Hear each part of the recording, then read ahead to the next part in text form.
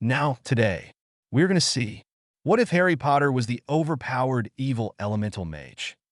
Join Patreon for early access of super op stories, also adult and steamy Harry Potter stories too.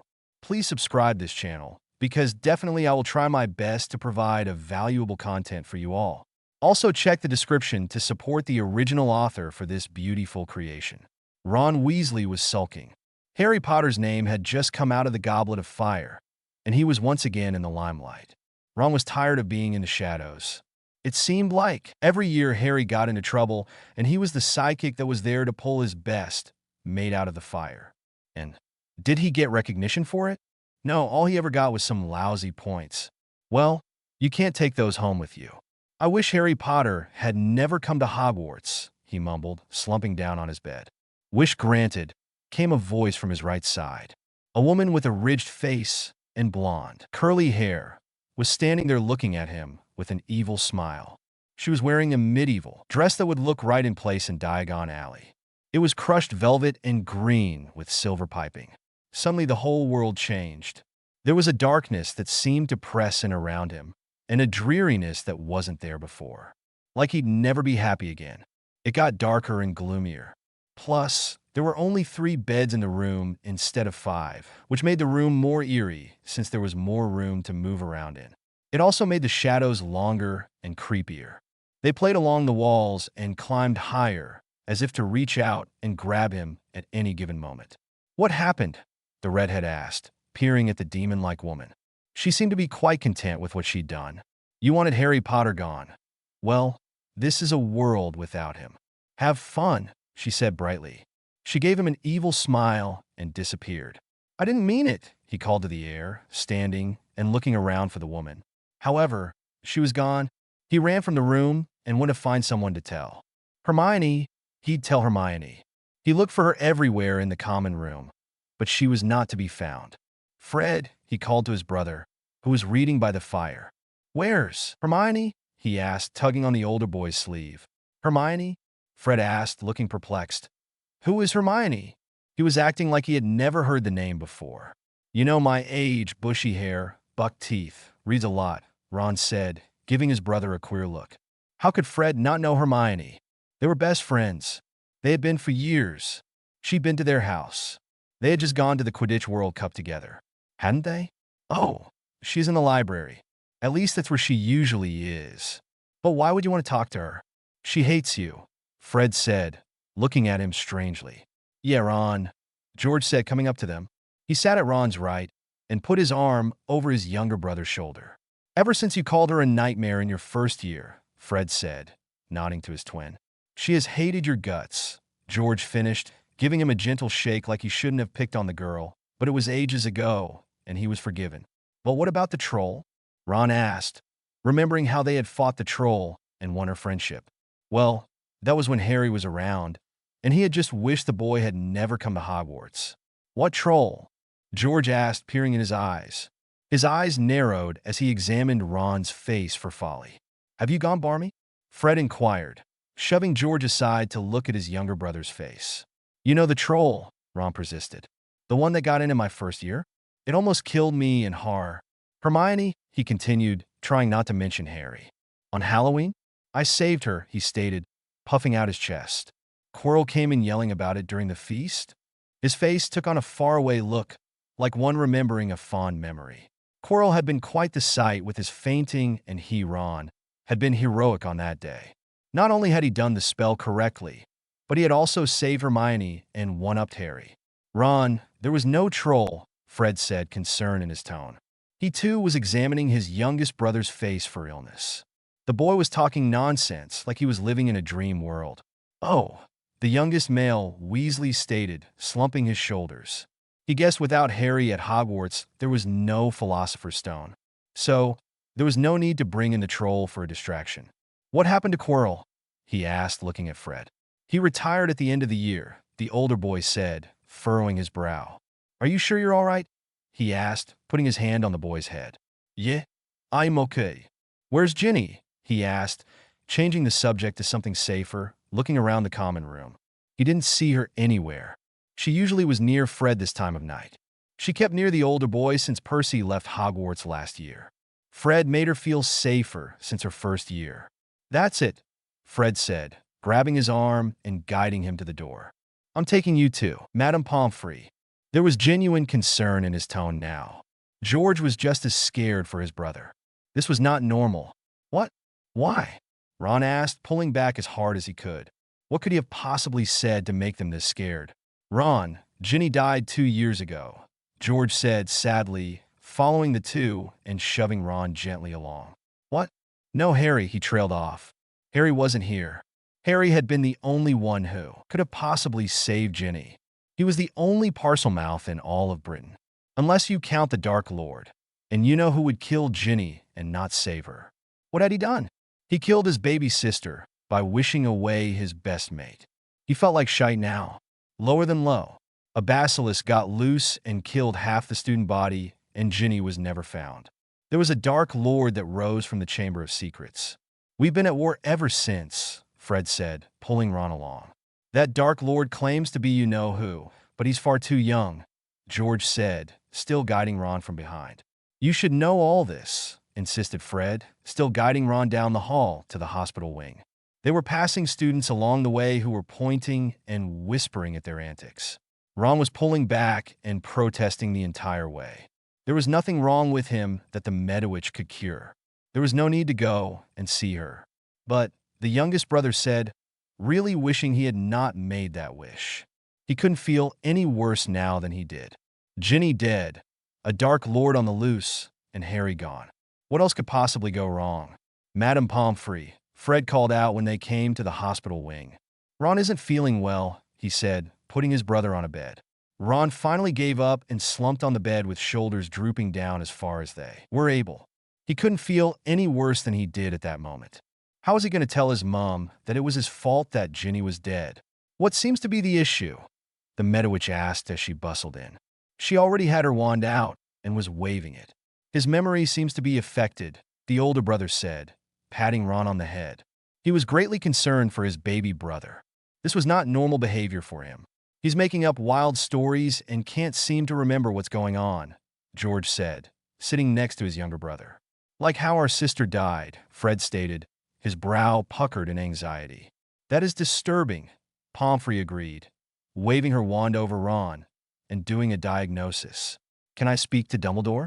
I think I've done something really bad, Ron said, staring at his hands. There were tears leaking from his eyes. He wanted to take his wish back. Yes, I think you'd better, Pomfrey said, when she read the results of her spell. Her lips were pursed, and she was wearing a look of disapproval. There were 10 minutes of silence as Ron sat and contemplated what he had done. He never knew just how much impact that Harry Potter had made on Hogwarts, not until now. The twins sat and looked at each other, sharing a conversation with just looks and gestures as only twins or married couples can. Dumbledore came in and spoke with Pomfrey. They were whispering, and she was not happy with her results.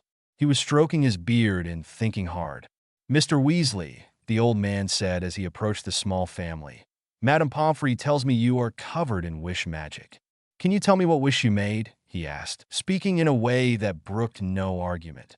I wish that Harry Potter had never come to Hogwarts, Ron said, still looking at his hands.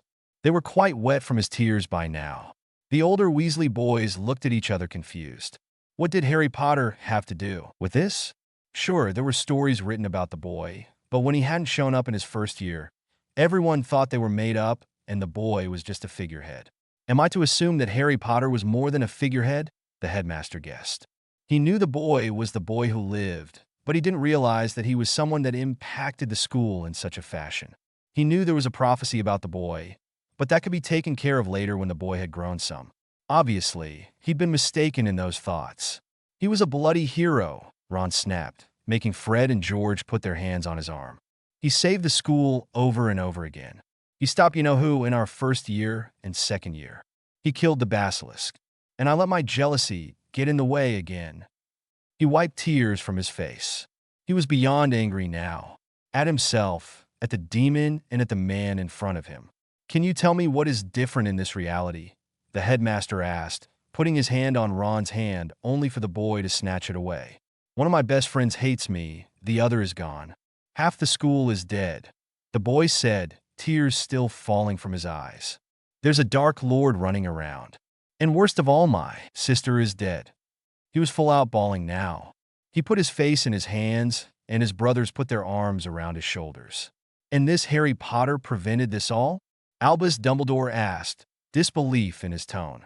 There was no way a mere child could do all that. Boy who lived or not. Yes, Ron said, lifting his chin in defiance. His face was splotchy, and the tear tracks ruined the defiant look, making him look like a toddler who was trying to look grown. And he was your age? Was the next question. Yes, was the answer. How can this be so? The gentle question came. He was the boy who lived. Ron said like that explained everything. There was a Harry Potter that was slotted to join the student body, but his relatives were disinclined to let him come to the school, the headmaster said, running a hand down his beard in a thoughtful manner. That was probably him, Ron said excitedly. Can he join now? Maybe, just maybe he'd get one of his friends back. He wouldn't let jealousy get in the way this time. Not without his guardian's consent, Albus stated, a knowing twinkle in his eyes. What about Sirius? The boy asked, hope in his tone. Sirius Black? Dumbledore asked with a confused voice. Yes, he was kissed last year. He was a criminal, Fred answered, looking at the headmaster and then his twin brother. Everyone knew that Sirius Black was a criminal. Then again, they were here because Ron wasn't remembering things correctly. If what he said was true, then this wasn't the Ron from yesterday. This was a whole different Ron from a different reality. He was innocent, Ron said glumly. Another death at his hands because he was petty and jealous. Was he now? That is a shame, Dumbledore said, sadness in his tone. He hated it when a life was taken, especially an innocent life. What happened to Scabbers? Ron asked George. He didn't remember seeing the rat in his bed. He hoped that Peter Pettigrew was dead. He ran away, George answered. Can we break the wish? Ron asked the headmaster. There had to be a way to get back to normal reality. If we find the demon that granted it and take her necklace, the old man answered, though there wasn't much hope in his voice. How would we do that? The youngest redhead asked, determination in his tone. He was going to get his best mate back. No matter what. Harry would want him to. They tend to hang around for a day or two to admire their work, Albus said, looking at the three boys. The necklace is her power source. If you get it, you will control her. This is a well-known fact, so she will guard it carefully, he warned them. Do you know what she looks like? Fred asked, going over all the girls he knew and thinking of any new faces he'd seen. Just look for someone out of place. This is a boarding school, Dumbledore said, getting up and going to leave. In the meantime, I will see if I cannot bring Harry Potter to the school, he said as he left. I remember she had curly blonde hair, Ron said, looking at his brothers with hope on his face. If anyone could do this, it was the twins. They were crafty buggers. That does narrow it down, George stated, getting up and leading the procession out of the hospital wing. Yeah, we'll just look for anyone we don't know with curly blonde hair, Fred said, already glaring at any girl they came across as if they were the culprit in disguise. He was getting queer looks back, and wary ones. The twins had quite the reputation. No one trusted them not to prank them. Best keep an eye on all the houses, George stated, knowing if it were him, he'd hide and slither in. 2 days went by, and they narrowed it down to 3 girls. All 3 wore necklaces, and all 3 were wearing smirks, and all 3 were blonde with curls or waves. They coordinated it to where the Weasley boys went up to each girl and grabbed a necklace and pulled at the same time. It was during dinner one evening. Each girl stood and screamed in protest, causing the student body to look around to see what was going on. The teachers looked to see the Weasley boys, each holding a necklace. Weasleys, bellowed Snape. What is the meaning of this? He stood to take points from them and was stopped by the headmaster. Now, Severus, they have my permission, Albus stated, looking at the faces of each girl. Only one looked like her world had come to an end. Ah, and Yanka, he said knowingly. He recognized her from her placard in the book on demons that he had been studying since he met Ron in the hospital wing. He had thought it was her from the start, but it was good to know it was true. Give me back my necklace, or Daphne will take vengeance on you, she said very sternly. She was a slight thing, and pretty without her demonic face. You know that is not true, Dumbledore stated, peering over his glasses like she was foolish. "I won't undo the wish," she said stubbornly. "It is just too good," she said with a smile. "You have a Dark Lord running around and one trying to come back. There will be two of them soon, and they will be fighting each other. You have a boy hero who has no clue who he is, and you want to bring him here," she continued, still smiling brightly. "I will bring him here," Albus said, already having plans in place to do just that. "But what good will it do you?" she said, lifting her chin. "He'll hate you," she predicted, smiling again. "You abandoned him to his relatives again. They were worse when you did that, you know," she said, smirking now. "My friend, Halfrek, was more than willing to give him a wish to kill them or turn them into farm animals. She does so love to help abused children," and Yanka said, turning to the student body and talking to them as much as she was the headmaster. Little did they know that the boy used the wish to turn his relatives into farm animals, only to run away directly after. He had been living on the streets since. His cousin, Dudley, was living with his Aunt Marge, which wasn't much of an improvement, but Harry wasn't there, so he could care less. "What do you mean?" Harry was abused, Ron asked. He knew Harry's family didn't love him, but abused him? He never fathomed the idea. "Oh, didn't you know?" "Yes, they abused him greatly, and your headmaster knew this," she said with great glee. "You bastard," Ron shouted. "I knew you were testing him," he accused, pointing his finger at him. "That's why the Philosopher's Stone wasn't here, because Harry wasn't here," he stated, making a fool of himself, because no one understood what he was saying, except Dumbledore, who looked guilty. "Ron, sit down," George hissed, grabbing his arm and yanking him down. Ron did so reluctantly. He glared at the headmaster for all he was worth. He didn't think he could hate the old man more. "But now, you'd better hope you aren't bringing an obscurial to your school," Aunt Yanka stated. Then she walked out of the Great Hall. She may not have much magic now that they had her amulet, but she wasn't going to stick around here. Well, not where they could find her. She was going to get her necklace back. For that she had to hang around the school, but she didn't have to pretend to be a student any longer. "Albus, is that possible?" Minerva asked, very concerned. She had the students to think about. "I doubt it. The boy would have become one long before now," the unconcerned man said, going back to his food. The entire student body was talking about the boy who lived, coming to the school, an abused boy who might be an obscurial. It was frightening. There were only 3 people in the 4th-year boys' dorms. Neville Longbottom, Ron Weasley, and Seamus Finnegan. Dean Thomas had died in 2nd year when the Basilisk had been released. There were many deaths that year. Lavender Brown had been one of them as well. Half of the school had died. They had almost closed Hogwarts. But it was the only school in the UK, so it remained open, only just. If Dumbledore had not returned in time to kill the Basilisk, he would not have remained the headmaster. But he did slay the beast, so they kept him on. Lucius Malfoy died trying to kill the creature, so that was an ironic plus. It wasn't just Muggleborn that perished either. Draco Malfoy died as well. Hence his father's attempt to kill the Basilisk. It was too bad most of the house elves also passed away in that massacre. However, the Acromantula still ran rampant in the forest. There was talk of the Ministry coming and controlling them, but budget cuts were keeping them back for now. Right now, the only thing keeping the giant spiders from the school were the wards, which were powered by Dumbledore. And Hagrid, I was still talking to the leader, Aragog. That had not been a good year for the school. The next year fared better, with only the appearance of Sirius Black. Since Harry was not at the school, there were no Dementors and no Remus Lupin, so no werewolf. When Sirius showed up to kill Peter Pettigrew on Halloween, he was apprehended and returned to custody by Severus Snape. He was kissed without questioning, and that was that. Scabbers still ran away and was not heard from again.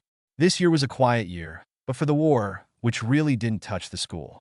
However, every day there were letters from home that let the children know that it did touch their families. Some deaths, mostly injuries, a great deal of political issues, and money problems were prevalent. Now Harry Potter was coming, and they could only hope the boy was normal and would help them win the war. Though how could he when he didn't know any magic? That was the general thought. Their questions were about to be answered. There was a boy standing at the teacher's table. He was on the shorter side, but boy was he ripped. He had muscles for days. There was a lightning bolt scar on his forehead that depicted him as the boy who lived, but there were more scars on his face that didn't. It was as if he was a prize fighter in cage fights. He definitely had an air of "don't fuck with me" about him. "May I have your attention, please?" Albus Dumbledore said, standing and holding out his arms to get everyone's attention. "May I introduce Harry Potter? He is going to be sorted here momentarily. When he is, I am sure whatever house he goes into will welcome him with open arms." With that, he waved McGonagall to bring the sorting hat. Harry stood with his arms folded over his broad chest, glaring at the students like they had done him wrong. He didn't wear glasses, and his piercing green eyes bore into everyone. They all shielded back like they felt guilty, though they didn't know why. Only Ron knew he had done the boy wrong. The hat was placed on his head and was there for seconds when it yelled out Gryffindor. There was some clapping, like they weren't sure they wanted this surly boy in their house. The Weasley twins were happily cheering, though. They wanted the boy who lived near them. They did a little dance in the aisle and yelled, "We got Potter! We got Potter!" "Get bent," Harry said as he walked by. Harry went to the indicated table and sat at the very end near a girl with bushy hair. She didn't appear to have many friends. That was fine by him. He wasn't there to make friends. "Harry Potter," he told her, sitting across the table from her. "Hermione Granger," she said back, not looking up from her book. "Pleasure," he said, and started serving up some of the meal that just appeared. He picked a lot of meat and potatoes, though he did throw on some veggies. He wanted protein and carbs. He was used to living out of restaurant tips and was glad to have a square meal. "I'm sure," she said dryly, still not looking up from her reading. She reached over and chose some chicken that she could eat with her fingers. The two fell quiet after that, and the rest of the table watched them as they ate their own food. They didn't say anything to the strange duo, but they kept their eyes on them. Ron felt a pang of jealousy and loss. He could have been there and loosened up the tension with talk, but he had wished Harry away. Gone was the good-natured boy he knew, and in his place was this closed-off teen with scars on his face. Now, the redhead felt that loss greatly. That night in the dorms, Ron asked Harry, "Do you think you'll catch up to the rest of us quickly?" He really hoped Harry could. He didn't want to think he'd left the other teen with a handicap. "What makes you think I don't know magic?" Harry replied, showing some fire in his hand. It was dancing there with no help whatsoever. "Well, you were with the Muggles," Ron said, staring at the fire. He had only ever seen Professor Lupin in the other reality do that, and he was an adult. Hermione came close with her bluebell flames, but those were small and heatless. "When I got the letter and I learned that I had magic, I read everything I could get my hands on in the regular world. And let me tell you, there's a lot out there. I learned everything I could. I can do things you lot have never dreamed of, or so I'm led to believe," Harry said, snuffing out the fire. He smirked and returned to getting ready for bed. The library was a great source of information, and it was warm in the winter and cool in the summer. It was a great place to hang out in the boring hours of the daytime. Harry would spend hours there just devouring any books on magic he could find. "I can believe that," Seamus said, having read some of those books. He never tried anything out of them, but he'd read them. "Why? How did you learn from those books?" Neville asked, sitting on his bed. "They're not real magic," he added, not understanding. "They were just stories. It was like learning from Beetle the Bard. No one told me that. I was just told that magic was real. So I taught myself that all magic was real," Harry answered with a shrug, pulling on a t-shirt for bed. His muscles rippled with the effort, showing just how ripped he was, making the other boys feel scrawny in comparison. "So I was told that I was brought here because one of you boneheads made a wish." "Which one of you did it?" he asked, looking at the three of them with a bit of malice. Neville and Seamus looked confused, and Ron looked scared and guilty. "It was me," Ron said, slumping on his bed. He was willing to take whatever punishment Harry dished out. "Why? I was jealous, okay? You were this great hero, and I was jealous of you. You got everything, or so I thought. I never realized just how bad you had it, or how much of an impact you had on the school," Ron said, getting up and pacing around the room. "Well, I want to thank you," Harry said, going up to him and putting a hand on his shoulder. "How can you thank me? Half the school is dead, and so is my sister," Ron said, aghast. Didn't Harry understand just how fucked up the world was because of that wish? Yeah, but look at me, the other teen said, flexing his muscle and igniting his flame again. I'm great, he added. Bugger off, the redhead said, shoving the boy hero away. There's a Dark Lord running around, and my sister is dead, he said again. Oh, yeah, I forgot about that arsehole, Harry said, ignoring the sister comment again. Are you going to fight him? Neville asked, worried for a moment. The old man brought me back for that, Harry said, flexing his muscles. I'll think about it. The three other boys exchanged looks and came to the same conclusion. The boy who lived was a dick. They couldn't count on him to save them.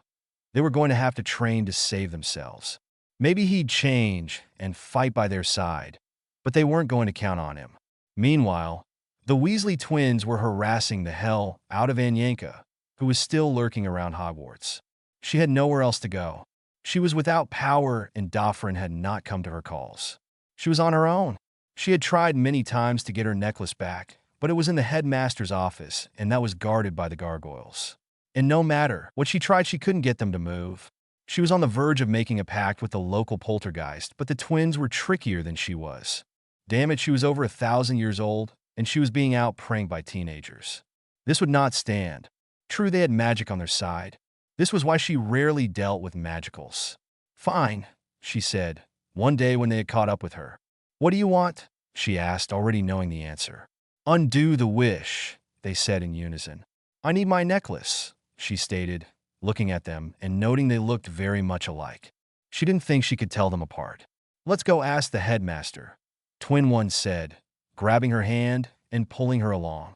Wait, let go of me, she said, yanking her hand from his and following on her own accord. They walked in silence.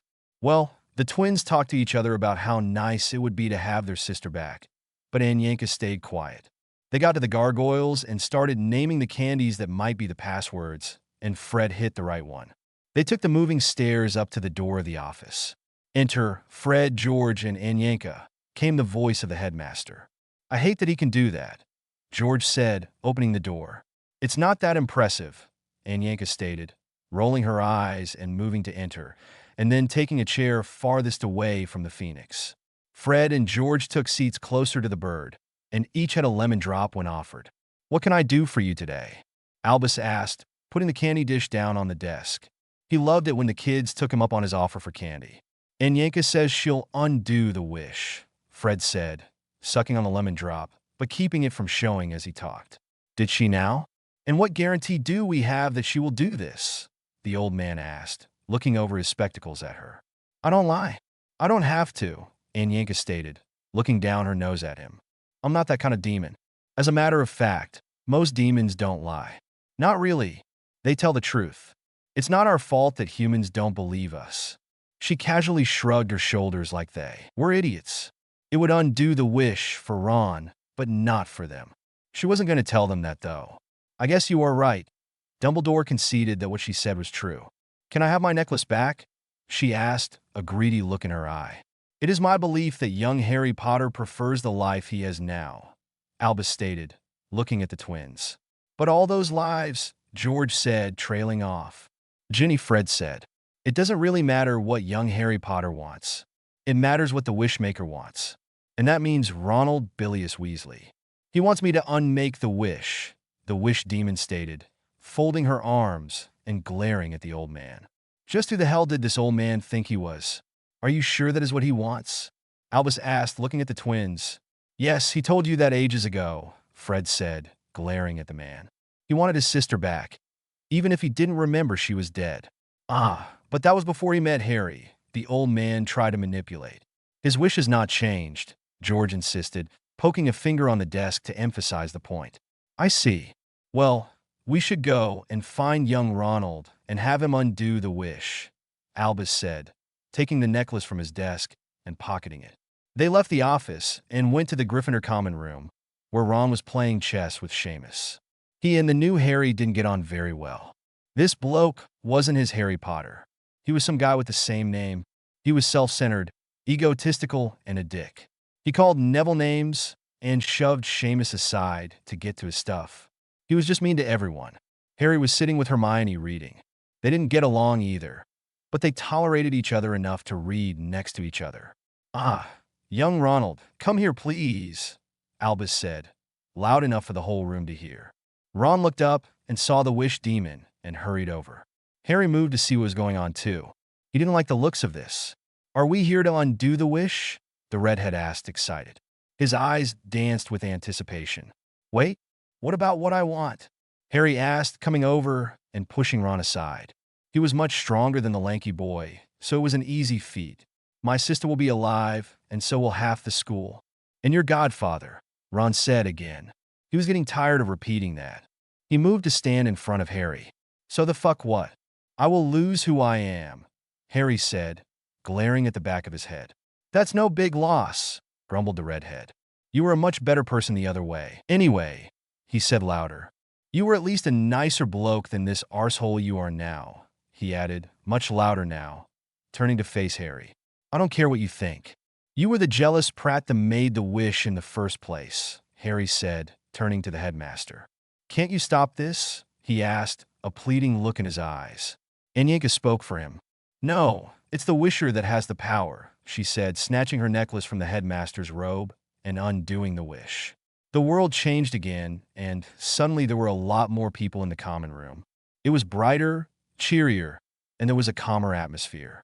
There was also a lot of confusion, as there seemed to be those that remembered being dead, though they didn't understand how or why.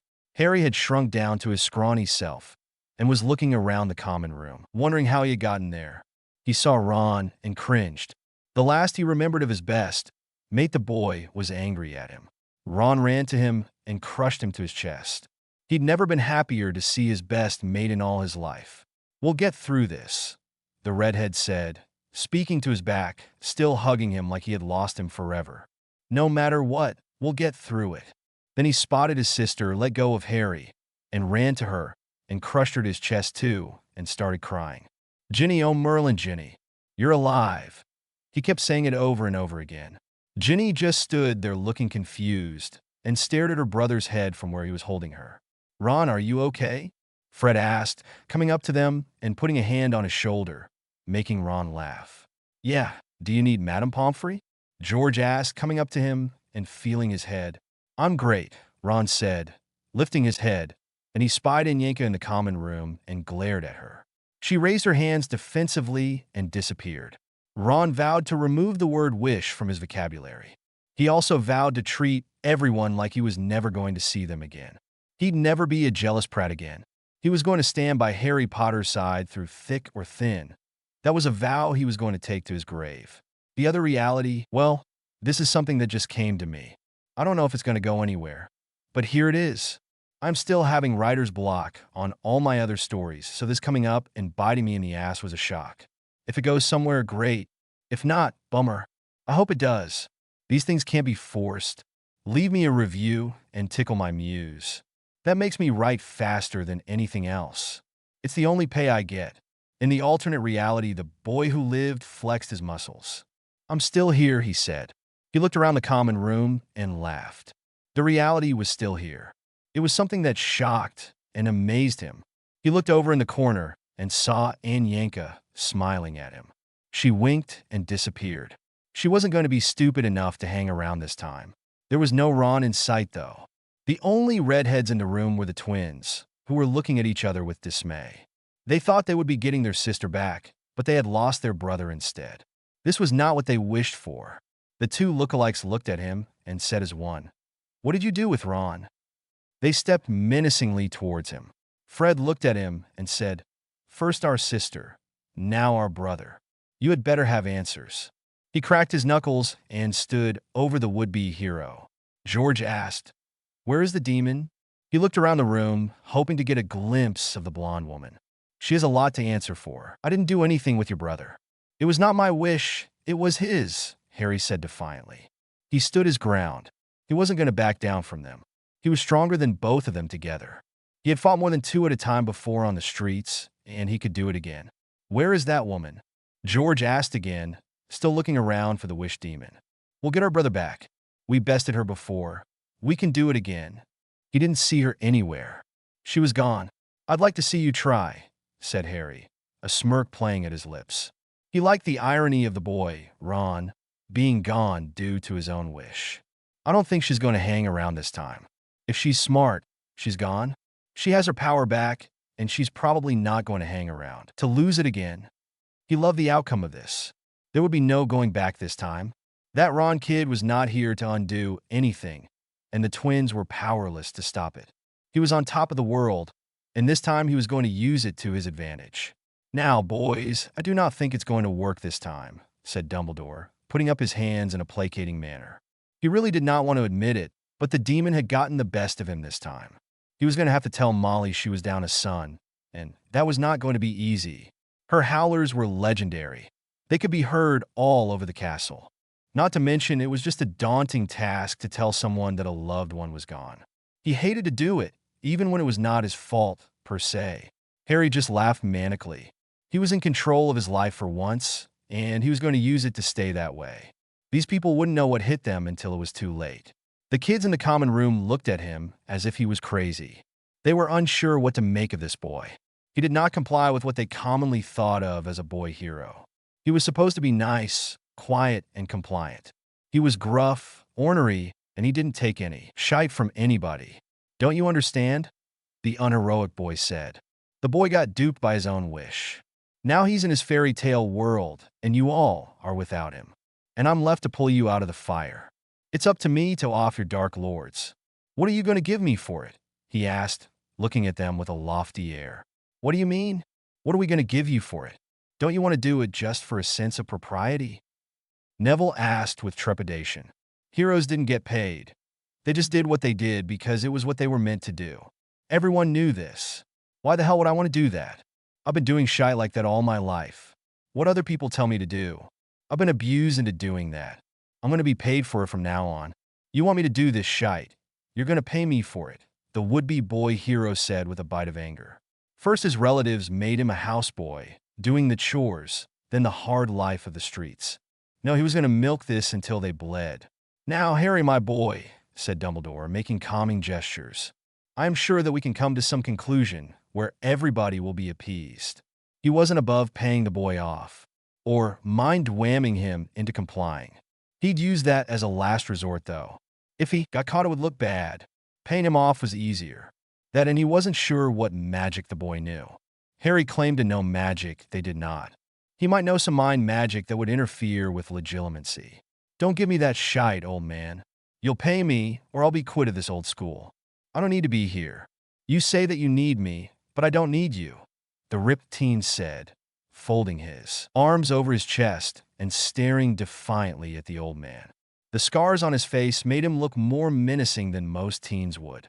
Oh, I think you need us just as much as we need you, said Dumbledore, looking over his glasses at the teen as if he knew something that no one else did and he was going to share it if the boy didn't comply. He had a tone of conviction. How do you figure that?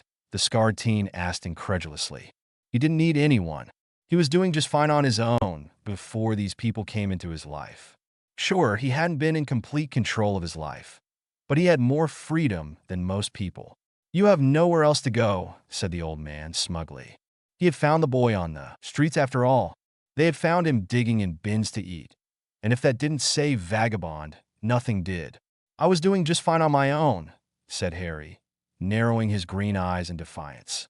They danced in anger at the reminder that the man thought less of him for being a street rat. He had worked hard at not being one, and he was proud of the fact that he, unlike the gang members of the street rats, had succeeded in not being one. He had a job and money in his pocket, which was more than most living on the streets could say. You were living on the streets, protested Dumbledore as if that were a given. And I was doing just fine, countered Harry, daring the man to continue on this vein. He was going to prove his point if he had to. You were living out of dumpsters, said the old man with wide eyes, like he couldn't believe what the boy was saying. And look at me, said Harry, gesturing to his figure. He flexed his arms and bulged his legs. Just look at me, he said, showing off his muscles to the whole room. Then he pulled out a lot of money that numbered in the thousands and showed it to everybody. Not that paper money meant much to many of them, but the Muggleborn knew. I have money. I have muscles. I have a name. I had everything I needed to get what I wanted. I don't need you. He pointed to the old man, and then waved his arm around the room to indicate that he meant the magical world. He then pulled up his magical flame and showed it to them. I have magic. I don't need this school, he added. He made sure to use short sentences to punctuate his meaning. You were on your way to prison, countered the old man, as if that would change the perspective of the conversation. 3 meals and a cot, said Harry with a shrug. He hadn't been in jail before, but with his magic, he was sure he would survive. That is not a way to live, said Dumbledore aghast. How could anyone think that?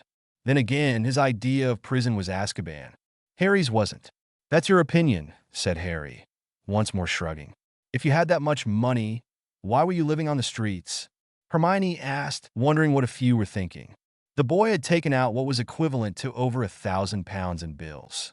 I couldn't rent due to my age, Harry explained, looking at her like she should know this. Then again, she was a pampered teen from an upper-middle-class family, so perhaps not. I was between friends at the time, he added, having been kicked out of the last house he was crashing at. There was a fight between him and the bloke that lived there. The man accused him of stealing, and he disagreed. Harry won the fight, but lost the right to live there. He had enough money not to have to eat out of tips, but why spend it when he didn't have to? The restaurant bins left some good stuff at night. They seemed to think that they were doing a good deed for the homeless, so he ate their contributions. He ate at diners in the morning, but at night, oh, was all she could say to that.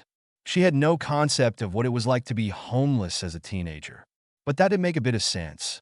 Let us go to my office, and we will reach a conclusion that will be beneficial to both of us, said Dumbledore, turning and leaving the Gryffindor common room. Harry followed along, giving the twins an evil grin. They both went to Dumbledore's office to see if there was anything that could be resolved. Many hours of discussion, and they finally came to the understanding that the headmaster would pay Harry for his time. Not as much as Harry wanted, because he would be living at the school and benefiting from the teachings of said school.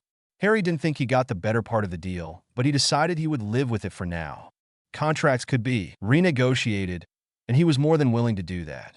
That and he had a vault full of money at Gringotts. So he decided it was a better part of valor. When he went back to the common room, the people there were wary of him. They stayed away from him for the most part. Only Neville and Hermione were by his side. Hermione was simply reading, but Neville wanted to talk. For a shy boy, he was being ballsy. I can't believe you decided to take money to take out the Dark Lord, said Neville as he sat across from the other boy. They were next to the fire, as it was cold in the castle. It was the beginning of November, and winter was creeping up on them. I don't understand why you don't understand this, said Harry, turning to look at the round-faced kid. Are you going to take out the Dark Lords? He asked, knowing the answer. There was no one there willing to fight the menaces in any way, shape, or form. No, but I'm not the boy hero, said Neville, looking around the room and seeing everyone agree with him. There were nods and whispers in agreement everywhere, bar Hermione, who continued reading her book.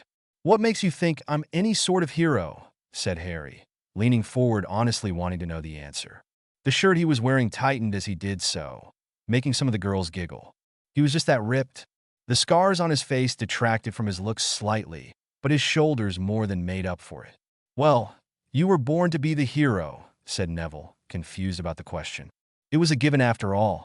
He'd been told all his life that the boy who lived was the hero of the wizarding world. There were books written about him. It was a shock when he never appeared at Hogwarts during the first year. They thought maybe it was all hype then. Now they knew it was all due to a wish, and the boy really was a hero. At least that was what they were hoping for. Those hopes were getting dashed by the moment. And what makes me the born hero? Asked Harry insistently. He still didn't understand why they thought that. Everybody says so, said Neville. And what leads everybody to this conclusion? Asked Harry, honestly confused. He didn't know the story behind the whole boy who lived deal. He'd have to look into that. Well, you see, it's Neville stammered. He wasn't sure how to explain that it was because he simply lived when he should have died. That's what I thought, said Harry, and he looked around the common room where everybody else looked just as stupefied. Now listen up, you lot, I'm going to say this once, and I'm going to say it once only. I am not your boy hero. I was not born to be a boy hero. I was not raised to be a boy hero. You want me to off your Dark Lords? I'm going to be paid to do it. End of story. He sounded like he was repeating himself, but he would continue to do that until they understood what he was saying. The room just gasped around him as he turned and walked up the stairs to his dorm. He was tired now and wanted some time to himself. Hopefully, they would leave him alone. The twins glared at him as he left. First, they lost their sister, then they lost their brother, and they had no idea how they were going to tell their mother that Ron was now gone, even though it was his own foolish wish that made him disappear. It wasn't Harry's fault per se, but it was his by extension. Fred turned and looked at his brother and said, "I don't know what we're going to do." He was very concerned about this. He was torn up over the loss of another sibling and the fact that his mom would feel the pain of it. "I don't either," said George as he wiped angry tears from his eyes. "Mom is going to have kittens." He couldn't seem to stop crying over the loss. Neither could Fred, it seemed, as he watched his brother do the same. "This might just kill her," said Fred, using his sleeve to dry his face. "Not to mention Dad," said George, looking off into the distance. "This is not a good time for our family," said Fred, sadness lacing his tone. "Why does this have to happen to us?" asked George, leaning over and putting his head on his brother's shoulder for comfort. "There's got to be a way to get Ron back," Fred said in denial. He hated to see George in such depression. "I can't think of a way," the other twin said. He was so sad that there was nothing but defeat in his tone. "Maybe it's better knowing that he's not dead and just in another reality," said Fred, hoping to cheer his brother up some. "It might be better to look at it like that. There is that. I mean, technically he isn't dead," George said, perking up a bit. "That's got to be some peace of mind," his brother said, sounding much happier that his twin wasn't sinking into depression. He just needed to keep that in mind. Ron wasn't dead. He was in a different reality, and it was a much better one than this one. There was no Dark Lord there that they knew of, and their sister was alive there. According to their brother, he had a best mate and was in a better position in life. The ramblings of Ron, before he disappeared, was one of a world that was at peace. Harry Potter was a hero and a nice kid. Dumbledore was a benevolent headmaster that helped everyone, and all was good. Not like this world that was war-torn and had people dying daily. Well, not dying, but there was the threat of it. With that, the two of them got together and wrote the letter they dreaded writing. They told their mom exactly what had happened. They didn't sugarcoat it in any way. They told her what Ron was like before he wished himself away and what he had said and acted like. They sent it off with a school owl and waited. It was not something they wanted to do, but it was something that had to be done. They were unsure of what Dumbledore was going to say to their parents, but they wanted the words to come from their mouths as well. Time passed, and Harry Potter was in heaven. He had the world at his fingertips. Everybody was willing to do whatever he said to get whatever he wanted.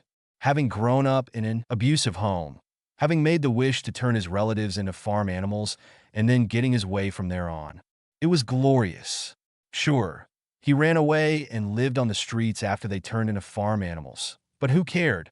He had the run of the streets. He fought his way up from the bottom and worked his way to the top. Look at him now. He was king. Now he had all these magicals fighting over him, trying to make him out to be the top dog. They'd do just about anything to get him to do what they want.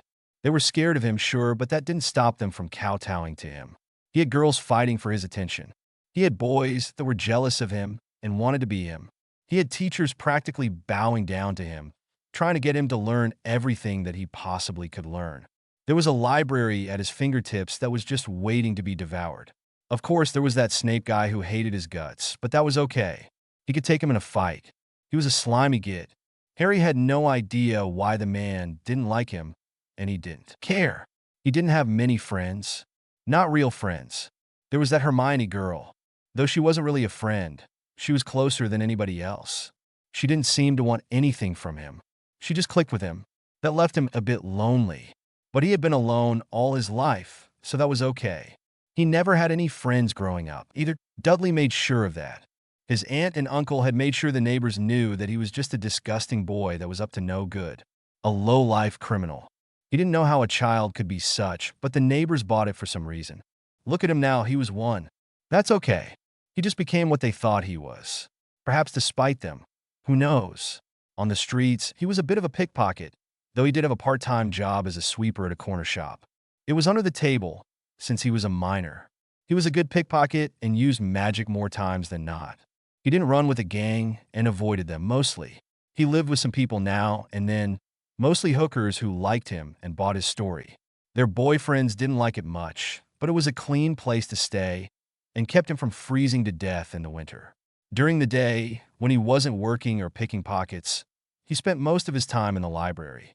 It was warm and clean. They didn't care that he was there as long as he didn't create a fuss or make a mess. So here he was in the wizarding world pretending to be some boy hero, going after some Dark Lord. Rumor had it there were going to be 2 Dark Lords if he wasn't careful.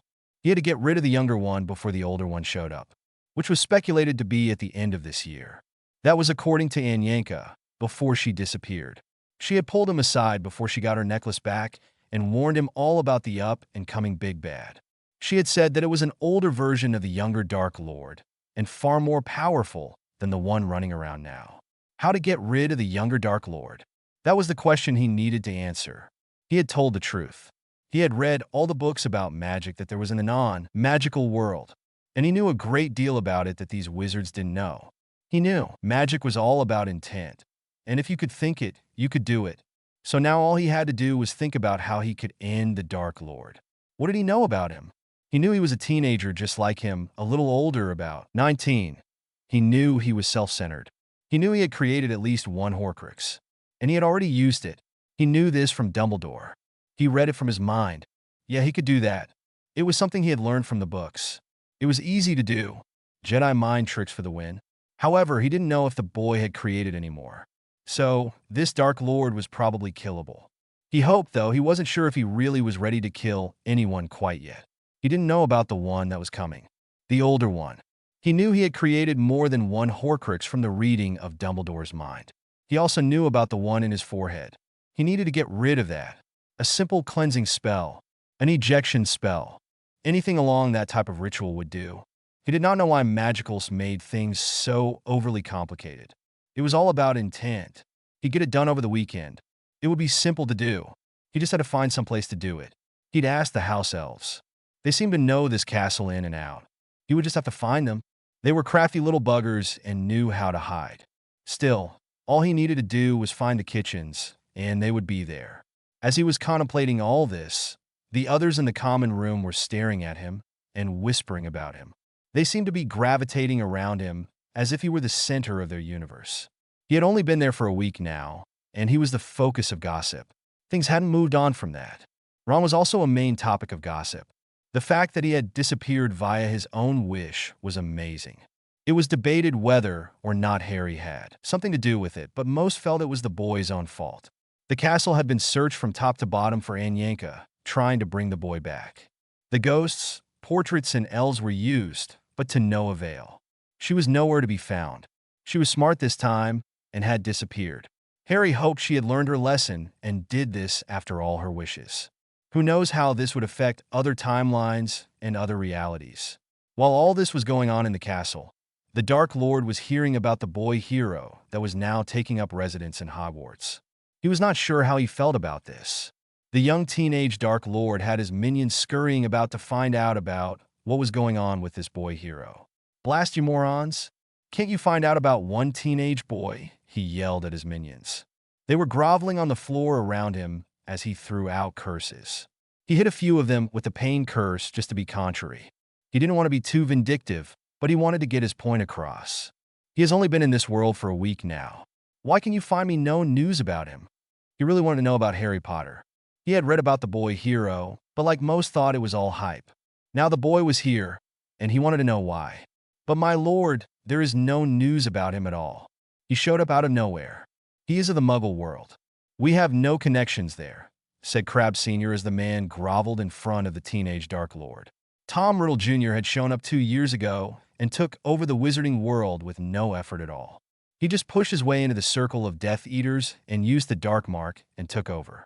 Using Lucius Malfoy's death as a battle cry to take up arms and took over the Ministry.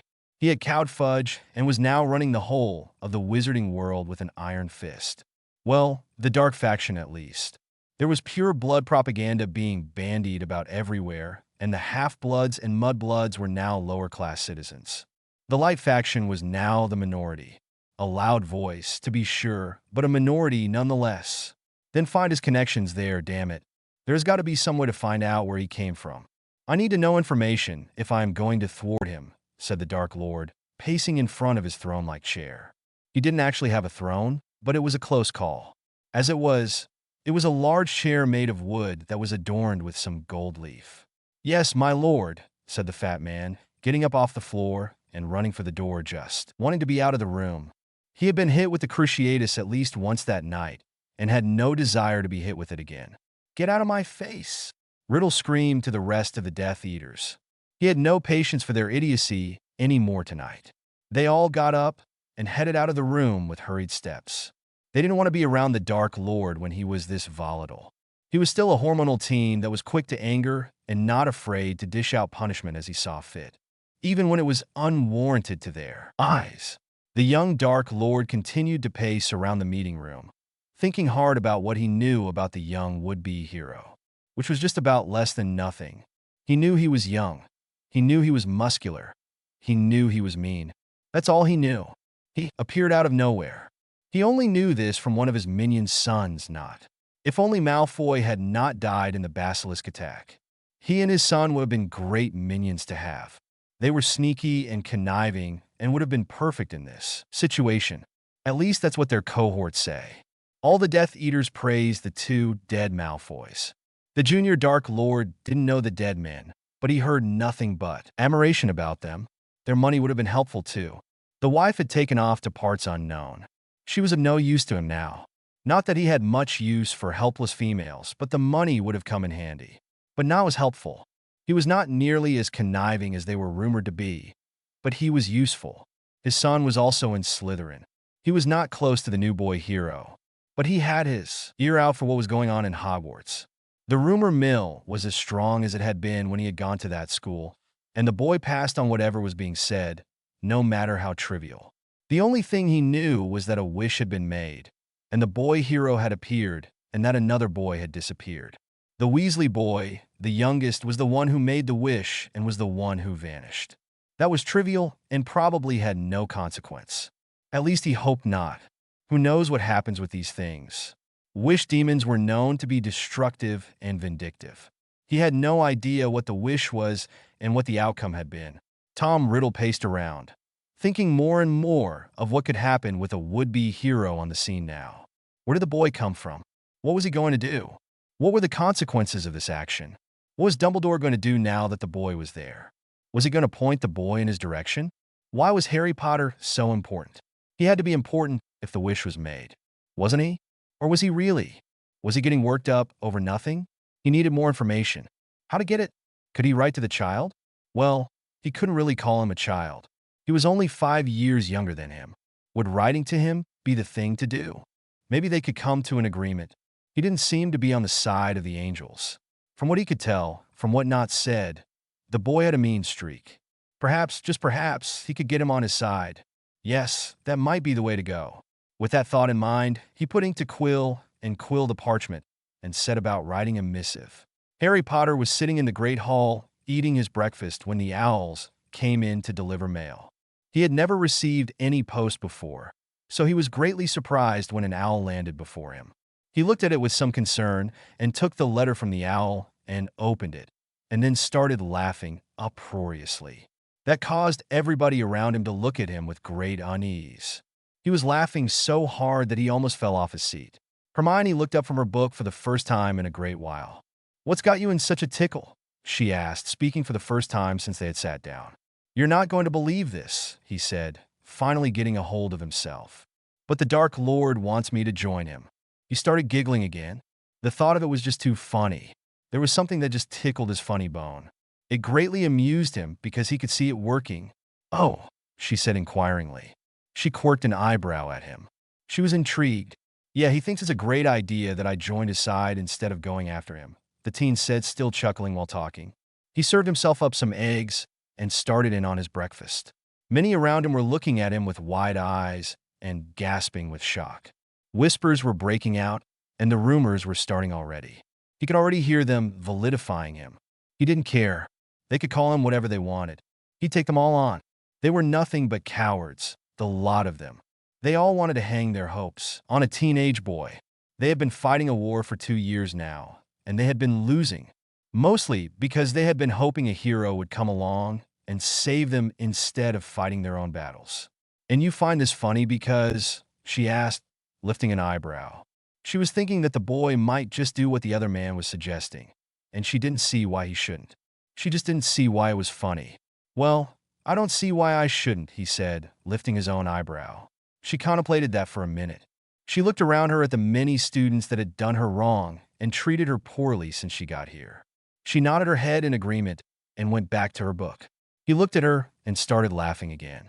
He read the letter and started laughing even harder. He folded the letter and tucked it into his pocket and started eating his breakfast again. Everybody around him looked at him as if he was crazy. They were worried that he was going dark and going to turn against them. They didn't know if they could fight against a boy who lived. "You're not really thinking of joining the Dark Lord, are you?" asked Neville with a great deal of shock. It was something he didn't even contemplate. This was the boy hero. He was there to fight for them, not in opposition to them. "I don't see any reason why not," said Harry, shrugging his shoulder in an easy manner as if it were no big deal. "I mean, he's the Dark Lord," said Neville, like that explained it all. When he saw that didn't get his point across. "He's evil," he iterated. "Is he really now?" asked Harry, turning to face the round-faced boy. "I mean, I've not really seen him doing any evil. I've not seen anybody dying. What has he done that is so evil?" the boy asked. He had read the papers and back issues of said papers, and there wasn't a body. Count Percy. There were some casualties, but it was minimal, and that was on both sides, so both sides could be held accountable. "Well, I mean, he's a Dark Lord," Neville reiterated, like repeating it would make a difference. "Yes, but is anybody really dying?"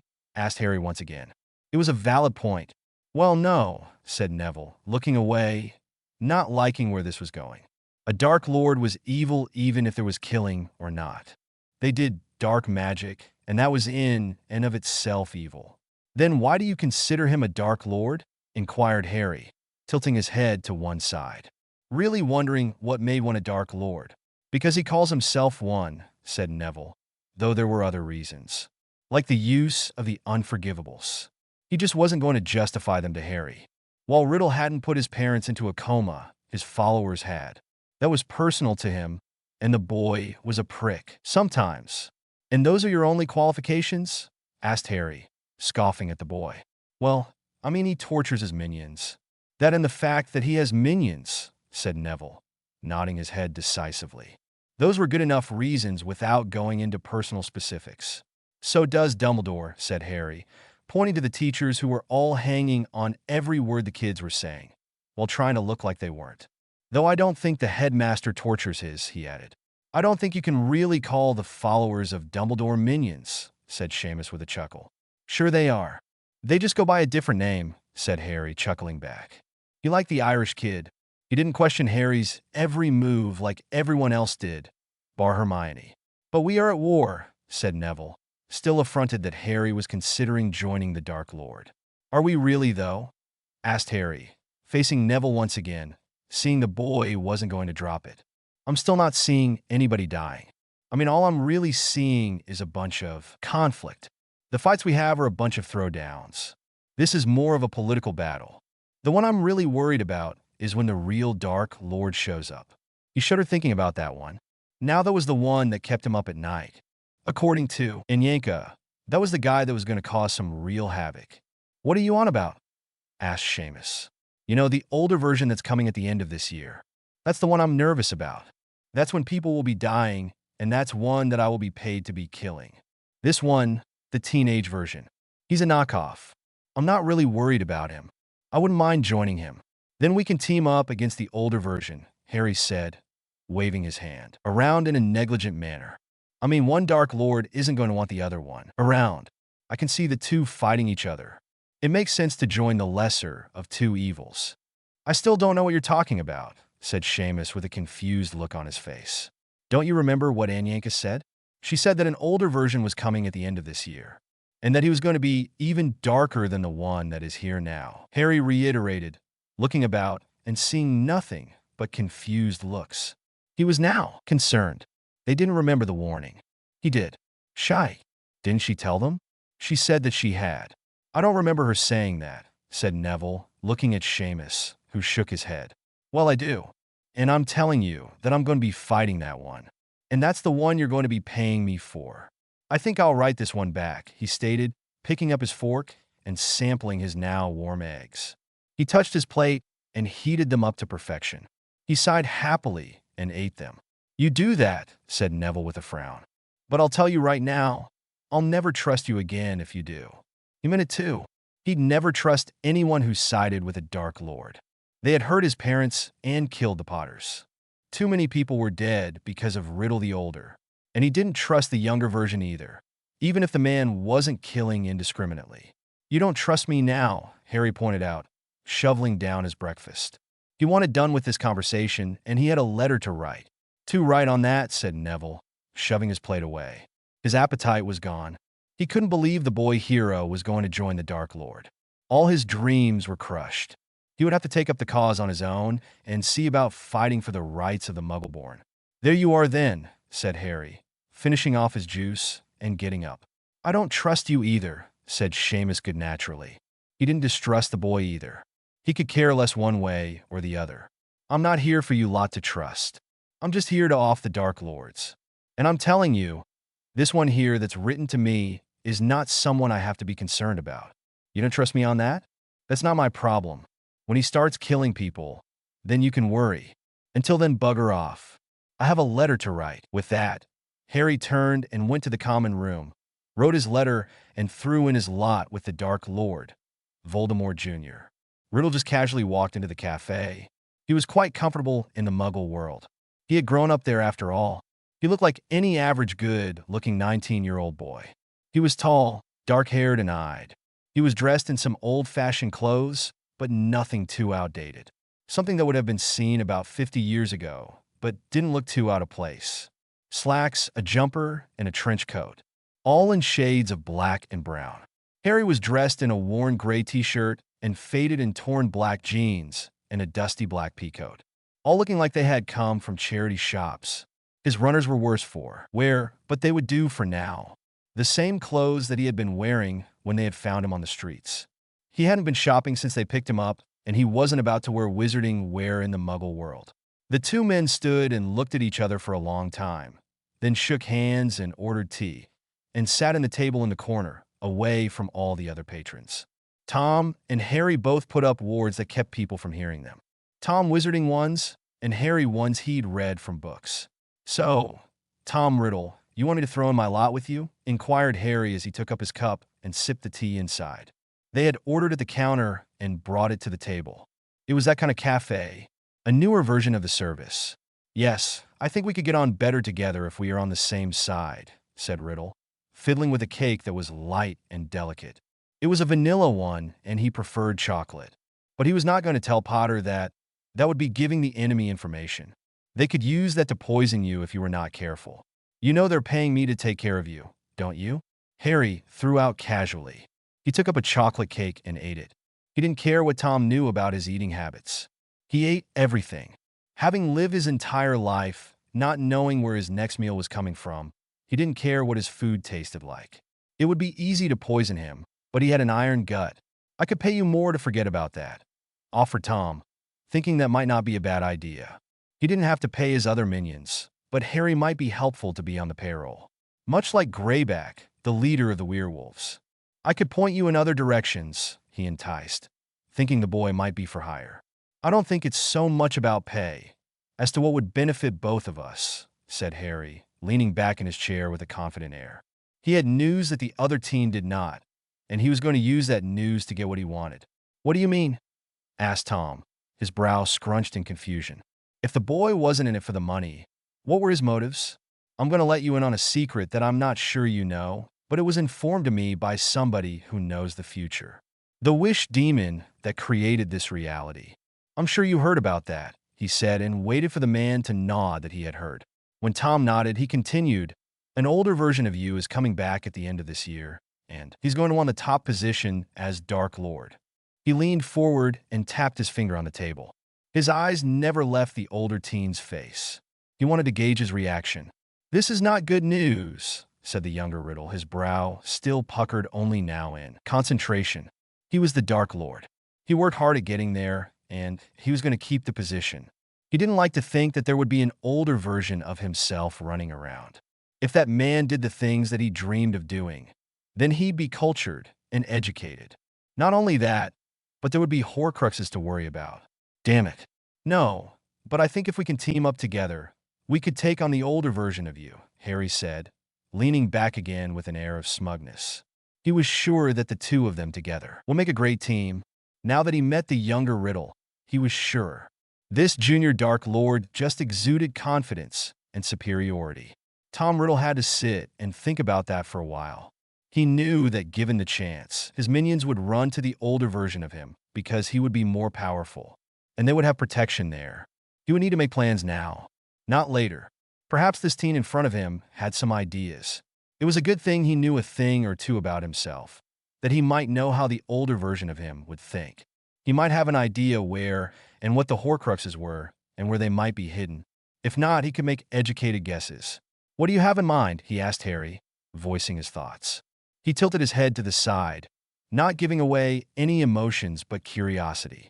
Well, I don't have any concrete plans now, confessed Harry as he finished what was in his mouth. But I think that if we get together, we can form some that would thwart his plans. I don't know how he sees me. I don't know what rumors are going to be about me by the time he comes back, but they see me as the boy hero, and he'll see me as the enemy. If he hears about us, he'll see us as adversaries. Together, we will make formidable opponents against him, the would-be hero stated, lounging in his chair like he didn't have a care in the world. He was like a big tomcat, all relaxed, but ready to pounce at any given moment. I can see where that would be beneficial, said Tom, thinking that 2 against 1 would be better, but he'd still be top dog. Harry would work under him. You would do as I say, he asked, wanting to get that cleared up. He was used to being in charge. He had never had an equal, and if Harry wasn't going to comply, that might be a problem, but not a deal breaker. Not on your life, Harry stated, shaking his head. Equal partners across the board, or it's a 3-way war, he said, looking at the other teen. Look, I am an independent type of man, but I am willing to work with you and not against you. However, I am not subservient to anyone. His tone and facial features made that very clear. The scars on his face made it even more distinctive.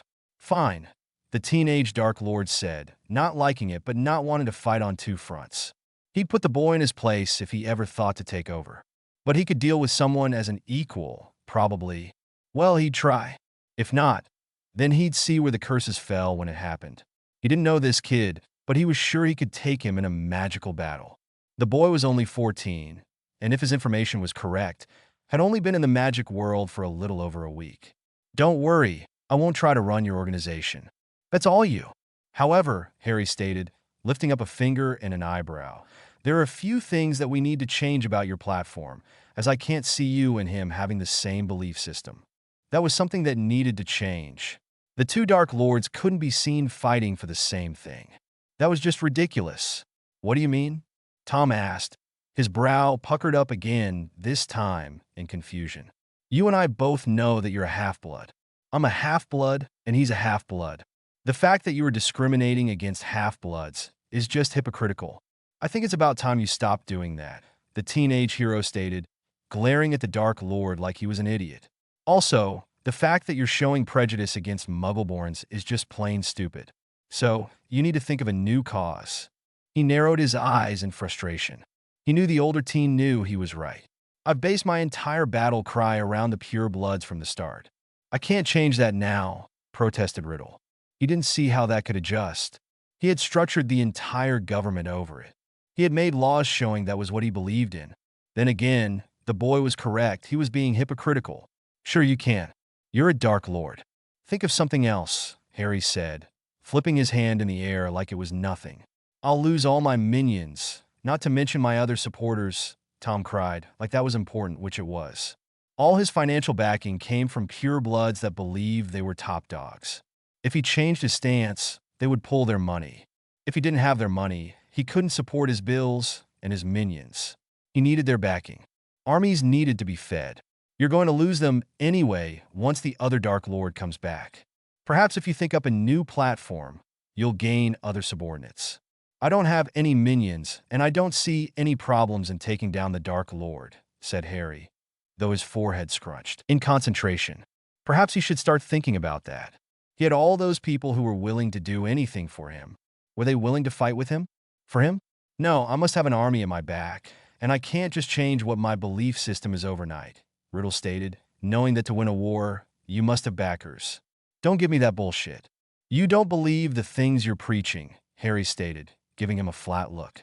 Fine, I'll think of something else. Perhaps the discrimination against purebloods is something that I can get behind.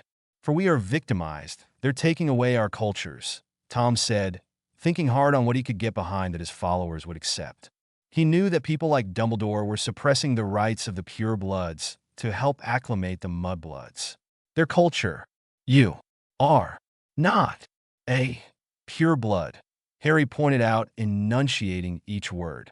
The other teen had been preaching it for so long that he seemed to believe that he was. Fine there, Tom said, slumping his shoulders. He knew Potter was correct.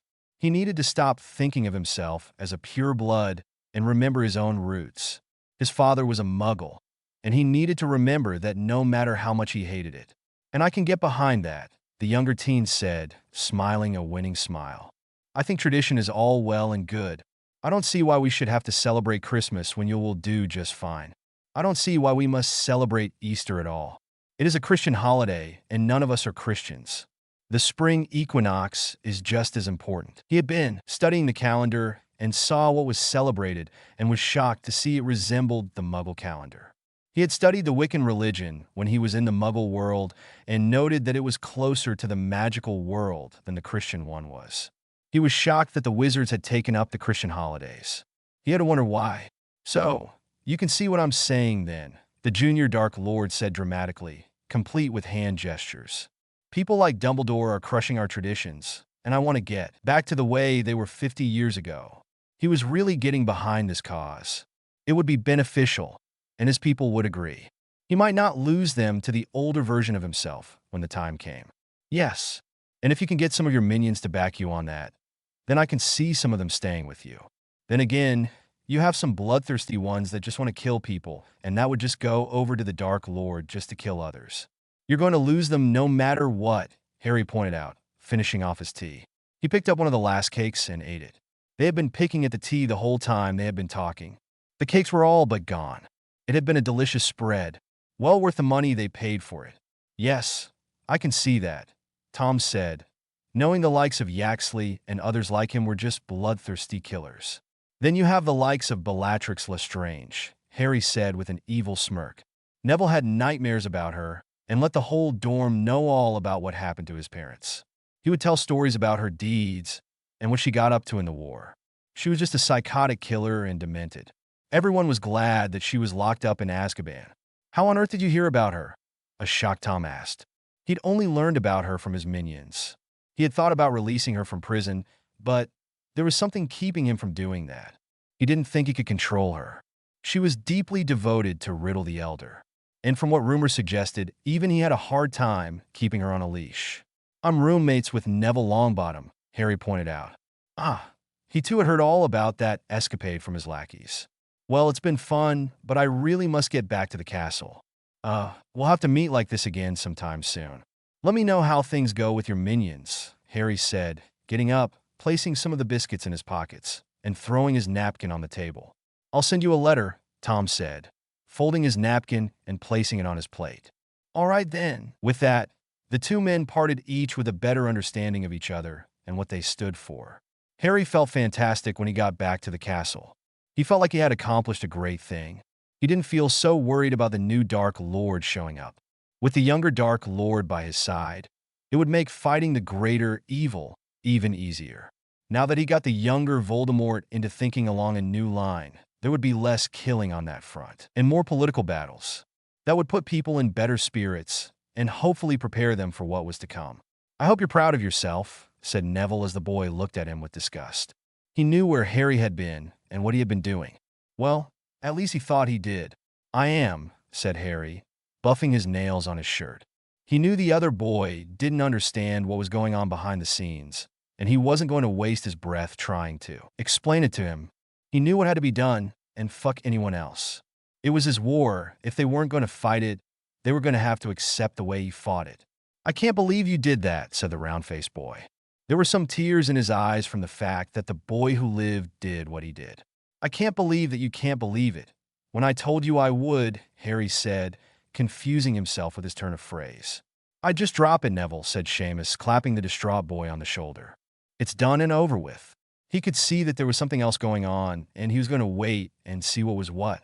I'm never going to trust you again, said Neville, brushing the tears off his cheeks and turning away. He was going to prepare in his own way, even if it meant going against the boy who lived. Fred and George Weasley watched it all from the sidelines. They were of two minds about the whole ordeal. They were unsure of what to make of Harry Potter. He wasn't the boy hero they wanted, but he might be the boy they needed. He might have the right idea in joining with the lesser of two evils. They were going to play it by ear for now. They weren't going to throw their wands in yet, but they were going to watch and see. There was the fact that he was instrumental about Ron disappearing, but it really wasn't the boy's fault so much as Yankees.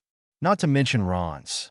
They had thought it over, and they couldn't really blame Harry, but that didn't mean they had to like the kid. They, unlike the rest of the student body, did remember the demon's warning that a second Dark Lord was coming, and if he was a greater threat, they were going to fight him. If that meant throwing their lot in with Harry Potter, so be it. Not my problem, said Harry as he plopped down on the couch next to the Granger girl. She wasn't likely to question him about his whereabouts and happenings. She rarely lifted her head from whatever book she was reading. So, tell me what happened, said Hermione, shocking the hell out of everyone, including Harry. She didn't talk to anyone ever. Now, she was opening a conversation with him. This was unprecedented. Everyone was unsure as to how to react. They all just stood and stared at her, gobsmacked. Why do you want to know? Asked Harry, lifting an eyebrow and tilting his head to the side. Not that he had a problem telling her. She was the closest thing he had to a friend, but she was never curious before. I have a feeling this is going to be extremely important, said the bushy-haired girl, looking at him dead in the face. She knew it was going to be life-changing on her part, and she wanted in. So, Harry told her what words were exchanged between him and Tom. She nodded at appropriate places and got a thoughtful look upon her face. I think I'll be your right-hand man, she said with a prim look on her face, once more, shocking the hell out of those around them. The two speaking weren't quiet, like they didn't care who was listening. Which they didn't. He looked at her and chuckled and said, Why do you think I need a right-hand man? He didn't think it was a bad idea, but he wanted to know what her thinking was. Did she think he couldn't do it himself? Or that he was too stupid to handle it alone? Or did she just want to be part of the action? I think I could be very important to you, she said, folding her hands on her lap and crossing her legs. She was smart in ways he wasn't. Book smart. He looked her up and down, took in her bushy hair, her slightly bucked teeth, and then her very, very serious face. She wanted to be involved, he concluded. He looked around the room and looked at all the other faces that were looking at him warily. They all looked scared. Then he looked back at her and said, Okay, the first thing we have to do, she said, settling down into the couch more relaxed, like a great burden had been taken off her shoulders, is get you organized. If there was one thing Hermione Granger knew how to do, it was organizing things.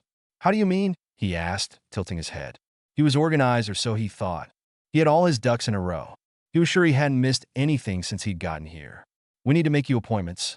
We got to get people to rally around your cause, she stated, tapping a finger onto her chin. She had a few ideas running through her head. She had run a few campaigns in her primary school. Do you even know what my cause is? He asked with a chuckle. Heck, he didn't even know his complete cause.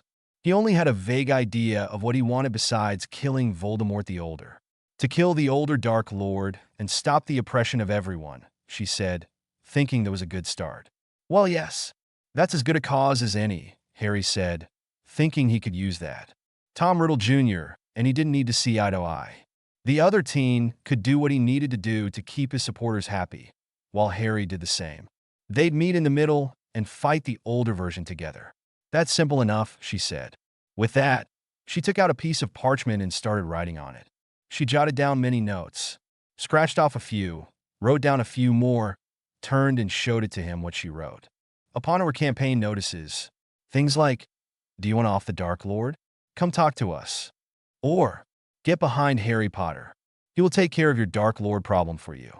Or, Harry Potter is the one who will take care of everything. Just rally behind him. There were a few other phrases like that, but most of them were things that would draw people to Harry Potter, and most pertained to killing the Dark Lord. It was what he was here to do after all. He couldn't do it alone.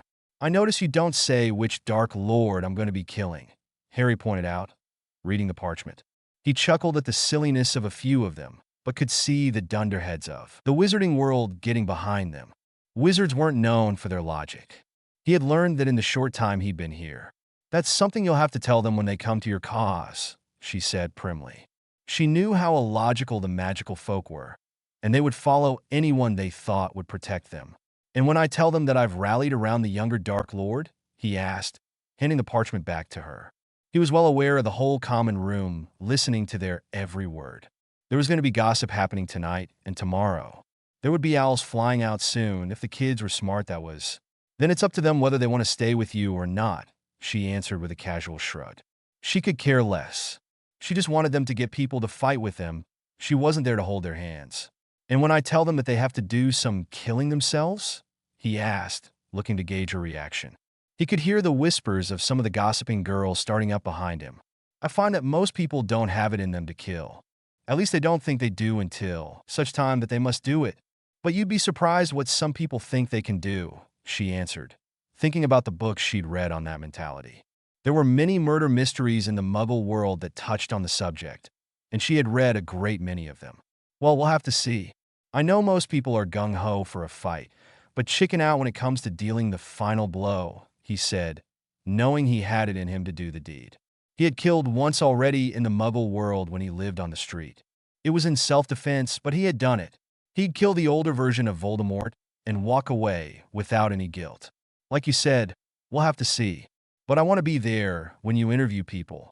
You are not a people person, she said, looking him up and down and finding him lacking. She had seen how he had interacted with those around him and knew he was not one to connect with people well. Harry scoffed and said, "Yeah, right, and you are." He laughed at the very thought. She had been so standoffish since he met her. It was one of the reasons he'd hung around her so much. "I might surprise you," she said, lifting her nose in the air. "At least I'm more interactive than you are." She was lying through her teeth, but she had been when she was in primary school. At least she thought she was. "I haven't seen you talk to anybody since I got here. The only person you've talked to is me, and this is the longest conversation we've had." He pointed out and looked at all the nodding heads around him as everyone that had been listening to them agreed. "Before my second year, I was quite a people person. I'm sure I can be again," Hermione stated, quite smugly. "You mean, you were quite the bossy person," said Parvati Patil from her place by the fire. She well remembered the pushy person Hermione was before the troll. Before what happened to Ginny Weasley, the bushy-haired girl had pushed everyone around into studying and doing their homework. After the girl's death, she had shut down and didn't talk to anyone.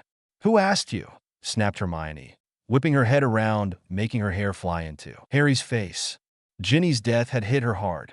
Not that the girl was her best friend or anything, but it was the fact that the Muggleborn were the target of the beast in the chamber.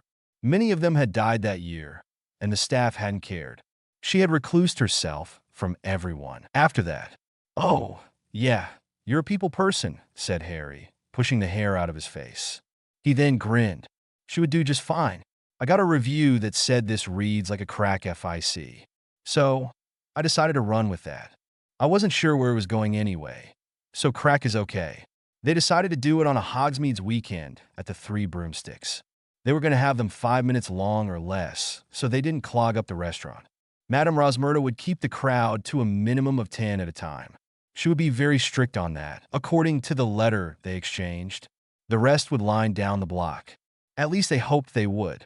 They had no idea what the turnout would be. For all they knew, no one would show up. They hoped to keep it to an hour or so. They didn't want to spend the entire day on this. Little did they know that everybody wanted to rally around Harry Potter for some reason or another. Be it just to be in the boys' limelight, or because he was so dreamy. The pecs or the scars just made it so people wanted to be around him. Hermione and Harry set up a booth and waited.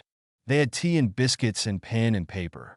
They decided to forego quill and parchment as too cumbersome. They waited for the first applicant with much anticipation. They were hopeful of getting many supporters. Ah, the folly of youth. When the first applicant showed up, he slid into the booth and said, "Hi, my name is Peter Strom, and I want to join your cause." He was a gangly man of about 25. He had light hair and eyes, but was normal-looking in everything else. The man all but bounced in his seat. "Okay, Peter, why do you want to join our cause?" said Harry, chuckling at his enthusiasm. He was hopeful the guy was willing to fight for the right reasons. He seemed gung-ho. "Because I think you're great," said Peter with starstruck eyes. He never looked anywhere but at Harry. It was as if he was only there to gawk at the boy who lived. "Why do you think I'm great?" asked Harry with a shit-eating grin. He never got enough of people staring at him. He had lived his entire life with people looking down on him, and he was eating up this hero worshipping. Sure, maybe later it would get tiresome, but for now he was enjoying the hell out of it. He flexed his muscles and watched as Peter took pleasure out of it. "Because you showed up out of nowhere and you're going to kill the Dark Lord," said Peter, like that was some awesome accomplishment. "That and all the books that are written about you," the man added as an afterthought. "Do you know which Dark Lord I'm going to kill?" asked Harry, sharing a look with Hermione. He ignored the book comment. He knew he was going to get that a lot. He had read the tripe and was not impressed with the overall fiction that someone had published about his so-called life. He was going to sue soon. He just had to find a barrister. "There's going to be more than one?" inquired the older man with a scrunched brow. It was not news that had reached the general public yet. Only the kids at the school knew this, and most of them had forgotten. Harry just put his hand to his face, shook his head, and said, "Yes." "Oh," said the young man. "I thought there was only one and that you were going to take care of him." He seemed a bit more scared now. The thought that there were going to be two Dark Lords running around was terrifying. "No, I've decided to join forces with the current one against the one that's coming," said Harry easily, as if it were the right thing to do, and anyone would do the same. "You can't do that," protested Peter in a loud voice. "Why ever not?" asked Harry with a tilt of his head. Though he knew the man's answer. He didn't agree with it, but he knew it. It was the same as Longbottom's, along with everyone else's. Not many people were pragmatic enough to see the bigger picture. "Because you're the boy hero," said Strum predictably. "I've already stated I'm not the boy hero," said Harry a bit forcefully. "I am just somebody who's here to kill a Dark Lord. I plan on being paid for it," he added, knowing that most people didn't know that. He shook his head and continued. "And to kill the older Dark Lord, I have to join up with the younger Dark Lord. And together we're going to vanquish Voldemort the Elder." Peter flinched at the mention of Voldy's name. "But I thought the younger one was you-know-who?" was the confused question. "You thought wrong. That one's Riddle," Harry answered, confusing him more. "I'm confused," said Peter, rubbing his forehead with his hand. He only knew of the one Dark Lord and didn't know who the hell Riddle was. He'd never heard the name before. "Look," said the would-be hero. "If you're willing to get behind me to vanquish the older one, then join the club. If not, then hit the road." He made a gesture with his thumb to indicate the door behind him. "As long as you'll be there to protect me, I've got your back," Peter stated, grinning like a fool. It would be prestigious to be part of an organization that had Harry Potter as a leader. He didn't care what the Dark Lord went by, as long as the boy hero was there to protect him and the rest of the wizarding world. "How can you have my back if you expect me to protect you?" Harry asked, honestly confused. "Isn't that how it works?" the older man asked, looking at him queerly. "No, you daft bugger. We have to have each other's back," Harry explained, ready to hit the man upside the head. "Where did he get off saying that? You mean I would have to fight?" Peter said, aghast at the very thought. He was a storekeeper, not a fighter. "Yes, you bloody moron," the teenager said, making Hermione put a hand on his arm. She had kept quiet throughout the entire meeting, but she did jot down that Peter Strom was not a candidate. "Oh, well, I didn't come to fight," the other man stated, looking terrified at the very thought. "Get the hell out of here," Harry growled, leaning forward and snarling at the man. He knew this was going to be the way of most of the candidates. They were going to be hard-pressed in finding anyone who was going to want to fight. And with that, Peter left, and the next person sat down. This time it was a young blonde girl who sat and giggled at Harry when he flexed his muscles, so he did it again. "Harry," she said in a tittering voice, "you're so handsome." She giggled some more. She was a tall, red-haired girl with blue eyes. Hermione just whipped out her wand and zipped the girl's lips shut and said, "Next." She made shooing motions to the girl, who giggled again, behind the zipped lips, and left the booth. She batted her eyes at Harry, who flexed his muscles at her, and winked. "You didn't even listen to her," said Harry with a chuckle. He was having so much fun. If he were inclined to, he could get laid for days. They would be so easy, but he wasn't that laid back. He had learned on the streets that way led to badness. Pregnancy, disease, and other such things. No, he'd wait until he was ready and let them just look. "She's not here to join your cause. She's here to goggle at you," the bushy-haired girl stated, miffed over the fact that they were getting fangirls. And boys, if Peter was any indication. "There's nothing wrong with that," said Harry, flexing his muscles again, hearing some giggling from the restaurant. He was proud of his body, so he did it again, and Hermione hit him in the chest to make him stop. "We're not here to initiate a fan club. We're here to rally support," Hermione protested. She was not a happy camper. "Well, there is that," said Harry with a sigh. He knew it was going to be a long day, and that's pretty much how most of the interviews went. They did get a good support group of 45 people, but that was out of an application of 250. So, the odds were not for them. There were some that had money and others that didn't. Some that wanted to be paid, like Harry, and others willing to donate to the cause. It rounded out in the end. Those that wanted to be paid were sent away because they were told that they didn't have the funds for that. There were some that decided to stay on, but most left with grumblings. It was a long and exhausting day for the two teenagers. Hermione kept it all organized and took precise notes. Everybody got badges and coins so that they could keep in touch with one another.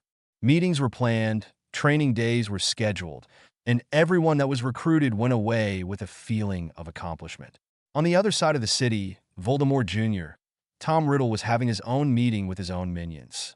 "All right, you lot, I've decided that we're going to change our platform," he stated to the groveling men and women at his feet. He was pacing in front of his not-quite throne. There was some grumbling as they were unsure as to what he was talking about, because they didn't even know they had a platform. They just thought they were there to do what he told them to do. "We'll do whatever you say, my lord," said Crabbe, looking to Goyle, who nodded in agreement. They were loyal lackeys who obeyed orders.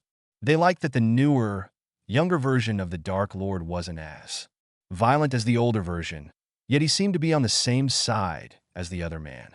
As in, he wanted what was right for the purebloods. When he showed up 2 years ago, they came to his side willingly. He fought for their rights and put the mudbloods in their place. They did as they were told and had lived a good life since. "Of course you will," said Tom, sneering at the two men. He looked at the others, who were not quite as loyal. "But I'm telling you that we're going to do something different. Get up off the floor, all of you." With that, the Death Eaters got off the floor and stood staring at their shoes, not quite willing to look at the Dark Lord for fear that he would punish them. Until Tom said, "Look at me." They lifted their heads and cautiously looked at the young man. It was not often the teen allowed them this leisure. They usually had to be subservient. "We are respected members of the community, and I expect us to start acting like it," Riddle started preaching. He continued pacing with his hands behind his back. "We're going to start fighting for our right to celebrate our culture. We will no longer deny ourselves our beliefs. We will take back our rights to celebrate what we believe in. No longer will we allow that old man to crush our fundamental values. This is no longer about the half-bloods and the muggleborns. This will be about the rights of the purebloods. So, from now on, we are no longer going to make laws to oppress and suppress. We're going to make rights of equality." "But, Master," said quite a few of his minions as they dared to look at one another bewildered. "Silence," said Tom in a firm voice, not shouting, but being heard anyway. "This is not a democracy. This is a dictatorship, and this is what I say is going to happen. If you don't like it, too bad." He stood in front of his followers, and they all looked at him with various degrees of confusion. He glared at them as if daring them to contradict what he was saying. "But, Master," said quite a few of his minions this time, a bit more timidly. "Silence," said Tom loudly, this time pulling out his wand and shooting off spells, causing quite a few to fall to the ground screaming in pain. He was still a Dark Lord. They were going to do as he said, or they were going to pay the price. "I won't stand for it," said Yaxley, pulling out his wand attempting to take over. Who did this upstart teenager think he was? He came out of nowhere and started handing out orders. He had had enough. Now the brat was going to change things. Not while Corban Yaxley was standing. Voldemort. That's who he was. Tom Riddle might be young, but he was a Dark Lord for a reason, and he took down Yaxley with a few spells from his wand, making the man a mindless, dribbling mess. Who else wants to challenge me? Riddle asked, kicking the man while he was down. He glared at the crowd of toadies, who were standing and looking at the teen with awe. The prowess he showed with his wand was great. The rest of the minions quickly looked at their shoes, mumbling. Not me, my lord. Whatever you say, my lord. You are the lord. And other such nonsense. Now, we will be doing as I say, Riddle stated, walking among his followers, making them sweat. Research what I have talked about and find me ways to make this go as quickly and easily as possible. I want us to commemorate Yule again. Easter will no longer be a thing. The equinoxes and solstices will be celebrated again. I want our holidays to be on the calendar again come the new year. Come to me with viable plans. You have 2 days. Leave me now, he finished in a curt tone. He returned to the platform that held his not-quite throne and sat in it. With that, the Death Eaters scattered to go do their lord's bidding. They knew they were going to research the hell out of the subject. They left their fellow Death Eater a mindless lump on the floor as they ran out the door. They didn't pity him his fate. Tom stared at the lump that was once his Death Eater. With everybody gone except Yaxley, who was still dribbling on the floor, he pondered his actions. He was wondering if he was doing the right thing, even though he knew it probably was because he had thought about it since he had talked with Harry Potter. He realized that his other platform was rather stupid, because, like Potter had said, it was hypocritical, and if it was ever found out that he was half-blood, people would turn against him, especially his Death Eaters. That and he thought the world would be a better place if he fought for equality. It was how he fought for it that will make him continue to be a Dark Lord. Well, equality for all except him. He'd still be ruler. He got an evil grin on his face at the thought of that. HP. About a week later, Tom and Harry met up again in the same cafe to go over what they had so far accomplished. After getting their tea and cakes, they went to a table in the back and set up their wards. So, Tom, I've gathered up my subordinates and set my platform to off the Dark Lord and fight oppression. What have you been doing? Said Harry, taking up a cup of tea and sipping. He had already split the cakes and was happily munching on a strawberry one. I've changed my campaign to what you told me to, said Tom, keeping it succinct. He still was sure that they should work together, but he didn't like being equals. That and Potter just exuded charm, and he hated that. Well, good on you, said Harry, giving him a winning smile. I'm surprised you went that route. I honestly expected you to put up more of a fight. He finished off the strawberry cake and picked up a caramel one. No, I thought about what you said, and you were correct. I and my older self can't have the same belief system. It would make people confused. Besides, I don't believe in what I preached. You were right on that. I've already lost a few of my Death Eaters. I've had to kill 1 or 2 of them, Riddle said with a sadly sadistic grin. Oh, really? Which ones? Harry asked with morbid curiosity. He was pragmatic enough not to be fazed by the death of a few men. Corban Yaxley, first of all. He was a bloodthirsty fool who would have never stayed with me, said the junior Dark Lord, with a bitter taste in his mouth. He liked Yaxley as a follower. The man had money and cunning, but he was always lacking in the submissive department, and a few others whose name you probably would not know. For the same reason, it was better to kill them off than have them divert over. He knew that was true. Well, I'm sorry to hear that you lost them, but I'm also glad to hear that they're dead, Harry said with a cheerful grin. He too didn't want them in the enemy camp. Tell me of your followers, Tom said, taking a sip of his Earl Grey. Well, they're an unruly lot, undisciplined, I should say, the boy hero stated with a heavy sigh. They had had 1 training day so far, and it was an unmitigated disaster. How so?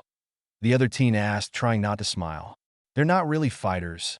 They're just a bunch of idiots, Harry said with another sigh. If you didn't need the money or the backing, then why are you allowing them to follow you? Riddle asked with a knowing look. Because like you said, I need backers and they have money, was the answer. Though Harry did have his own money, he was loath to spend it all on a war.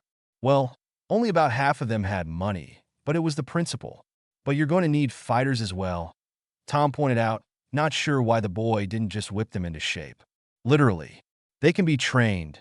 And we are training them, Harry said, becoming cheerful once again.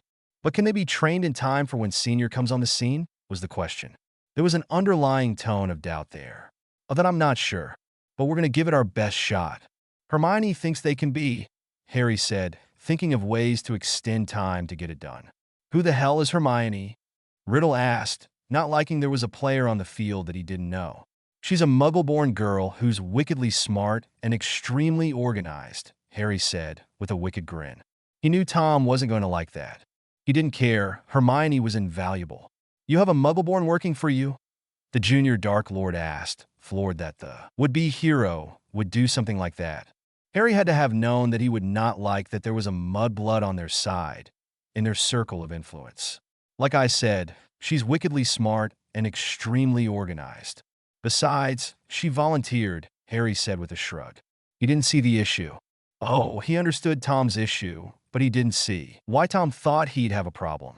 I'm not sure how I feel about that, Tom said, furrowing his brow. You know what my stance was on Muggleborns. He wasn't sure he still felt the same, now that he was changing his political views. But you and I don't have to see eye to eye on everything, Harry pointed out. I have no problems with who people are born to. I could care less about if they are purple, if they can do their job. He grabbed a chocolate biscuit and took a bite. No, I suppose we do not, agreed the junior Dark Lord. He was coming around to that way of thinking, but years of suppression were going to take some time to think around. Do your followers know that you are working with me? He asked, changing the subject. He wanted to know just how much was being let known. Yep, full disclosure, Harry said, with a megawatt smile. He knew Tom wasn't going to like that, but bugger him. He wasn't going to hide anything from his followers. Why would you even do that? The floored man asked. He thought the boy would keep it a secret. It would make people distrust him at the very least. I've had people hide things from me my entire life. I'm not going to do that with people who are following me, Harry stated, firming his face. He didn't like it when people hid things from him. Besides, if they found out later, they might turn to the enemy at the wrong time. I don't tell my minions anything, Voldy Jr. stated, not seeing why the meat shields needed to know anything. And that's going to get them killed, Harry stated, tapping his finger on the table. That's what they're there for, insisted Tom. He didn't see the value in letting them know what could be tortured out of them. Then you and I will not see eye to eye on that. You see them as meat shields. I see them as followers. And if they're going to put their life on the line for me, they're going to have full disclosure, Harry stated, putting it all out there on the table. I'll let them know the important things, like where to go and what to do. Tom protested, holding up his hands. You're a fool. If you want to keep your minions, then you need to let them know what to do to stick around longer, Harry persisted. He knew the man was going to lose half his followers in the coming year, and he'd have a hard time getting more. He needed to learn to keep the ones he had. I'll think about it, the older teen stated, even though he knew he wouldn't think that hard. You do that. Until then, I'm out of here. I have things that I have to get done. Hermione's got me on a tight schedule. I have an appointment in about 10 minutes. Thank Merlin for the night bus, Harry said, shoving a cake in his mouth, taking up half of what was left on the table and putting it in his pockets, and heading towards the door. Yes, there is that. Very well, Harry Potter. Until next time, Riddle stated, standing and leaving in a more dignified manner. Harry told a little fib. He wasn't after an appointment Hermione had set for him. He was after guns. From the time he spent on the street, he had some connections, and he was going to go see them now. The night bus took him to the general area. He slipped down the street to the familiar area where he had lived. It was a good thing he wore his old clothes because he still fit right in. Hey, Pugsy, he said to the other muscle-bound man that he saw on the street. Have you seen Skip? The hell you need Skip for? Pugsy asked, looking at him with a great deal of confusion. No one asked for Skip. That man was bad news. What do you think I need Skip for? Harry asked, giving him a knowing look. There was only one reason anyone asked for Skip. Pugsy should know that, but the man had been hit in the head many times and was a bit slow. There's only one reason you'd be asking for Skip, so I'm going to say it isn't any of my business. Last time I saw him, he was down by the docks. The ripped man said, holding up his hands in it's not my business manner. He was going to stay out of it. He didn't want to know. Harry was a good kid who usually kept his nose clean. Why he needed guns wasn't his business. Thanks, Pugsy. I owe you, Harry said, turning in the general direction of the docks and heading down there. It wasn't far, and so it only took him about 15 minutes to get there. Skip was a shady man who stood about 6'4" and was thin as a rail. And there was only one reason you asked for him, and that was to get guns. And he sold them in one place and one place only, and that was out of the boot of his car. And if you wanted them, you had to have cold, hard cash. And that was something Harry had in abundance. Well, he had gold, which was better than cash. He asked around a little bit, and it took him about half an hour. And he finally found Skip. "Hey, Skip, remember me?" he asked, coming up to the man. They had met once or twice at places he crashed. He didn't really interact with the man, but they were casual acquaintances. "Yeah, I remember you, you scrawny little runt. What the hell do you want?" the skinny man said, flicking the ash of his fag away. "What do you think I want? What would anyone ask for you for?" Harry said, looking at him with an inquiring look. How the man could call him scrawny he didn't know, since Harry was ripped and Skip looked like a beanpole. "I'm not selling to the likes of you, you little brat. Get the hell away from here," Skip said, flicking his cigarette at him, making Harry bat it away. The cinders burned his hand a bit, but it was minor. He didn't care, he wanted those guns. "Why not? I've got the cash," Harry protested. He thought the guy didn't have morals. Most men like him didn't. Where did the guy get off denying him his right to bear arms? All right, this was England, and he was a minor still. "Are you crazy? You're a kid. Get the hell away from here," the man said again. He turned his back on him and was walking away until Harry called his name.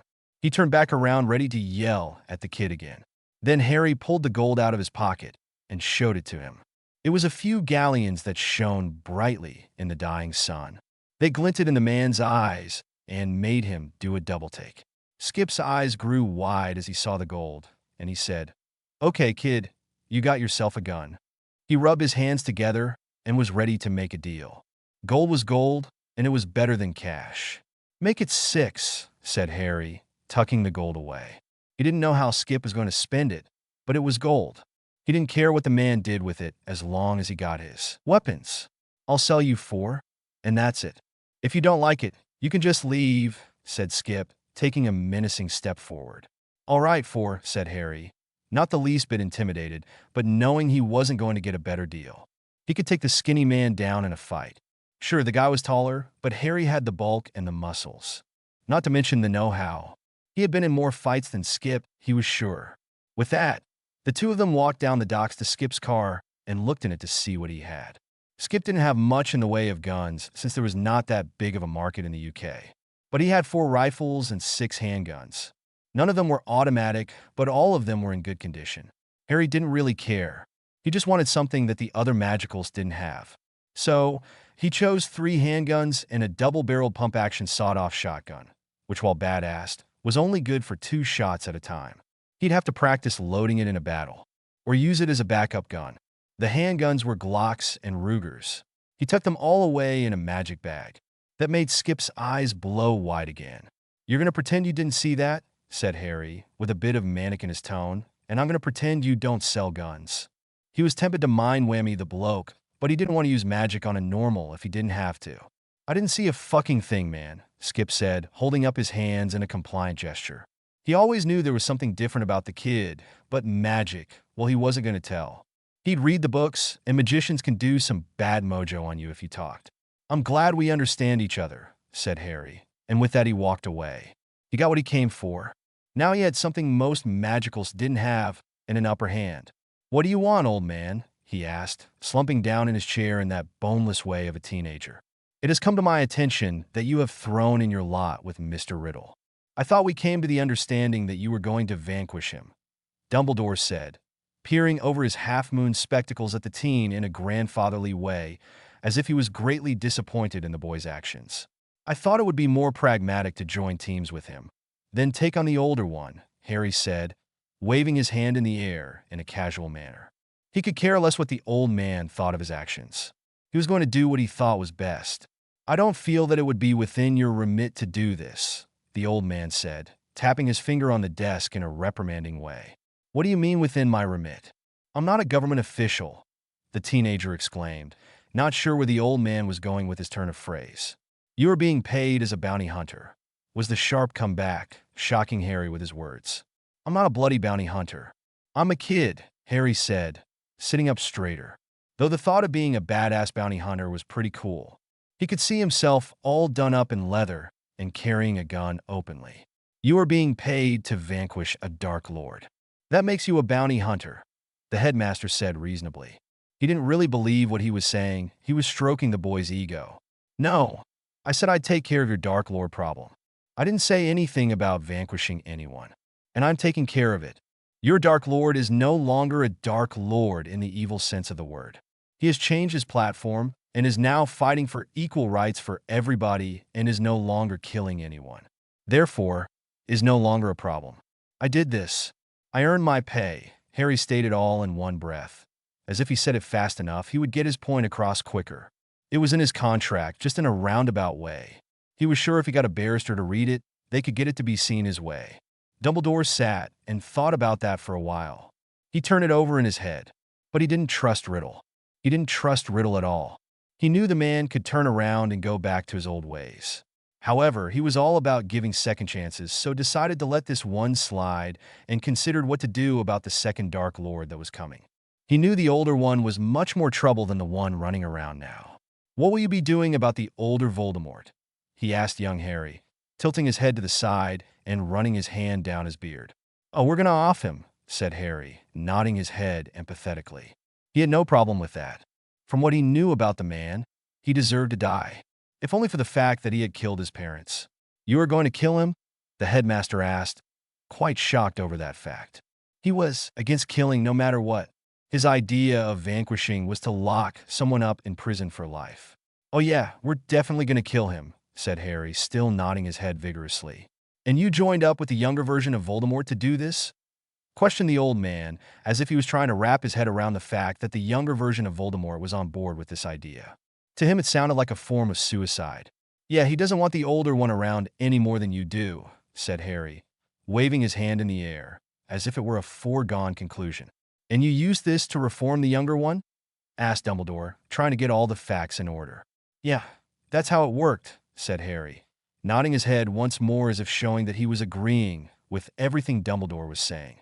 Very well done, my boy, said Dumbledore, smiling at the boy as if that had been his plan the entire time. He would try to get the child to capture the Dark Lord later. For now, let him make his plans. What can I say? I do good work, said Harry, grinning back like a fool. He knew what was going on, and he didn't care if the old man was going to try and take credit for it. He knew Tom wouldn't let Albus do that. You do realize, of course, that if the younger Voldemort does turn back to his old ways, you will be obligated to take care of him, Dumbledore said, once more peering over his spectacles at the boy in front of him. He thought it was folly for the boy to make friends with Tom Jr. We'll see, said Harry. He was planning to do everything in his power not to worry about Tom Riddle Jr. If he could do what he can not to kill the younger man, he was going to do that. Offing the Dark Lord the Elder was one thing, but killing Junior was quite another. He just had a feeling that if he killed Junior, they'd toss him in Azkaban. But if he killed the older version, they'd leave him alone. It was just a feeling. Now, Harry, my boy, you're already commissioned to vanquish the Dark Lords.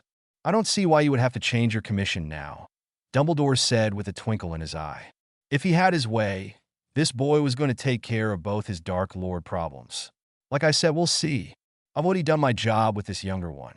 I don't see why I would have to go and do it a second time, Harry said casually, dismissing the problem with a wave of his hand. Very well, said Dumbledore, rejecting the idea for now and leaving it open for later discussion. He would have to ponder on it and come up with plans. Anyway, was there anything else you wanted to speak to me about? I've got things I've got to do, Harry said, thinking about the guns in his bag that he needed to take care of and practice using. Because he had never fired a gun in his life, and he didn't want to just fire one off and miss the first time he needed to use one. That would be bad. It is my understanding that you have a group of people that you are now leading, said Dumbledore. I would like to join up with this group with my own group, the Order of the Phoenix. He wanted this. Then he could keep a sharper eye on the boy. This way he would always know what the boy was doing. I'm not sure that's a good idea, said Harry, using his mind trick to read the old man's thoughts. He didn't want to have to stay under Dumbledore's scrutiny all the time. Then again, he could keep an eye on the old man too. There was a thought. Why ever not, young man? The headmaster asked, completely affronted by the idea that the boy would reject his plan so out of hand. Very few people denied him anything, For this child to do so without so much as a by your leave was unprecedented. Well, said Harry, trying to think of a good excuse. You've got a group of old people. I've got a group of young people. I'm not sure your old people can keep up with my young people. He said all this with a shit-eating grin on his face, as if butter wouldn't melt in his mouth. I assure you that we are very fit and limber, said Dumbledore with a chastising look on his face, as if he knew what the boy was thinking. Though, he did have to admit quite a few of the people in the Order of the Phoenix were old and infirmed. However, they could be useful in information gathering, and they did have valuable appointments in the ministry. He, of course, was thinking about Mad-Eye Moody. That man only had one leg and one eye. There was no way he could keep up with the younger crowd. I'm not sure we're working on the same goal, said Harry. He actually didn't know what the old man's goals were. As far as he knew, the only thing the headmaster's goals were about was to get rid of the Dark Lord. He was only getting that from his mind reading. That, and to put Harry in his place. We are all looking to vanquish the Dark Lord, said Albus, running a hand down his beard, trying to look important. Phoenix, we're meeting in 3 days, conceded Harry. He didn't see where it would hurt for the two groups to come together, but he didn't see where Dumbledore and Tom Riddle would work together. So, he'd have to keep the 3 groups apart. He's going to have to talk to Tom about that. We have an establishment that was left to us by one of our deceased members. We can all meet there. It is large enough. He was your godfather, the old man said, searching Harry's face to see if there was any emotion there. Sirius Black had been Harry's godfather, but Harry didn't know him, or of him even. The house hadn't been left to them, per se. It hadn't been left to anybody, really. It kind of fell on the shady side of legal. They had done some finagling to get it. Wait a minute. My godfather left you a house? Shouldn't it have been left to me? Harry demanded, wanting his comeuppance. If the house should have been left to him, then he wanted it. He didn't have any place to stay. According to the goblins of Gringotts, everything the Potters had owned had been destroyed in the war. He was going to fight for this house if he had to. He's going to have to see about getting a solicitor to get this house back. Well, he didn't technically leave it to us, said Dumbledore, looking a bit contrite. We more or less confiscated it. His eyes went around the room, as if he couldn't land on anything, without looking guilty. And how did you go about doing that? The young teen asked. He was going to get as much information as he could. It was going to go into his legal suit. It was left to a werewolf in a roundabout fashion, and we had to do some pretty tricky, slightly illegal maneuvering to get it left to us, was the more or less answer. The eyes were still roaming around the room and not landing on Harry. Albus was only telling him this, much to get in his good graces. He didn't think the boy could do anything with it. What was done, and there was nothing the teen could do. Why did you have to do that? Harry asked, confused. If his godfather had left it to the werewolf, then they shouldn't have had to break the law. Werewolves are not allowed to inherit, Dumbledore said, this time putting his eyes on Harry's face as if to gauge his emotion on the fact the man was a werewolf. Oh, said Harry. He could care less about werewolves. They didn't bother him one way or the other. He was a live and let live kind of guy. Unless the werewolf was out killing indiscriminately, then the wolf should be put down like a rabid dog. Speaking of werewolves, Remus Lupin would like to meet you, Dumbledore said, his eyes still fastened on Harry's face. And why would Remus Lupin like to meet me? The teen asked, tilting his head to the side, as if wondering why this had to happen after all this time had passed. He had never heard of the bloke before in his life. He was a friend of your father's, was the casual answer. And would you not like to meet a friend of your father's? Dumbledore inquired. I didn't know my father, Harry pointed out, as if that were the obvious answer. And it was true. He had not heard anything about the man since he had been in the wizarding world, except that he looked like him. Other than he was arrogant, and that was from Snape, so he disregarded that bit of information. Nevertheless, the young man would like to meet you and share some stories about your father with you, the old man said, hoping the boy would take Remus up on his offer. Whatever. Perhaps I'll meet him after the meeting, Harry said indifferently. He'd meet the guy, but if he was a plant of Dumbledore's, he was going to dismiss him right away. Or maybe he'd keep him around and feed him false information. That might be fun. Very well. I will pass the message along, the old man said. Good. The boy was going to take a chance with Remus Lupin. This way he could get a spy in on Harry's camp. So, are we done now? Harry asked one more time. He was actually getting quite tired of being here and wanted to get a hold of his guns. He had been itching to pull the trigger for quite some time now. He was going to have to find a place to do that. He still needed to find those house elves. It's been a week now, and he still hadn't found them. He also still hadn't gotten the Horcrux out of his scar. There were things he needed to do. There are a few other things I would like to go over with you, such as why you are not attending classes, the headmaster said, as if chastising an unruly student, which the boy was if he wasn't attending classes. I haven't seen any classes yet that I like, Harry said, looking around the room for some sort of inspiration. All he saw were trinkets. I thought you were going to endeavor in learning these courses, Dumbledore said, confused. He thought the boy was going to be going to all the classes, that he would be enamored by the magic that he would be learning. No, I told you I was going to learn what your school had to teach me, and I am doing that by taking advantage of your library, Harry pointed out, excited by what he was learning from the books. He had found so many fascinating things that he could do, and he could do them in so many different ways than the magicals can, because it was all about intent. Would it not be more pertinent to learn from the teachers? The old man asked. To his way of thinking, learning from the teachers was the only way to learn. I have never been one for structured learning, Harry said, which was the complete and honest truth. Harry, my boy, we have to come to an understanding. This is a school, and I cannot have you running amok. You must go to classes, the headmaster said, which was also the truth because he could not have somebody just running around the school without justifying it to the board. Fine, I'll go to Transfiguration, Charms, and Dada, Harry said in way of compromise. He could see himself going to these classes and possibly even learning something from them. That, and he'd be next to Hermione. I would like for you to go to potions as well, Albus said, hoping the boy would take him up on that. Some adversity in his life would be good. I'm not going anywhere near that greasy git. If I go near him, I'll knife him, the dark-haired teen said menacingly. He meant it too. He was tired of that arsehole. All that man had ever done was said disparaging things about him, his family, his friends, everything. He had no nice things to say about anyone or anything. How can you speak so casually of killing someone? The headmaster asked, aghast that somebody could speak so informally about it. First the Dark Lord, now Severus. Did the boy not have a conscience? Because he's a mean and angry bastard that seems to hate my guts for no reason whatsoever. And if he makes one more rude comment about me or my family, and I'm going to gut him, Harry said, looking as if he was about to pull out a knife and cut the man where he stood if he had been standing right in front of him. Please do not speak of killing my teachers, the headmaster said with a disappointed grandfather look on his face. There was sadness in his eyes and his tone, showing just what he thought of what the boy was saying. Then please do not speak of me going to potions, Harry said with a disappointed look in his eyes too. Very well. I would like it if you would take divinations, Albus said with a hopeful look in his eyes. Why would I want to take divinations? I don't have the gift of sight, Harry asked, completely flabbergasted by the request. But there are things that you could learn from divination, the old man said, leaning forward a bit as if to give up an important bit of information. Nope, not going to happen, Harry said dismissively, waving his hands. There was no way he was going anywhere near that drunk. Harry, my boy, there are things that you can learn from Professor Trelawney, the headmaster said. He seemed very earnest that the boy take this class.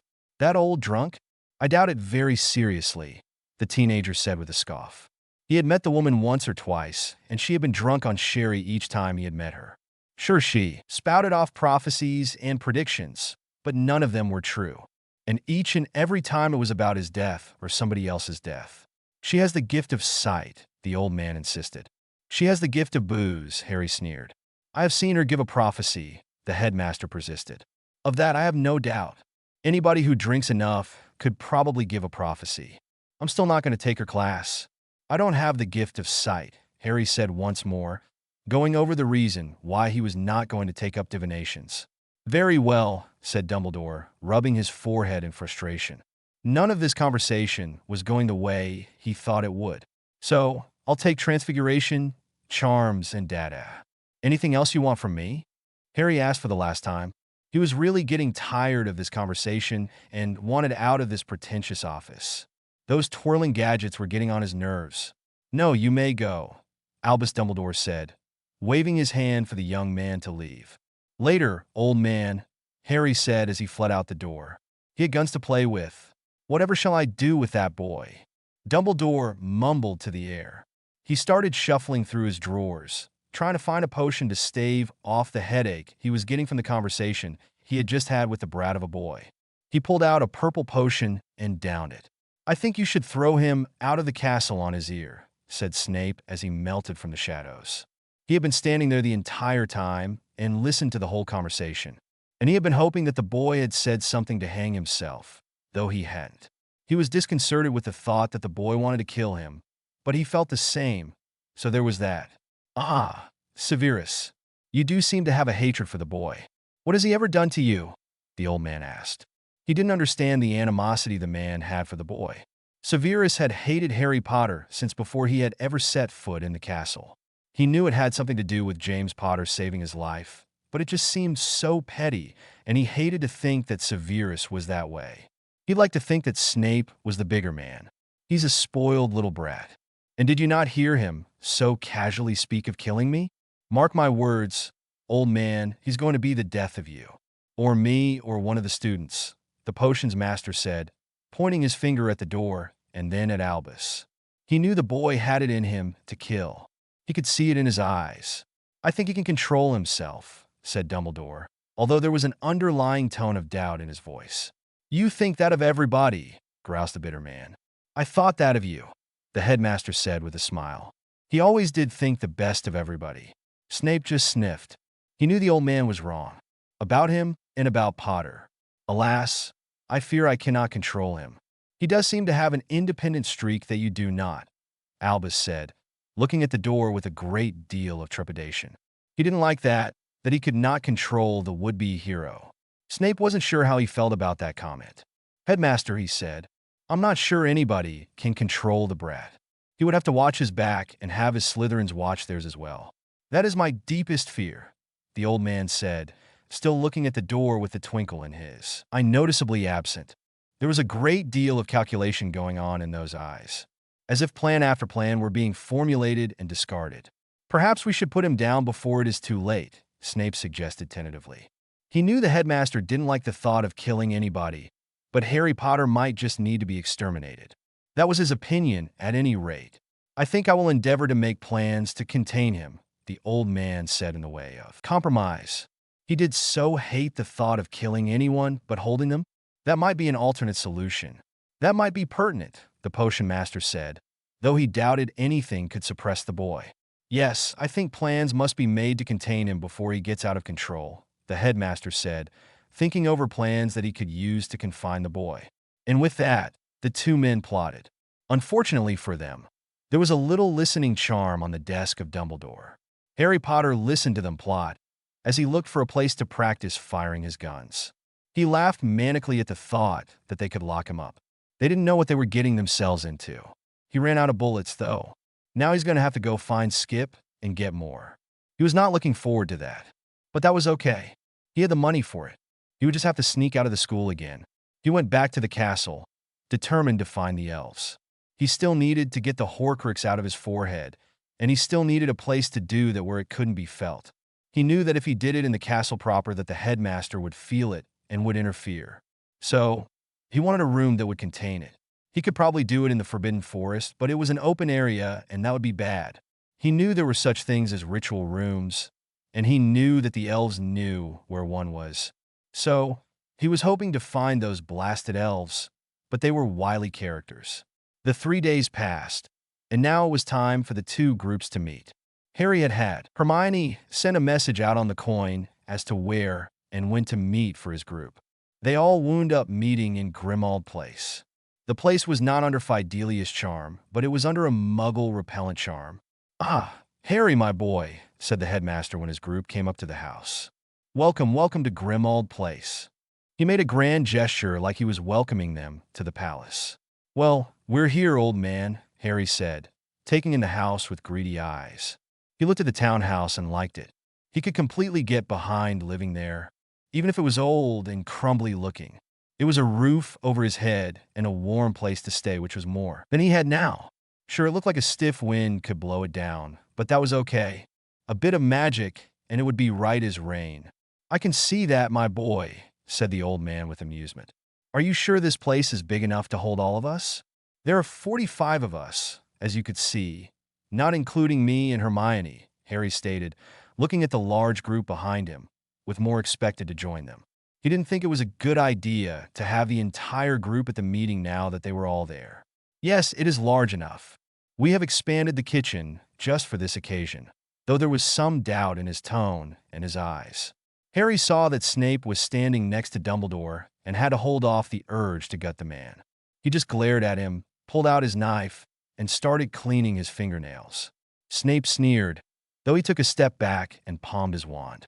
The two groups went into the house, and it was decided that instead of all of the groups meeting in the kitchen, that only the two leaders with a smaller group of higher-ups would converge.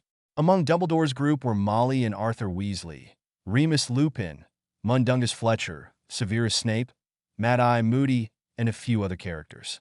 Among Harry's group was Hermione Granger, Harry Potter, Seamus Finnegan, and many various other people that were new to the group. Also, among Harry's group was one of the Death Eaters from Tom's group. He was there to represent Tom. It was Vincent Crabbe Sr. He was recognized immediately by Snape. "What is he doing here?" said the spy, from his spot at the right-hand side of the headmaster. "The same thing you're doing here," said Harry, sneering at the man for all he was worth. "He's here representing Tom." "I do not represent that man," said Snape. He was supposed to be a spy among the Order of the Phoenix, which meant he had to represent the headmaster at all costs. He couldn't let these people know that he was supposed to be a spy for the Dark Lord. "Oh, I thought you did," said Harry simply. He made his eyes go wide and tried to look as innocent as possible and did not pull it off at all because the scars on his face made him look menacing. Crabbe looked at him intimidatingly and cracked his knuckles. "Yes, Snape, I thought you were on the Dark Lord's side," he said in his deep voice. He knew Snape was a spy. He just did not know whose side he played off of. He never liked spies. He was going to tell his lord what Snape had said and let the man do what he must with it. "Of course I'm not on the Dark Lord's side," said Snape, glancing at the headmaster. "I am on the side of the light." He knew he was in deep trouble. He was going to have to do some fast talking the next time he stood in front of Tom Riddle Jr. Then again, he was doing just what he was supposed to do if ever faced with one of the Death Eaters. "Severus is my spy," said Dumbledore, making placating gestures to calm the Order of the Phoenix people down. Harry's group didn't seem to care one way or the other. "You know I can go back to my master and let him know this, don't you?" said Crabbe. "But we are all on the same side now," said Albus, as if that were a foregone conclusion and they should all just get along. "And wouldn't it be nice if the Death Eaters would just turn to the side of the light?" That we are," said Harry in a condescending tone. "So, let's just drop this line of conversation and move on. What are we here to talk about? You're the one who wants to join these two groups. Well, now I'm joining all three of them. Hence, Crabbe is staying." He knew Crabbe was there also as a spy. Even if it was such a blatant one, they wouldn't be discussing anything they didn't want Tom to know.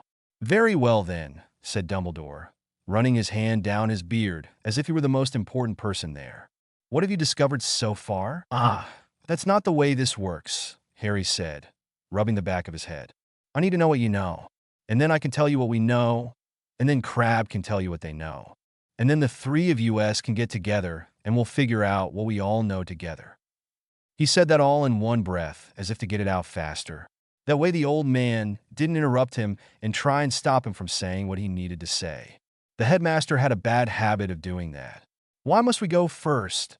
asked Snape, looking down his long-hooked nose at the boy. "Because you're the one who invited us to join," Harry said with a flip of his hand. It seemed obvious to him he didn't want to be here. They asked him to come. He knew Crabbe didn't want to be there, but he was there anyway. If they were going to share information, Dumbledore was going to go first. "I see no problem with this," said Dumbledore, adjusting his glasses on his face, looking at his cohorts with a glare as if telling them to be quiet and let him do the talking. "We know that there is a prophecy," he said, causing many people at the table to start mumbling. He had no problem giving out this tidbit of information. It was a small price to pay. And it might give the boy something to think about, that perhaps he might not want to receive pay if he knew that it was his prophesied destiny. "A prophecy, you say? Do you know what it says?" Harry asked. Not that it changed anything. Prophecies were sheer hooey. It was probably given by that hack Trelawney. which was probably why Dumbledore wanted him to take her class. It all made sense now. Harry chuckled to himself. It says that you are the one who must finish the Dark Lord, and that you have a power that he knows not, the old man said, searching the boy's face for any type of hidden power. Does it say which Dark Lord? Asked Harry with a chuckle. Wouldn't that be a hoot if it meant the first Dark Lord that he had now become sort of friends with? No, it does not. It just says that you must vanquish him, that you were born as a seventh month dies, that your parents thrice defied him, and that you have a power that he knows not, Albus said, making Remus and Moody sit up straighter. They knew that the Longbottoms also fit this bill.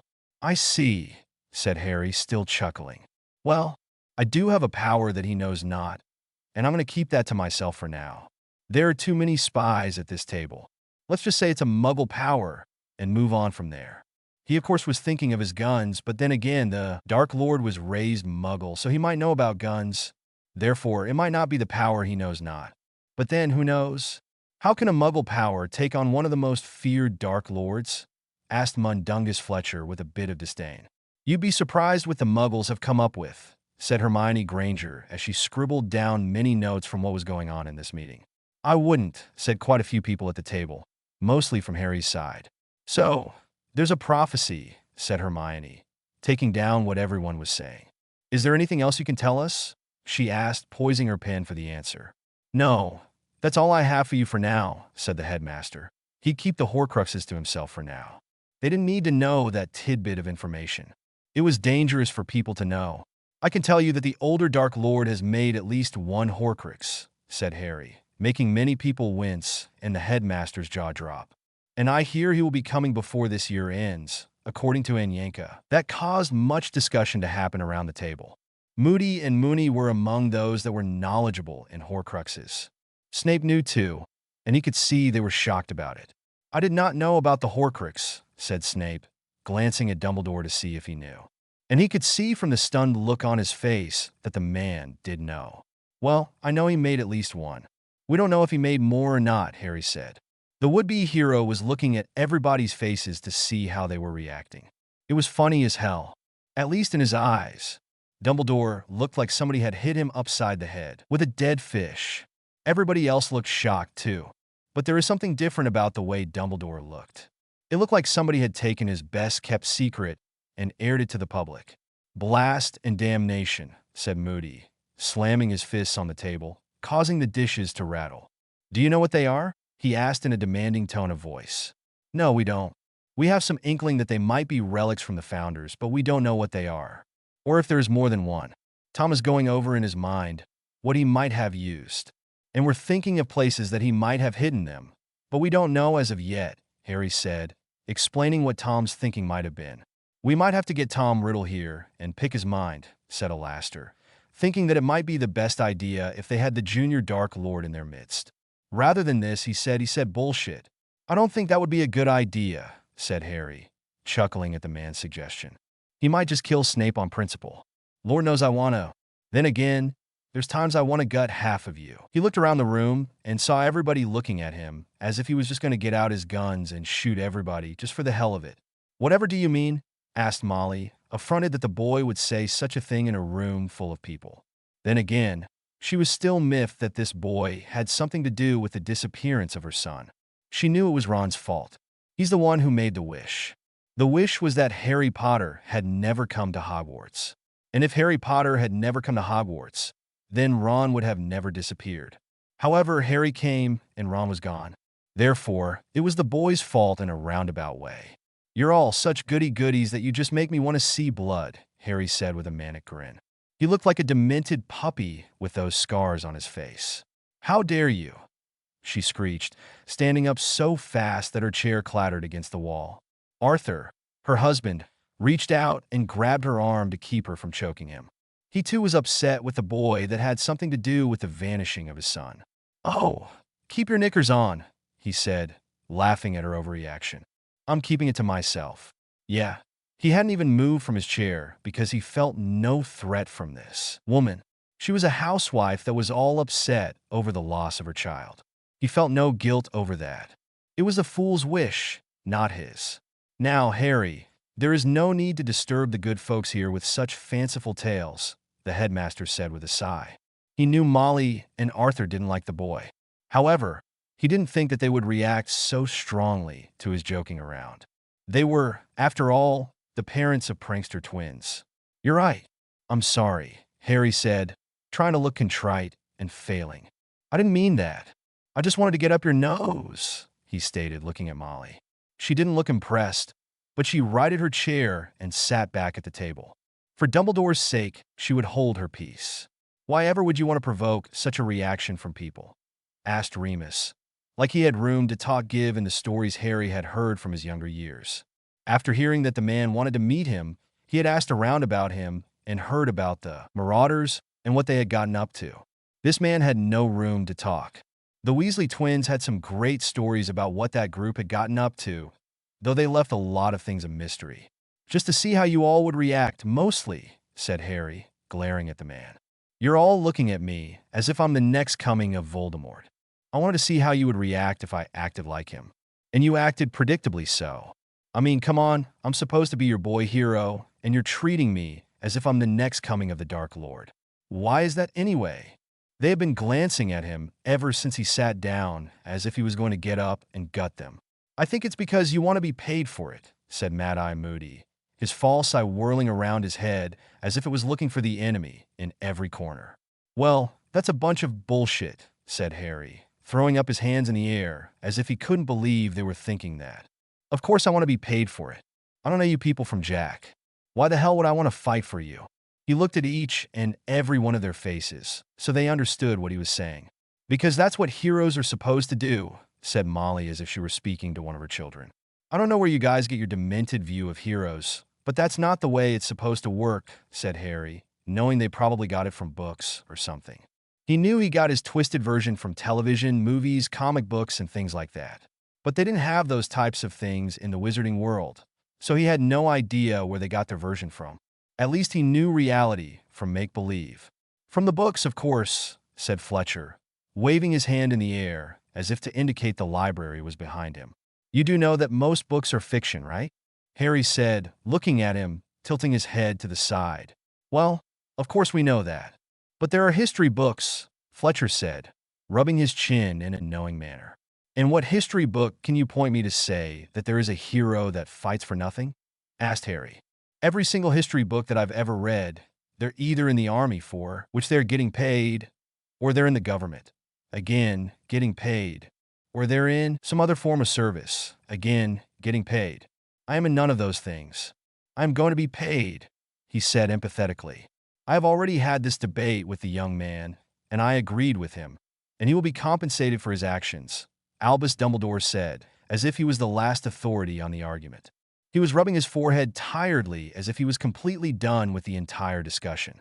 I have an addendum to add, said Hermione, reaching for a piece of paper and reading from it to make sure she got what she wanted to say correct.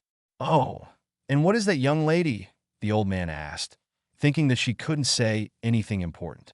She was, after all, only a 15-year-old little girl. Even if she was the top of her class, I feel that he should be pardoned for any deaths that might occur against the enemy, Hermione said primly, as if she wasn't asking for a blanket pardon. Something like this could have great repercussions if not used carefully. I do not have that authority or power, Albus said, lying through his teeth. He did have this kind of authority. He just didn't want to invoke it. Then find somebody that does. Besides, are you not the chief warlock? She asked, glaring at him. She knew he was lying. She just didn't know why. I am. Then you do have the authority and the power, she said, tapping her pen on the table in front of her, causing the ink to leave a splotch on the paper. It is a ceremonial office, he hedged, hoping that she bought that because it was a ceremonial office when he was in front of the Wisengamot. However, it did hold a lot of power, as in the power to veto and the power to pardon. That holds the power to give pardons. I looked it up.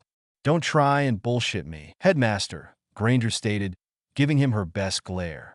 Since she had been shunned starting her first year, her glares had gone up to the point where she could cut glass with just her eyes. If she tried, Dumbledore was now meeting the full force of that glare. Oh, she told you, said Harry, making wiggly motions with his hands. I wouldn't try and hide things from her. She is a research genius. He was very proud of his second-in-command. Hermione could research the hell out of anything. If it could be found, she would find it, no matter how obscure it was. Very well. I will issue a pardon for any deaths that may occur against the enemy side as long as they are justifiable, Dumbledore said, trying to edge something in there that he could use in the end.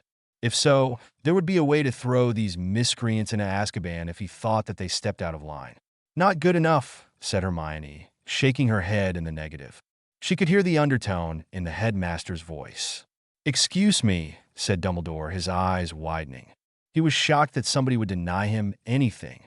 Who is going to decide what is justifiable? I want a pardon straight across the board for any enemy deaths, she stated once again, tapping her pen and leaving another splash on her paper. It was a good thing she wasn't using parchment, because that stuff was expensive. I'm not sure that that's viable, said the old man, not wanting to lose that wiggle room. He wanted to catch these children and young people dead to rights if they had done something wrong. A blanket pardon would not be able to do that. I don't care what you think, she said primly. You either give me this pardon or we walk. I want it for Harry, myself, and everybody in our party. You should have one for your party too. She looked around at the people at the table as if they were not expendable. I will not allow my followers to kill. You should not allow your followers to take a life either, he said to her in a grandfatherly fashion, stroking his beard in such a way that it came off as a kind old man. We should endeavor to capture. I thought you wanted the death of the Dark Lord, said Harry, tilting his head to the side in confusion. I do, said Dumbledore, though he looked wary. Then you're going to give me that pardon, said Harry, tapping his finger on his chin. I will have to put it in front of the Wisengamot, Dumbledore said, sighing and rubbing his hand down his face. You do what you must do. Until then, these talks are off the table. You've given what you have. We've given what we have. Crabbe, what does Tom have to share? Harry asked, turning to the overweight man on his left-hand side. My master thinks that the older Dark Lord will use the blood of the enemy, Vincent said, as if imparting great knowledge. Oh dear, that's not good, said Dumbledore with a morose look on his face. Why is that not good? Asked Harry. Because that means he's going to try and kidnap you and use your blood, the old man said with a somewhat gleeful tone. I'd bloody well like to see him try, Harry said, punching one hand into the other. Harry followed the werewolf up the stairs past portraits of past blacks that were calling from their frames, but he couldn't make out who they were. Their paintings were so dirty. Until they came to a few nicer ones that were clearer. Sirius's was the cleanest of the bunch. It only had a light layer of dust on the frame and looked like it was a few years old. The werewolf had discovered it when they first moved into the house, way back when Sirius had been kissed. He had been talking with the painting for over a year now. It had not been an amicable relationship, but they had been getting on well enough to have an okay rapport. Well, at least they weren't fighting. Hello, Harry, said Sirius. His eyes looked at the boy with something akin to greed, like a dying man looking at water just out of his reach. Hello, Sirius, said Harry. So, you're my godfather, are you? He was looking at the painting with something similar to sadness. There was a bit of desperation in those eyes. A loss he didn't know he could feel. He was feeling that emotion he felt in his cupboard when Dudley was getting kisses from Petunia, and he was sitting there all alone. Sirius would have given him those kisses, but now the man was dead. Yeah, sorry I couldn't meet you when I was alive, the painting said. The tone was one of loss. A deep bone felt loss. He felt that loss every day in prison. The Dementors made him feel it desperately all the time. He didn't know he was sharing that feeling with young Harry.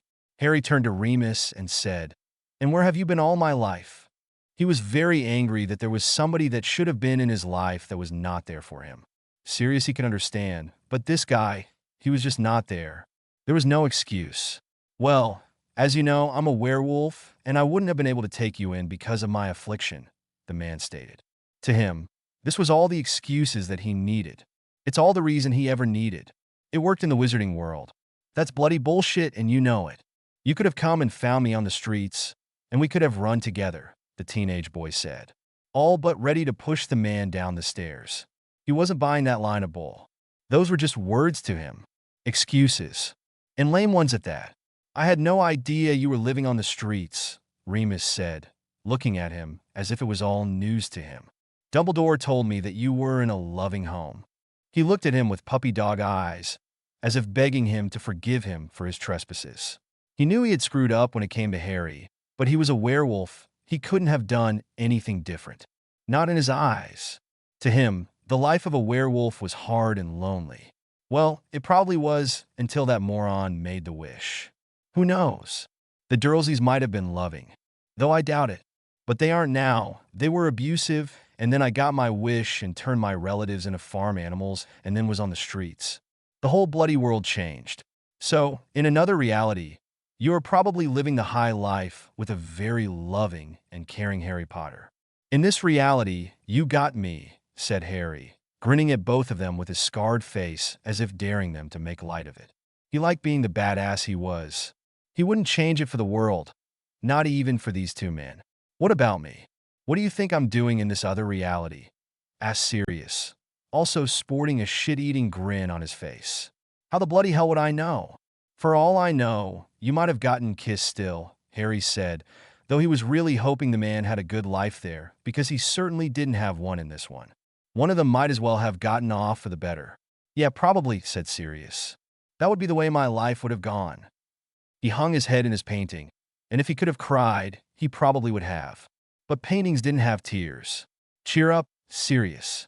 I'm sure some things would have gone right in your life, said Remus, trying to be supportive. He was always the one to see the cauldron as half full. How the hell would you know that? You don't seem to be in anybody's life.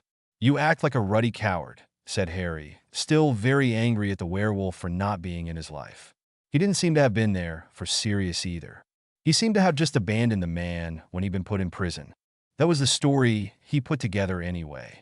Everyone just thought that Sirius was guilty and left him to rot. Ron told him that Sirius was innocent when he was trying to tell him how different he was from his Harry. You don't know much about me, Harry, said Remus, glaring at the teenager as if daring him to make such accusations again. How can you say that about me? He could feel the wolf rising up within him, but it cowered a bit as well. I saw the way you were acting in the meeting. You seem to kowtow to Dumbledore and everything he says. For a werewolf, you seem to be the run of the pack, the teenager said, not backing down one iota from the man's glare. It was like looking at a puppy trying to take on its father. That's not a very nice thing to say, Harry, the werewolf stated, completely affronted. He even had an indignant look on his face. The wolf in him completely backed down. This was an alpha male in front of him, and he was not. Whatever. Why don't you two tell me some stories about my father? I know so little about him, Harry said, completely changing the subject. He was tired of trying to argue with the unarmed man. With that, the two marauders told some stories about James Potter to Harry Potter. They spent a couple hours telling him about the jokes and pranks they got up to in Hogwarts. Harry was not impressed. It seemed like the marauders were nothing but a bunch of bullies. But he played it off as having a good time. Then he asked Remus to leave so he could spend some time with his godfather. So, Sirius, did you leave me anything in your will? He asked, trying not to sound greedy, but wanting to get it out there in the open. Yeah, I left you everything except for the few things I left for Remus. It's not like I had anything to do with my family. I didn't have a girlfriend before I went to prison, Sirius said with all seriousness. Huh, that's funny. I didn't get anything. And it seems that the Order of the Phoenix has commandeered this house, said Harry, rubbing the bottom of his chin, as if thinking really hard about what was going on in this house. Yes, I've noticed that, said Sirius with a growl in his voice. I'm very upset about it. I can hear my mom shouting up the stairs every time somebody comes into the house. I have to listen to my relatives complain about mudbloods and half-bloods. I must sit here in this house day in and day out, listening to my relatives complain about all these people coming into the house all the time. I don't know how I got into this house. I had the painting done when I got out of prison on the off chance that it would be needed to prove my innocence. But I don't know how I wound up being hung here. The painter must have brought me here after he was done with the picture. After I got kissed, he probably had nowhere else to hang me. He was pacing around as much as his frame would allow. He acted like it was all one giant puzzle to him. Did you have the painting done while you were in the house, while you were hiding out here? Asked Harry, thinking it was the only logical conclusion. No, I didn't come to the house while I was on the run. I hate the joint. But I did tell him that this was the place to have it delivered to, said Sirius, looking up and down the hall with disdain.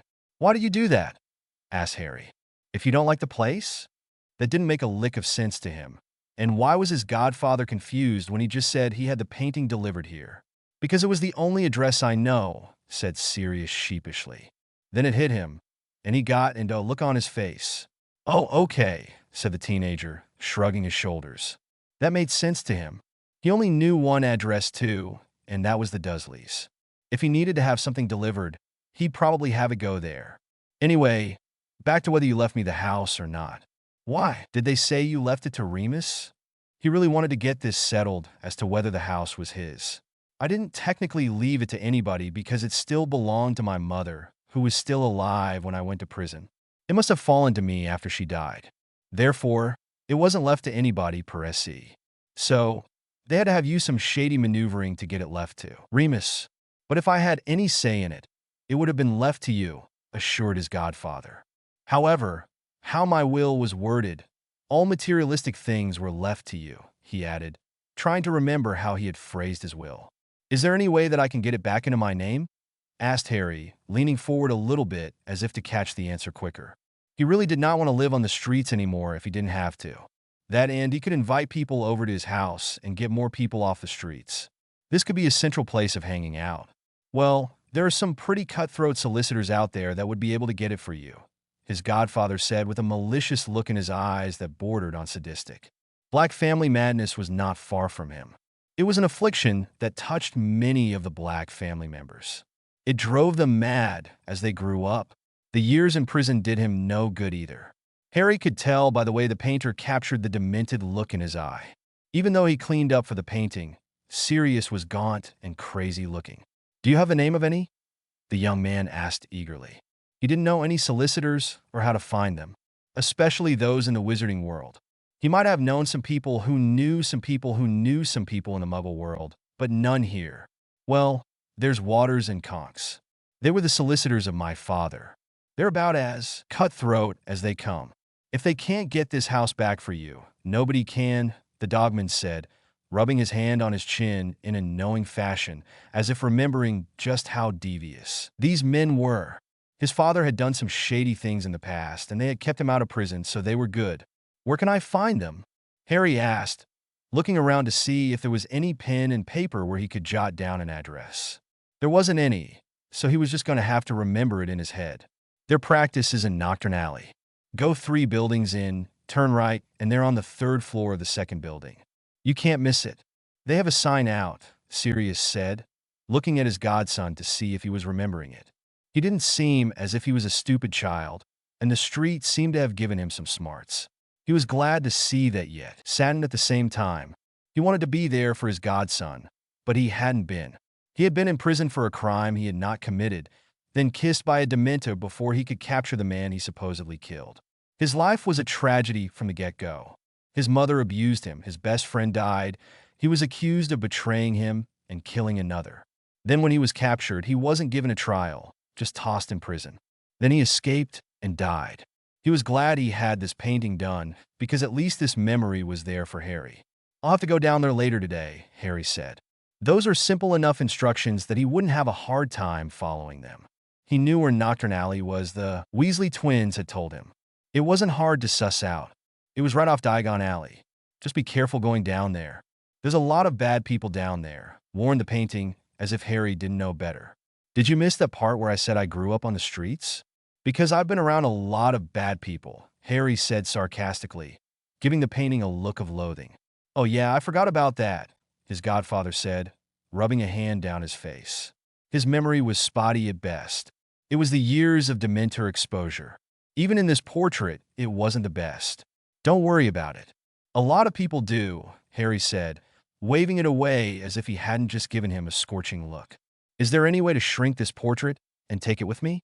You've got to be bored hanging around a bunch of people you don't even like." He looked around the frame to see if there was anything like a shrinking rune. He didn't see any, so he was going to have to shrink it the old-fashioned way, with a spell, but he didn't want to damage the picture doing it, which is why he asked. "Sure there is. Don't you know the shrinking charm? You've been in school for years now?" Sirius asked, confused, once again forgetting that Harry had lived on the streets and hadn't attended Hogwarts like a normal student. I haven't been in school for more than a few weeks, but I do know how to shrink things a different way. I just wasn't sure if it would have any effect on the picture, Harry explained. He had to remember that this guy was affected by Azkaban more than he had let on. It seemed to affect his memory a lot, which was a sad thing. Still, he was a fun guy to talk to. Won't hurt to try. It's not like I'm going to feel it, Sirius said with a casual shrug of his shoulders. He was going to have to try harder to remember that Harry wasn't the typical teenager. Okay, well, hold still. With that, Harry shrunk the picture and then looked at the tiny Sirius and said, "Did you feel anything?" He really hoped not. He wanted to keep the picture with him. A squeaky voice answered him, "No." So Harry put the picture in his pocket and casually strolled out of Grimmauld Place. Fuck Remus Lupin and what he wanted. Sirius was going with him. After meeting up with Waters of Waters and Conks and letting him know what was going on to get Grimmauld Place back, Harry went back to Hogwarts and met up with Hermione. He assumed if anybody could figure out where the elves hung out, she would. She let him know that they were in the kitchens and then let him know where they were. He went down there and tried to get inside. "I need to speak to the leader," he said when he finally figured out how to open the door. It wasn't easy to guess that you had to tickle a pear. Who tickled pears? Who went around tickling fruit? He had to run his fingers over the entire picture to figure that out. He should have just brought out the picture of his godfather. Sirius knew. His godfather laughed at him the entire time. "Arsehole." "I is being Topper," said the head elf, coming up to Harry and standing in front of him, giving him a small bow. "Can you tell me of a room I can use where I can do a ritual that the headmaster won't be able to feel?" asked the teenage boy, hoping the head elf wouldn't tell on him. "Topper could be taking you to a secret place," said the elf. With that, Topper took him to the room of requirements, which was on the 7th floor, across from the painting of a man teaching trolls how to dance. "You must walk past the wall 3 times and picture the room you want," said the elf in a voice that was imparting a secret. "That's all I have to do?" asked Harry, shocked at how simple it was. Usually these type of things you had to do many other complicated things to get into the secret room. There was one room on the 3rd floor where you had to wait for the 2nd day of the month, past the full moon, and nobody could pass the hallway for the 3rd time in a row. It was quite complicated. "That is being it," said Topper, nodding his head energetically. "Thanks a lot, little guy," said Harry. "It is being my pleasure, Harry Potter, sir," said the elf, bouncing up and down in a hyper way. "I is not being telling the headmaster what you is being doing." And with that, the elf popped away. Harry was just thankful that the head elf was going to keep his secret. He wondered why that was, and then he realized it was probably because of the whole boy who lived thing. And for once he was grateful for the title. Maybe he should use it more often if people were going to give him things like secret keeping and such like that. Then his greedy little mind went to things where he could use in the alleys, like discounts on merchandise. He'd think about it later. Right now, he had a ritual to perform. So, he did the required pacing and got his ritual room. He looked inside to a blank room with nothing but a circle inside. It wasn't anything elaborate or fancy. It was just a simple room. There were candles in each corner depicting the 4 elements. There were candles of green, yellow, red, blue, and white, depicting the elements, one at each point of a pentagram, stationed at the spots they were assigned for their element. He decided to do this sky-clad, so he shucked his clothes before he entered the room. He went to each candle and lit them with magic, going with her shins. He then entered the circle, careful not to break it, sat in the center, meditated, cleared his mind, and then did a simple elimination spell, forcing his will to remove the foreign body from his forehead. He banished it to the nether regions, never to be seen again. The scream that accompanied the elimination of the Horcrux was something he will remember to his dying day. He was just glad it was finally over, and he finally got something done that he'd been meaning to do since he got to this godforsaken castle. That was one thing off his list. Now he had to go see Skip again and get some more bullets. He had Sirius in his pocket and was going to get to know him, even if he was only a facsimile of the man. He was the closest thing to family Harry had, and the teenager was going to hold on to him forever. Speaking of pockets, he needed to get dressed. So, he went out the door and put his clothes back on, walked in front of the wall again, and just brought up a room where he could sit and talk with his godfather some more. They spent a few pleasant hours talking more about his parents and how to get his house back. Sirius was very upset with Remus, the Order of the Phoenix, and Dumbledore in particular, especially when he found out that he had been kissed without even his side of the story being heard. He said that Harry should make nice with the werewolf, if only so he could have a spy amongst the Order. Harry said he'd think about it. Harry was particularly upset with all the above for the same reasons, not to mention his own grievances. Still, they spent some quality time together and shared complaints and planned on what to do to get back at the men and women who made their lives hell. It was a fun few hours. Meanwhile, on the other side of London, Tom was talking to Crabbe Sr. They were sitting in the meeting room, just the two of them. The rest of the Death Eaters were off doing what Tom had told them to do about finding ways to make equal rights happen in the society that he had built. So far, they've come up with many great ideas and banished many of the unfair laws that he created under his reign. Sure, it was confusing people, but this was not a democracy. He was in charge, even if it was mostly from the shadows. People knew that he was fighting a war with Dumbledore. They just didn't know that he was in control of most of the Wisengamot. The Dark Faction, at any rate. The whole of that group bowed at his feet, and they threatened, bribed, and coerced the Grey Faction into doing what they wanted. It was only the Light Faction that was the problem. How did the meeting go? He asked his loyal servant. He was hoping for some juicy gossip, being the teenage boy that he was, but he was trying to pull off the stoic Dark Lord that he was supposed to be. It went as well as to be expected, my lord, said Crabbe, from his place on the ground. He would never sit at the same height as his master. Dumbledore was hubris, as usual, and young Harry was defiant, as you thought he would be. He had enjoyed watching the two of them play at each other during the meeting, and he relished watching Harry come out on top. Seeing Dumbledore taken down a peg or two was always a delight. Did you learn anything new? Asked the Dark Lord. I learned that there is a prophecy, my lord, the overweight Death Eater said, looking up at the man, hoping that he wasn't about to be cursed. He hated to be the bearer of bad news, especially to the Dark Lord. The teenager was known to have a volatile temper. What does this prophecy say? Tom asked, glaring down at the Death Eater in front of him. This was not good news. If the prophecy was about him, this could change everything. It says that Harry Potter is the one that will defeat the Dark Lord, that he will be born as the 7th month dies to parents that thrice defied him, Crabbe stated, still cringing. Does it say which Dark Lord? Voldy Jr. asked casually. It did not, my lord. Well, we will take it to mean that it will be the Elder Dark Lord. I am sure that it didn't even say there will be two, making the prophecy defunct. What else did you learn? Tom said, waving the prophecy away as if it were meaningless, which in his mind it was. If it weren't, there would be two Dark Lords mentioned.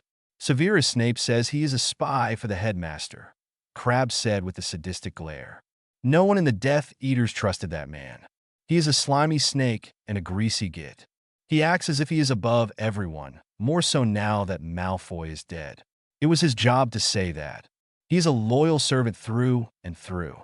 I questioned him thoroughly when I came back. He bears my mark, and until such a time that he betrays me, I will consider him my spy. What else did you learn? The baby Dark Lord said, pacing up and down in front of the Death Eater, who was quivering in front of him for fear he was about to be cursed. The Mudblood wants a blanket pardon for all enemies killed. He hoped this was good news. Does she really? Tom said, grinning like a fool for fleeting seconds. That was something he could use to his advantage. He just had to make sure he knew the wording of that blanket pardon. Yes, my lord, Crabbe stated, glad he had made his lord smile. What else? There is nothing else to learn. However, Harry Potter told the Order of the Phoenix of the Horcruxes, and then he went off to speak with Remus Lupin, Crabbe stated, looking at the floor to show he had nothing else to report. Do you know what they spoke about? The teenager asked, not really caring.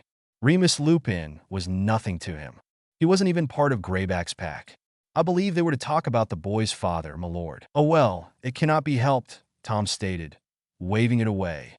The werewolf was a wuss who would spy for the headmaster. If the other teenager was smart, he'd string the man along and then kill him. Yes, my lord. Very well. Be off with you then, Voldy Jr. said, dismissing the man. With that, Crabbe went away and left Tom to his ponderings. The Dark Lord thought about the ramifications of the prophecy. and then decided that it was pretty much useless in the realm of things. He had already known about the prophecy from before, having been told by one of his loyal Death Eaters. He didn't put much confidence in it, especially knowing who the divinations teacher was at Hogwarts these days. He had heard so much about her and realized that she was nothing but a drunk. And that Dumbledore had hired her because she had been the one to give the prophecy. He knew that that was one of the reasons why his senior self had gone after Harry Potter in the first place. His senior self was a fool. He really must have done damage to himself, making all those Horcruxes. That would make going after him so much easier. With that, he started making plans, searching for ways they were going to fight him. So far, they've come up with a few strategies, but nothing concrete. Mostly it was training. Dumbledore was still trying to get through Harry's mind that he didn't need to kill anybody except Tom Riddle the Elder. Harry was still trying to dissuade him of that fact. Heck, Dumbles was even trying to get Harry to capture the Elder, and wasn't that a hoot? Harry felt that the Death Eaters that fought against him needed to die too. He didn't like anyone who raised arms against him or his. They all needed to be put down. Dumbledore disagreed. They could all be turned to the light, in his opinion. "Well, Tom, how's things been going on your side?" asked Harry as they sat down in their favorite tea shop, enjoying teas and cakes. The spread was much the same as last time. They liked their sweets. "Very well, actually. My Death Eaters have come up with many viable solutions to getting equal rights past the Wisengamot," the younger Dark Lord said. "They've actually been doing all of my bidding and been very good minions." He took a bite out of his favorite chocolate cookie. He got over the fact that Harry was going to try and kill him by offering his favorite food with poison in it. Harry had been nothing but a model ally. "Well, at least one of us is good minions. I have to deal with a bunch of greenhorns," Harry said, lamenting over the fact that his followers had been nothing but simpletons. Sure, some of them were fighters, but most of them were shopkeepers and farmers. Simple folks who had never raised their wands in a fight. "You still haven't whipped your followers into shape?" "And I do mean that literally," the young Dark Lord asked, gently wiping his mouth with a napkin. He then placed the napkin on the table and picked up his tea and took a sip. "Well, they aren't fighting for him, so there's that for them. But they just are so eager to go out and fight, but they're not listening to strategy," Harry whinged, slumping his shoulders, over the fact that he just couldn't whip his army into shape. He really had to get them into some sort of order before the Elder Dark Lord came onto the scene, or he was going to be facing a field of dead bodies. He didn't need meat shields, he needed soldiers. "That's why you have to beat it into them," said Tom as if that was the simplest thing in the world. We're still going to have to differ on that," said Harry, though it did get him to thinking about hiring some people from the streets to scare his followers into shape. There were some toughs he knew who could teach them some down and dirty fighting. That was something he would have to pay some more attention to. If they couldn't learn discipline, maybe they could learn how to scrap. "What else have you gotten done in the last few weeks?" asked Tom, wanting to change the subject from followers. It was not something he really wanted to pay attention to. He had had his people in shape, and that was all he cared about. Although it was fun seeing the other boy whinge. "Well, I got the Horcrux out of my head. I've gotten to know my godfather, albeit via a painting. And I've gotten the spy in my midst, and he's feeding false information to the headmaster. Oh, by the way, the headmaster is planning on throwing us into Azkaban when we take out the Dark Lord, so we better be careful with that," the younger of the two teenagers warned the older one. It was the least he could do since they were allies. That, and he kind of liked Tom. The boy was pragmatic, even if he was a little sadistic. "I thought you got the blanket pardon that your mudblood asked for," Tom said with a questioning tone. He was planning on using that to get out of any trouble he might get into killing off his older self. "Don't call her that, first of all. Second of all, yes, we've got the pardon, but it's not what we asked for, so we sent it back to the writers to get it written up correctly," Harry said, waving his hand in a frustrated manner. It had been a back-and-forth thing for a while now. They kept trying to trip him up using words that would trick them into committing themselves to prison. "Oh, and what did they say this time that was incorrect?" Voldy Jr. asked. He was quite interested in seeing what Dumbledore was trying to do to trip the other boy up. "They tried to throw in some phrases that would make it so that we would trap ourselves. Words like justification and impartiality, where somebody else could judge whether we were right or wrong." "That is not a blanket pardon," Harry said, frustratingly shredding his napkin into little pieces. If it weren't for Hermione, then it probably would have worked. That girl was a genius when it came to legal jargon. That, and he took it to Waters after Hermione was done looking at it. Yes, I can see where that would be harmful to our cause. I did not know you were including me in this pardon, Tom said with the lifting of an eyebrow. He knew they were partners, but he didn't think they were that close allies. According to what Crabbe said, from the Order of the Phoenix meetings, Harry pretty much kept his name out of everything. We're partners, was the succinct answer. Are you including my Death Eaters? Came the next question. It was really too much to ask for, but he thought he'd ask anyway. Sorry, Tom, I can't include them. I can't add in my followers either. I can only include you, me, and Hermione, Harry said, tapping his fingers on the table. He had tried to get it for everybody, but he could only encompass the three of them. And he had to work to get Hermione involved in the first place. If it wasn't for the fact that she was his right-hand man, he wouldn't have been able to get it for her. So, we're the ones who are going to have to deal the killing blows, while everybody else is going to have to do maiming or incapacitating? Tom asked, placing his napkin on his lap and paying full attention to Harry's face. He wanted to make sure that he got the wording correct so that he could tell his minions what they could and could not do in the final battle. What they did outside that battle was completely and entirely up to them. They were on their own? Well, that wasn't true. They did what they were told, but if they stepped outside his parameters, then that was their problem. That's correct. If your Death Eaters go around shooting off the killing curse, they're on their own. You're going to have to get that through their thick skulls right away, Harry said, voicing his thoughts. I've already told mine that if they go for the killing blow, to have a solicitor ready. That's straightforward. I'll throw around a few pain curses and they'll figure it out, Tom said, waving it away as if it was an easy thing. Ah, if life were only that simple, said Harry, once again lamenting over the hard-headedness of his followers. It really is, said Tom insistently. You just have to embrace that part of your personality. The older teen knew that Harry had a dark side, and if he'd just embraced it, they could rule the world. He could see the boy was pragmatic, but he really wanted to see that devious side of him that would just take over. He could tell it would be beautiful. I have a question for you, said Harry. Do you know what a gun is? It had been a question that had been bugging him for a while. He thought he knew the answer, but he wanted to get it from the horse's mouth. I grew up in the tail end of World War II. Of course, I know what a gun is. I was there during the Blitz, you know, the junior Dark Lord said, giving him a dark look. That had been a horrible time in history to grow up in.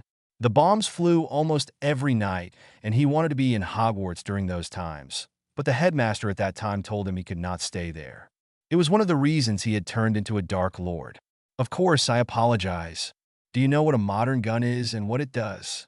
Harry said, feeling a bit contrite that he had asked the question in the first place. But now he at least knew it was not the power that the Dark Lord knew not. No, I'm not accustomed with modern weaponry, Tom said, picking up a biscuit and taking a bite out of it. I was a Horcrux for 50 years, remember? He said once his mouth was clear. I had forgotten, said Harry, a bit abashed. Do you think that your senior self would be accustomed to it? He had wondered about that too. The younger version of Voldemort seemed to know all about the Muggle world, insomuch as to what it was like 50 years ago, but the older version might not know that much about it, especially since he seemed to be playing pure blood. I doubt very seriously he kept up with Muggle technology, Tom said, thinking along the same lines that Harry was. From what he had learned from the Death Eaters, Senior Tom was very much against Muggles. He seemed to have a hatred for them for some reason or another. Since he was not privy to the man's thoughts, he had no idea why. I see, said Harry, rubbing his chin thoughtfully. Well, I've acquired myself a couple of weapons. Do you think you could predispose yourself into using one of them? He would just love to see the look on Tom Sr.'s face when Junior pulled out a gun and shot him. That would be one for the record books. Huh, said Tom, thinking very carefully. I will have to ponder upon this, he said to Harry. He too was thinking of his senior self's face, but his was not as funny as Harry was thinking. He was thinking more along the lines the anger the older man would be feeling. Well, let me know what you think, and I will show you how to use one. You can keep it with you and never use it. Or you can come to me, and I will show you how to fire one off, and we can both use one against Voldy and his minions, Harry said, still going over the hysterical scene in his head. I would gladly kill anybody who betrays me, said Tom. His face took on a dark look, and his tone got very deep. He was still trying to get over the fact that many of his Death Eaters would go over to Senior Tom when the man came onto the scene. He knew he would lose at least half of them, which is one of the reasons why he was not telling them anything. Then again, Crabbe Sr. might be telling them something about what was going on with the Order of the Phoenix. On the other hand, Crabbe Sr. was a very loyal and devout follower of Tom Jr., as was Goyle and many of the other followers. He might have them pegged wrong. "Are you sure you're up to killing your older self?" came Harry's question out of the blue. There must have been a look on Tom's face that made Harry wonder. Isn't that some form of suicide? That man is no longer human after what he has done to his soul, Riddle Jr. said. He had been thinking about this a lot. It kept him up late at night. The ponderings of what Riddle Sr. had done to his soul. He knew he had done it one time, but to do it over and over again was just damnation. "I don't consider him a part of me anymore," he added. "Are we sure that he's twisted his soul the way we think he has?" Harry asked. "I'm very sure," said Tom, tapping his finger on the table with a great deal of consideration. "After you and the diary, I am very sure that he has probably made at least 5 other Horcruxes. Do we have any idea of what they may be?" Harry asked. Tom pulled out the list of 7 items and handed them to Harry. On said list were 3 Founders items, the Deathly Hallows, and things of interest from when he was a child. "These are things that I treasured most that I would have used," he said, pointing to the top of the list first. "If you can find them, they would more likely be corrupted. I'll get this to the correct people and see if they can find them. I wouldn't know where to look." "I've only been in this world for a little over a month now," Harry said, explaining away why he would not be looking for them. He was speaking only the truth. He would have no idea where to even start. Places I would have hidden them? My childhood home, my father's home, the orphanage, and Hogwarts. "Those are the only places I can think of," Tom said, listing them off on his fingers. Harry took a pen out of his pocket and jotted that list down on the back of the list that Tom had given him. "Why don't you go after them yourself?" he asked, wondering why the Dark Lord didn't just have his minions go and find them. "I think I would have a bad reaction to destroying my own soul, even though it's not a part of myself, per se," Tom explained, giving him an SO gesture with his hand. While he could see killing off Tom the Elder, he just couldn't see killing the Horcruxes. It didn't sit right with him. "I can see where that would be some type of suicide," Harry said, getting a green look on his face. It kind of made him nauseous just to think about it. "Yes, exactly that. All right, I'll get this to the right people," Harry said, tucking it into his coat pocket. He was going to get it to Mad-Eye Moody and just bypass Dumbledore altogether. He and Mad-Eye had developed a relationship. It wasn't an amicable connection, but it was an interesting one. They bantered at one another in a pleasant way, but they weren't friends in any stretch of the imagination. They were just cordial to one another.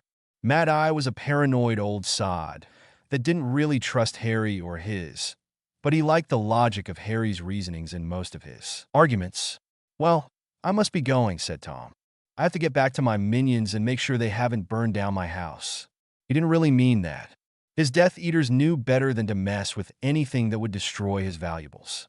"Yes, I must go and talk to my solicitor about getting my house back," said Harry, taking the last of the biscuits and shoving them into his pocket. He loved the bakings of this cafe. It's one of the reasons why he enjoyed meeting Tom here. "How is that going for you, by the way?" asked Tom, placing his teacup on the table and getting up from his chair. "Pretty well, actually.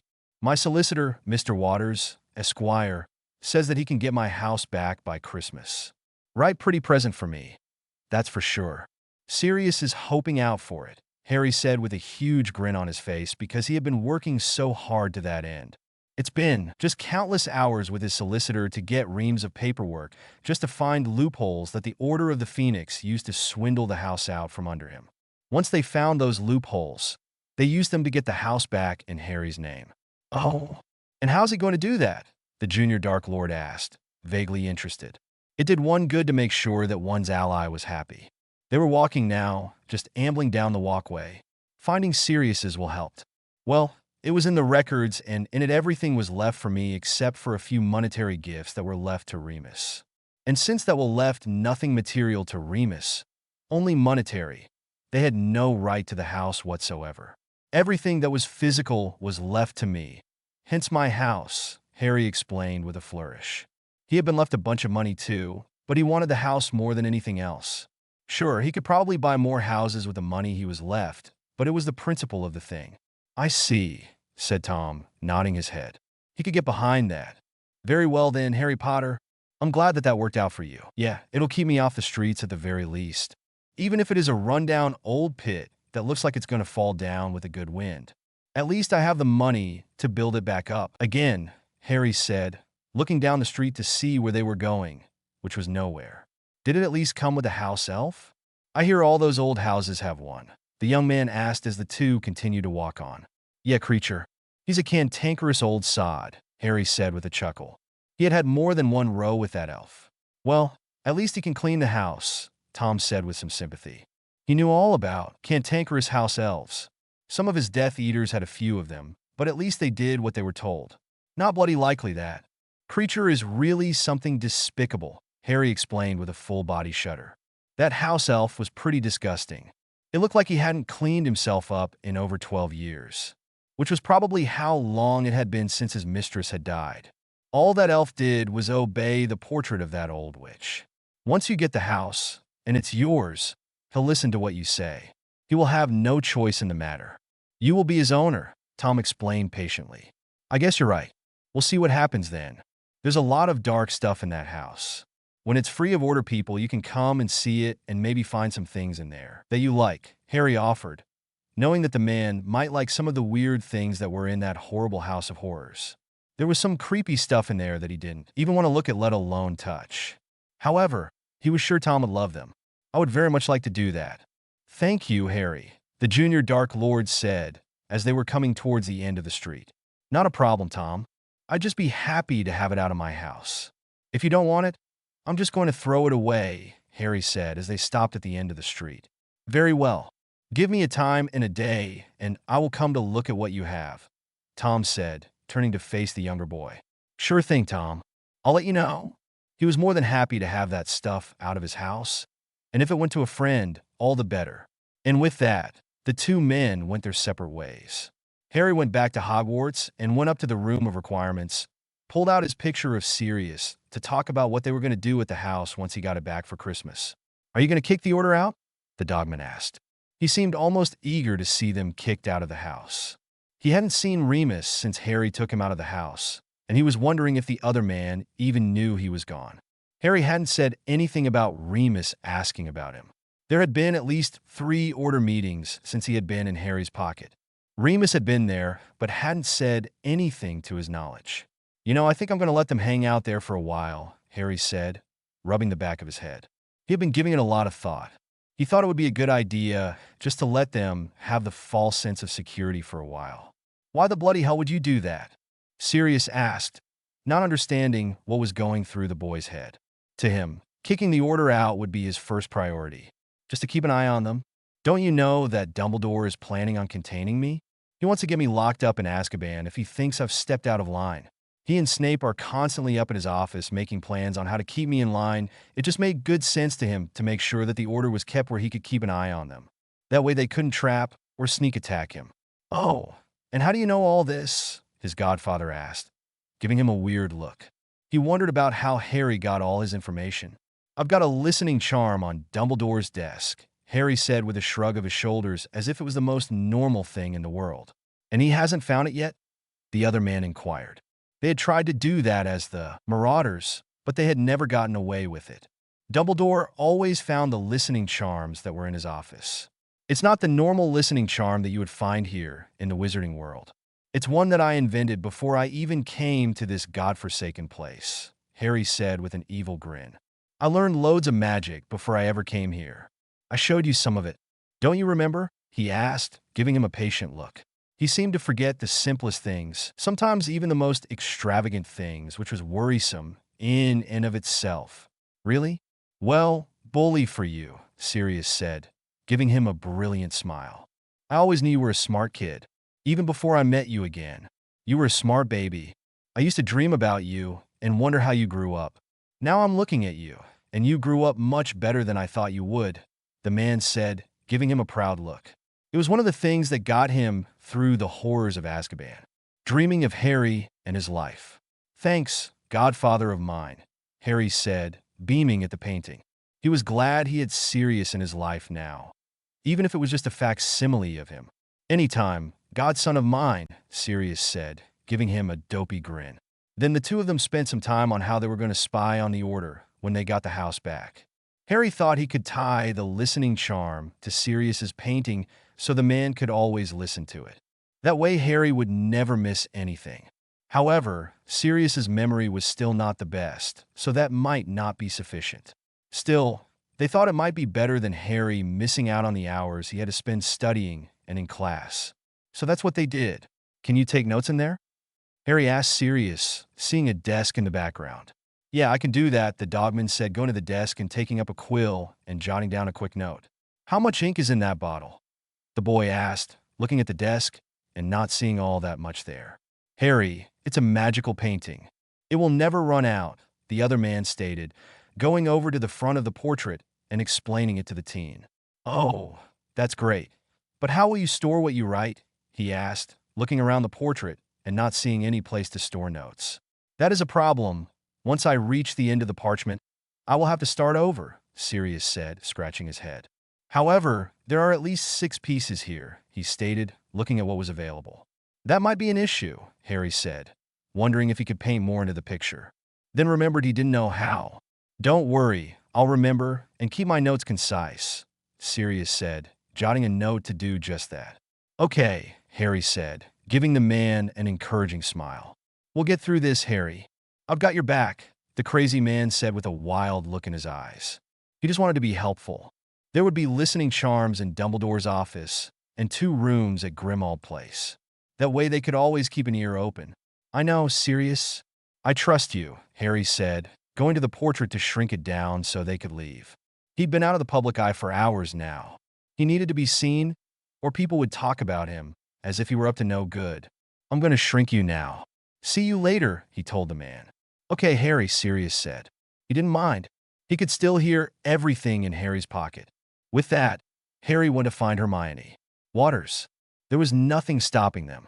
The will of Sirius was infallible, and it was all the words that they needed to get what they wanted.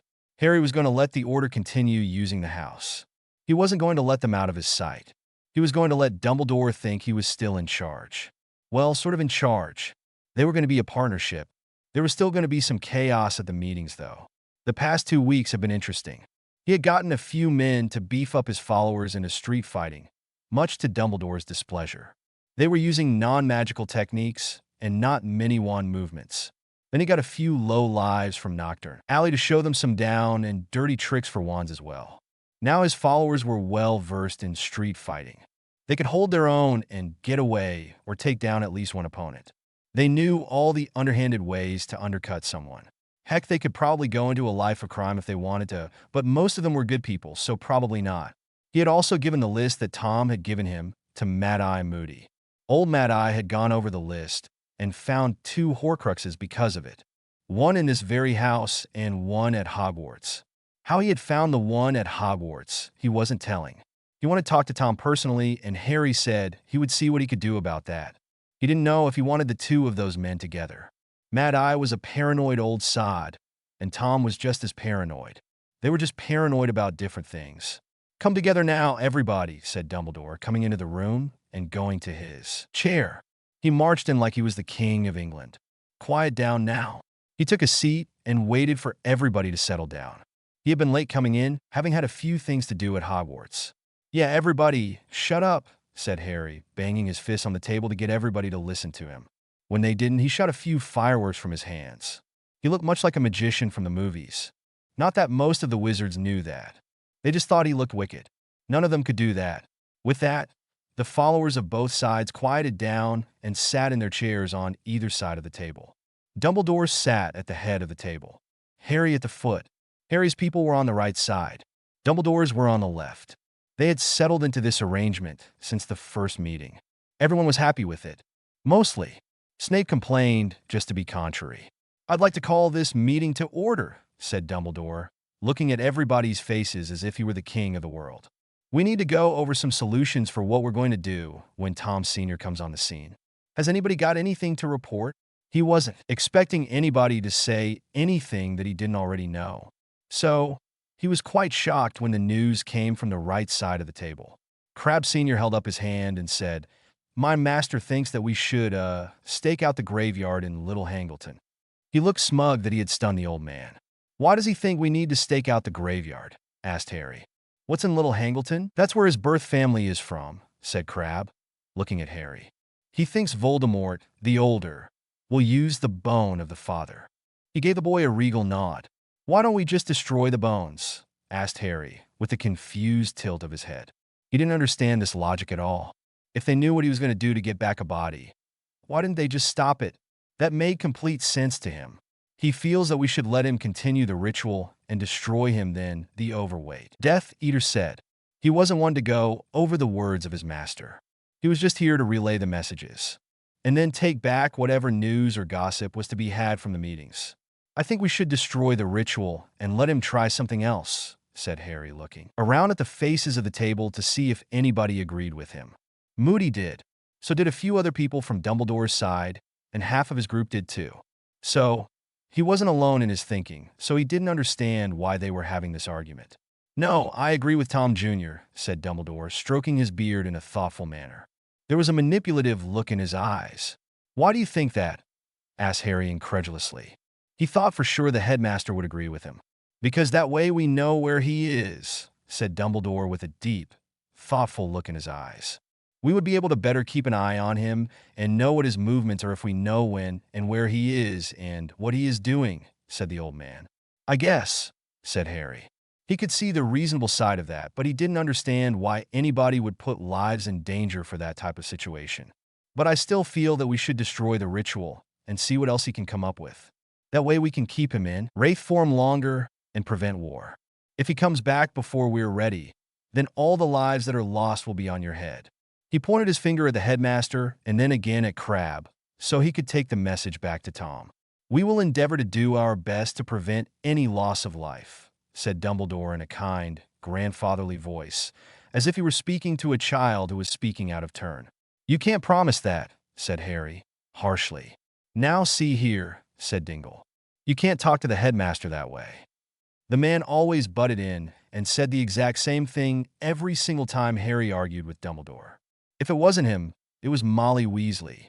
"I'll talk to the old man any damn way I please," Harry said, slamming his hand down on the table, making the teacups clatter. "He's putting other people's lives on the line, just to play his little head games. I can see where Tom doesn't care about other people's lives. He's a Dark Lord, but Albus is supposed to be the leader of the light. He's supposed to put other people's lives before his head games." He slammed his fists on the table one more time, just to get his point across. "I think you're putting too much into this," said Dumbledore, making placating gestures, trying to calm the boy down. "I am not putting anybody's lives ahead of my own. I feel that I am quite strong enough to protect everybody." He opened his arms wide in a grand gesture, as if to take the whole world into his arms to protect it. "Now you're just being hubris," the young man scoffed, thumping back into his chair as if the man was saying something stupid. "Do you not think that I'm strong enough to protect people?" the affronted man said, a note of hurt in his tone. "Protect people, sure, but not everybody," said Harry, waving his hand in the air as if to encompass the entire world. "You can't be everywhere at once. I'm a strong person, and I'm not boasting that I can protect everybody. We are an army that are 100 strong. Voldemort is but one man. I feel that we can protect the people of England," the headmaster said, once more stroking his beard in a wisely manner. "And I think you're wrong," the young boy said heatedly. He just could not seem to get his point across. "You are not God," he added. Then Crabbe spoke up and said, "My master has spoken. We will stake out the graveyard." He folded his arms in a defiant manner. "You Death Eaters do what you think you need to do. I am putting in the vote that we should at least sabotage the bones of the father," Harry said, raising his hand as if he were voting in a school vote. "In what way do you think we should interfere with them?" Hermione wanted to know, speaking for the first time since they started this debate. She was on his side. She wanted to sabotage the bones too. She didn't think that they should let the Dark Lord come back and just go around randomly killing people, knowing that she and her family would be one of the first ones he wanted to kill. "I don't know, replace them with animal bones," Harry suggested, pulling something random out of the air. "But then he will not rise," Crabbe said, knowing that that would work against his master's plan. Which is a good thing, Harry said, folding his arms in a triumphant manner. We just had this argument, said the old man. And I'm having it again, Harry said with a huge grin. He wasn't through having this debate. He was going to have it until either he won or he was exhausted. With that, they went back and forth for another 15 minutes, and it was decided that they would stake out the graveyard, but not sabotage the bones of the father. Harry was very put out that he did not get his way on this, but majority rule voted. Does anybody else have anything else to report? Asked Dumbledore, hoping for something a little less significant. He didn't want things to progress quickly, since he felt that Harry was the end-all of the war. I've found 2 Horcruxes, said Moody, surprising the hell out of the old man.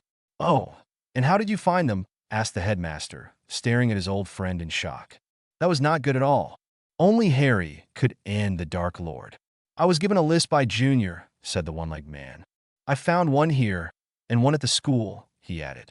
How did you get into Hogwarts? Albus asked, glaring at his friend. No one should be able to get into the school without his permission. I have my ways, Alastair stated, not put off by the glare. He didn't even glance at Harry or the Weasleys. It had been the twins that had gotten him in, via Harry. They had been reluctant to work with Harry, but the needs were great. The Weasley twins had been giving Harry tidbits of information and talking with him, but they were still reluctant to work with him out of respect to their parents. And how were you given this list by Tom? Asked the headmaster, a twinkle in his eye. Harry gave it to me, Alastair stated with a shrug. It wasn't a secret. Why did you not give it to me? The headmaster asked Harry, complete with a hurt look, as if he was devastated that the boy did not come to him first. Because you would have just kept it to yourself, said Harry, as if that were the simplest explanation. Many people were nodding in agreement. Even his most staunch supporters knew that was a fact. My boy, I am saddened that you would think that about me, Albus said, putting his hand to his chest as if mortified. Oh, don't give me that crap. You know it's true, the teenager said, glaring at the man. I've known you for less than 2 months, and I know this about you, he added, looking at all the people nodding with him. Nevertheless, you should have given it to me, and we would have discussed it as a group, he said as if that were something he would have done anyway. There were groans and snorts of disagreements around the table. We're all here now, Harry said magnanimously. So we are, Albus sighed, acting put upon. If you would, Alastair, share it with the group. He was not sure if it was a good idea, but he was caught between a rock and a hard place. He had little choice but to do it now. I have no issue with that, said Moody. He pulled the list out, showed the 2 places where he had found the Horcruxes and the 3 that he was stumped on. I've narrowed it down to these 5 items, he said, going down the list. I feel that there's only 3 left, but I think that these 5 items are the best possibilities of what they could be. They are Gryffindor's hat, Ravenclaw's hairpin, Hufflepuff's cup, the invisibility cloak, and the resurrection ring. I found Ravenclaw's diadem and Slytherin's locket. Do you have any idea where these items could be? Asked Harry, looking at the list. He was wondering if the invisibility cloak that Sirius hinted at could be it. He really hoped not, because it was the only thing he had of his father's, and he had yet to obtain it from the headmaster. No, said Moody, slumping in his chair as far as his wooden leg would let him. Have you decided to ask Tom? Asked Hermione, looking over the list as if it would tell her where and what these things were. She was dismayed to see that they were Founder's items, and Deathly Hallows. These were priceless treasures that should not have been used in such a defiling way. Young Harry there said he'd set up a meeting, Mad Eye said, nodding to Harry. I would like to be part of that meeting, said Dumbledore, his eyes twinkling madly, as if he were calculating something. Not on your life, said Harry, making a slashing motion with his hand. Why ever not? Asked Dumbledore, completely affronted. Because Tom does not want to meet with you, said the teen as if it were the most normal thing in the world. Riddle had made that very clear. Unless it were necessary, he didn't want to meet with the headmaster. I think we could meet amicably, said the old man, waving away any discomfort that might be had. I'm sorry. What part of Tom does not want to meet with you do you not understand? Asked Harry with slow and deliberate words. Now you are just being childish, huffed the headmaster. And you're just being pushy. He's within his rights not to meet with you. You did him great wrong when you were his teacher. He has no qualms whatsoever about working with you from afar, but if you push it, we can break off this relationship we've got going right now, the younger man stated with heat. Very well, said Dumbledore, seeing he wasn't going to get anywhere. Anyway, I'll get with Tom and see when he wants to meet with you. But remember, he was a Horcrux for 50 years. He doesn't remember much of anything. He's only going by what he thought he was going to do, said Harry, turning his attention to Moody.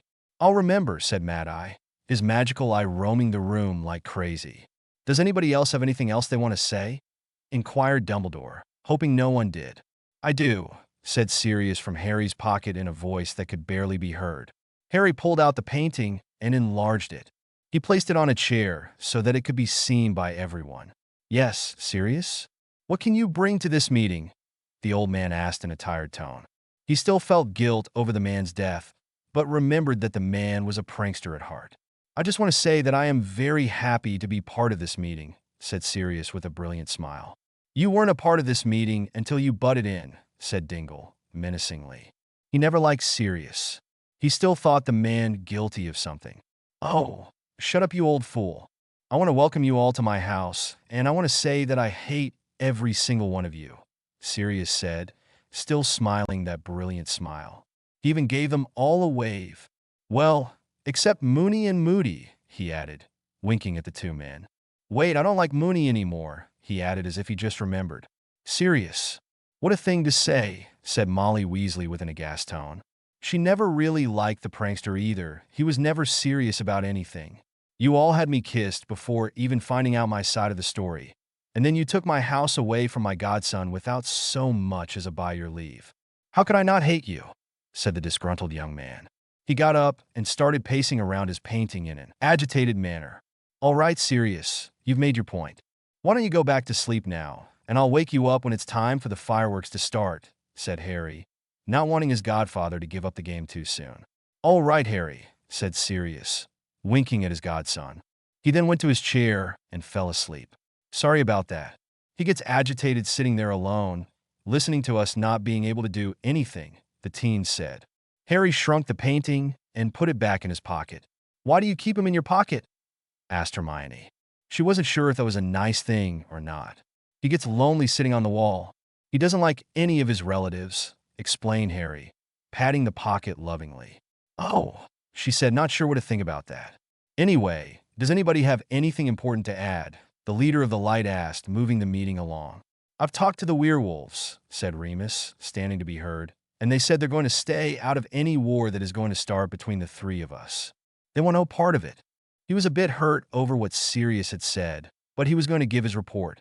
He'd deal with his friend and Harry after the meeting. I doubt very seriously they're going to stay out of it if Voldemort Sr. decides he's going to throw in his lot with them, Harry said, tapping his finger on the table thoughtfully. The werewolves were already on Tom's side. If the Elder gave them more power, they'd turn to him. Greyback was doing Tom's bidding if the man paid him for it. Why do you say that? Asked Remus, glaring at the boy who had taken away his friend. Because he's going to torture them into obedience, said Harry, not the least bit intimidated by the scowl. That's what he did last time, isn't it? He looked to Hermione for confirmation.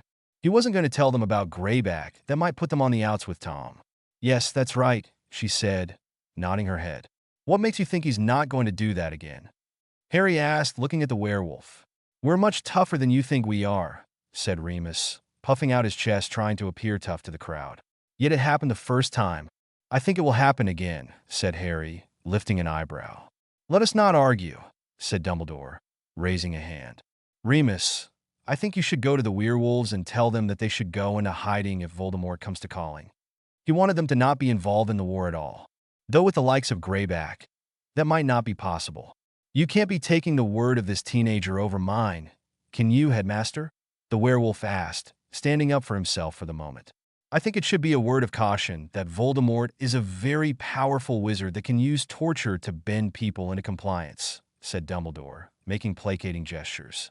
He needed Remus to stay on his side. He was his only in to the werewolves. Yes, Headmaster, said Remus, bowing down to the old man's wisdom as he usually did. See? You're a ruddy coward, said Harry under his breath. Remus heard him and growled, but that's all he did. In closing, we're going to have the graveyard under surveillance, and we're going to have the werewolves go into hiding. Is there anything else of importance that we need to take care of? The headmaster asked, looking at everybody. We need to beef up the DMLE, Mad Eye stated, hoping to get some of his friends into the department as spies. Is Junior going to let us do that? Harry asked with a note of wonder. He knew Tom was in control of the Wisengamot, who controlled the budget. Everybody turned and looked at Crabbe. I will ask my master if that will be allowed to be done, the overweight man said with a shrug.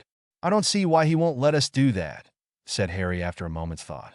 We're, after all, going to need a police force. You mean an Auror force? Said Hermione, not above correcting him. Yeah, that. Why are we going to need one of those when you have Junior in charge? She asked, wondering what his thought process was. To give people a false sense of security. Why else? Was his answer, again with a shrug. Why a false sense of security? Why not have a real sense of security? Asked Hermione. To her, having a real Auror force would be beneficial. Well, I mean, you have a Dark Lord in charge, was his reasoning. Is he really a Dark Lord if he's not evil anymore? She asked, tapping her chin. Well, he is still trying to take over the world, Harry pointed out. Is he trying to take over the world, or is he just trying to take over England? Was her question. He's already taken over England. He's just trying to keep control of it now, was his answer. Oh, I see this meeting has already come to an end. Let me call it closed and you two can continue your debate, Dumbledore stated, standing to leave. We're finished, the two stated together. Nevertheless, I call this meeting to an end, the headmaster said, standing and leaving. He left the way he came, grandly. I do believe we pissed the old man off, said Harry as he watched the man leave. Bugger him, said Hermione, not bothering to lower her voice. There was no love lost between her and authority figures these days. He's pissed me off many times. He just can't seem to hold a meeting without making somebody mad. Especially you. She glared back at the people who were glaring at her. Yes, he does seem to be an argumentative old fellow. Doesn't he? Harry said with laughter in his tone. He just waved at those that were looking at him in an angry manner.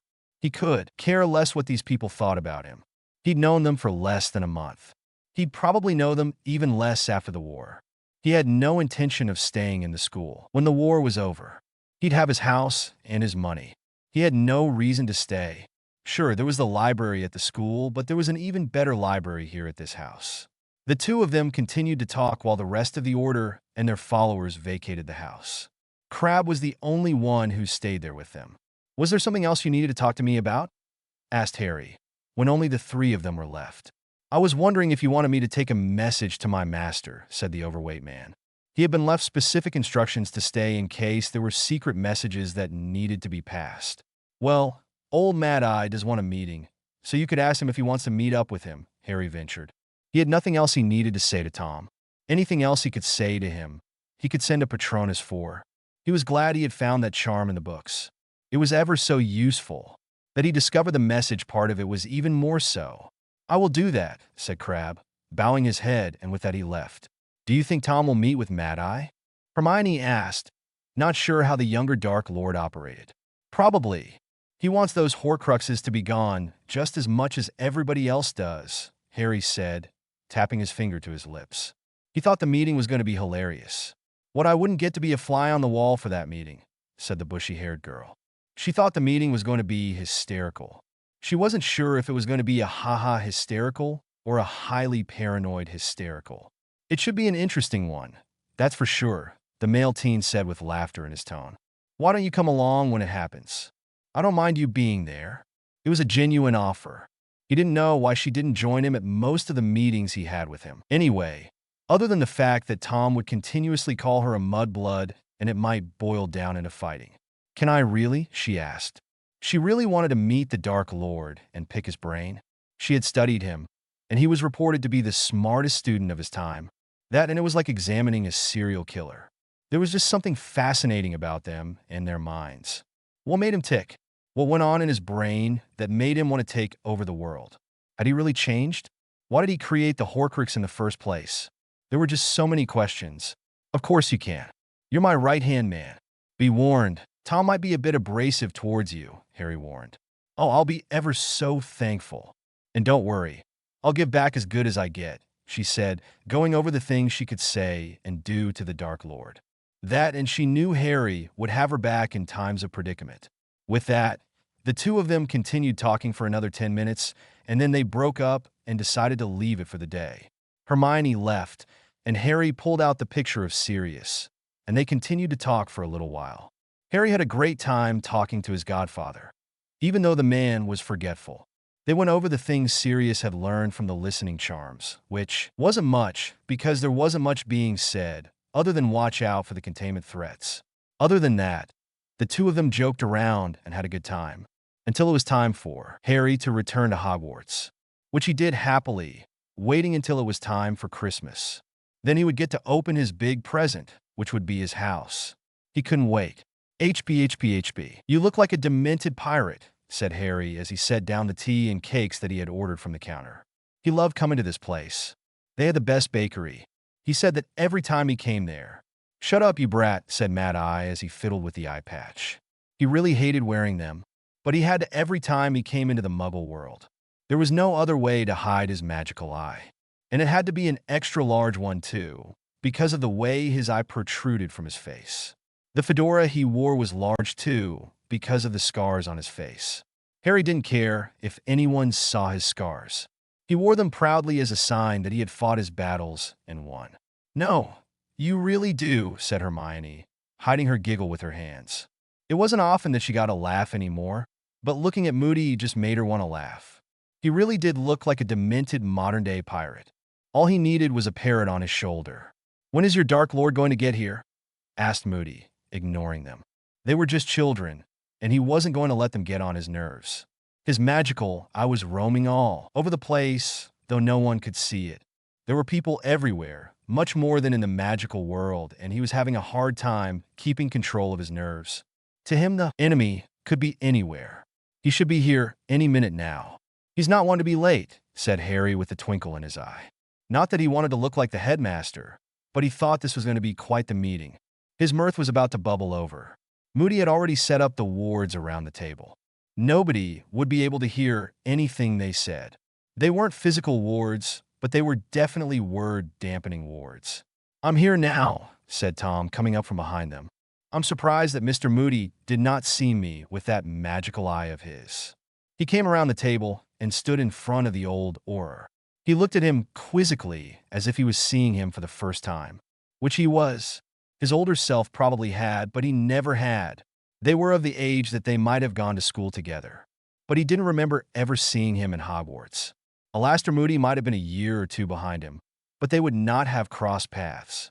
I did see you. I just did not recognize you.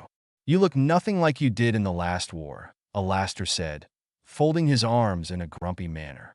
He had seen the young man coming towards them, but he had just seen a handsome young man, not any danger. He was upset with himself for not recognizing him from his photo that hung in the Hogwarts Awards Hall. Yes, I'm told I looked hideous in the last war, said young Tom, brushing away some imaginary lint from his shoulder. Then he looked over and saw Hermione. What is she doing here? He asked Harry, giving the other boy the evil eye. She's my right-hand man, said Harry, with a shit-eating grin. Of course she's going to be here. He leaned back and put his arm around Hermione, as if encompassing his best friend, which, technically she was. That's right, said Hermione, giving the Dark Lord a brilliant smile. I'm here to take notes and give advice. Gesturing to the note-taking paraphernalia that was on the table. Shut up, Mudblood. Nobody wants to hear from you, Tom said with some venom in his voice. Even though he was advocating for equal rights, he did not want to have her at the table. There was just something about having her here that set his teeth on edge. Maybe it was sharing her with Harry. Maybe it was the fact that she was smart. Who knows? He just didn't want to have her there. First of all, don't call her that. Second of all, if we're going to have a cordial meeting, then you're going to be polite, Harry said as civilly as he could, though there was some steel in his tone. That's right, said Moody, fingering his wand. Fine, said Tom with resignation in his tone, sitting down at the table. Let's get this over with. He waved his wand discreetly and set up his own set of wards. Not that he didn't trust the paranoia of old Mad-Eye. He just wanted to make sure that he had his own up. I need to know where you think the Horcruxes are hidden, said Moody, pulling the list that Harry had given him out of his pocket, showing him the ticked-off 2 that he had found. I've found 2 of them in the least likely places. One of them is at the Order's house, and the other was at Hogwarts. One of them was Slytherin's locket, and the other one was Ravenclaw's diadem. Now, Hogwarts was on your list, but the Order's house was not. He had some doubt in his tone as he pointed this out. Wasn't Sirius Black's brother one of my followers? Perhaps I gave it to him for safekeeping, the young Dark Lord theorized. It made sense to him, not that he trusted any of his Death Eaters, but his older self might have. That doesn't sound like something your older self would do, said Moody, dismissing the idea out of hand. Actually, it does sound like something Voldemort the Elder would do, said Harry, tapping the table with his dessert spoon. He thought he had a greater insight into the man. And how would you know? Asked the old Auror incredulously, looking at the younger man as if he were crazy. Because the man is batshit crazy, Harry said, making circling motions around his forehead. Huh, said Moody. Now that he thought about that, he agreed. Older Voldy did trust the likes of Malfoy and Snape. No, if you think about it, he would have offered it to his most loyal followers, but I don't think Sirius Black's brother was one of his loyal followers. But that is something to investigate. We should look into Inner Circle and see if they have these Horcruxes, Hermione said, tapping her quill on the parchment as if thinking about it very deeply. That's actually a really good idea, Mudblood, Tom said, though there was very little bite in his words. He didn't have an inner circle, Peresi, though there was one or two of his Death Eaters that he trusted above the others. Like Crabbe and Goyle. You're just going to keep on calling her that, aren't you? Said Harry. There was a smile playing at his lips, as if he knew Tom didn't mean what he was saying, or at least not as strongly as he had when he first sat down. He was just trying to get a rise out of them. I am what I am, said Tom with a shrug of his shoulders. I don't mind, said Hermione with a sniff. It just shows how petty he is. She didn't care really. She had been called worse by better. How dare you? Huffed Tom, this time getting angry. You're the one who's calling names. I'm the one who's sitting here being proper, Hermione said with a shrug, lifting an eyebrow at him. She's got a point, said Harry, outright laughing at the other man. So, we're looking to your followers, and then we look into your childhood haunts. Is there any other place that you can think of that you might hide these things? Asked Moody, changing the subject before it turned into childish taunts. That was the last thing he needed. It was bad enough when the Order meetings turned into that. Before I was turned into the Horcrux, I was looking into my father's origins. You might want to investigate that, the junior Dark Lord suggested, rubbing his chin as if in deep thought. Is that why you were looking into Little Hangleton? Harry questioned. He had been thinking about that since they talked about the graveyard. Yes, so we should look there too. Is that where your mother's from too? Asked Harry, running over scenarios in his head. It only made sense to him that both of the man's parents would be from the same town. Yes, I believe so. I'm not quite sure. I hadn't gotten that far when I was turned into a Horcrux, Tom said, waving it away as if it were not a big deal. Even though it was, he just didn't want to have to deal with the history of his family. It was something that meant something to him at the time, but now he had too much else to deal with that. We'll look into it, said Moody, making notes on his paper. It was worth looking into. Things have gotten muddled since I've been back, but I do believe that both my parents were from Little Hangleton. I know my father was because his grave is there. My uncle is in jail for killing my father and my grandparents. I'm not sure the whole story. If it were me, I would have framed him, but I don't know if I did or not. There's rumors of love potions and bewitching. I don't know the story. I do believe my mother's name was Marapi Gaunt, but there's very little known about her, other than her family was known as the Village Crazies, Tom explained, going over what little he knew of his family history from what he'd been able to find out since he'd been back, which wasn't much, since his followers knew nothing about his history, and he had had very little time to research it. So, yes, they were both from the same village, and yes, there could be a Horcrux hidden there. Like I said, we'll look into it for you, said Mad-Eye, taking notes. He wanted to make sure he got down all the important parts. They might be what he needed to find the Horcruxes. Yeah, said Harry, looking at his friend in earnest. We'll check it out. No need to worry yourself over it. You've got other things to take care of, like making everything equal and keeping your Death Eaters from killing everybody. We got this. He reached over and gave Tom's arm a squeeze. Hermione was taking down a lot of notes. She was more interested in the man's family history than he seemed to be. Do you think that there would be a Horcrux in the orphanage you grew up in? Asked Moody, jotting down another note. It was on the list of places that he thought they might be, but now he wanted to make sure. No, I hated that place. I don't think I would have gone back there. However, there was a cave nearby that I used to go to that offered me comfort. You might want to check there, the miniature Dark Lord stated with a reminiscent tone. He seemed to get lost in the memory for a moment. Then he shook his head and came back to the present. I'll do that, said Moody, underlining something on his notepad. You let me know if you need any help, offered Harry. He wanted to be a part of this Horcrux hunt. You might need a parcel mouth, said Tom, leaning forward as if sharing a secret. Everyone moved to hear what he had to say. Why would I need a parcel mouth? Mad Eye asked, keeping the huddle.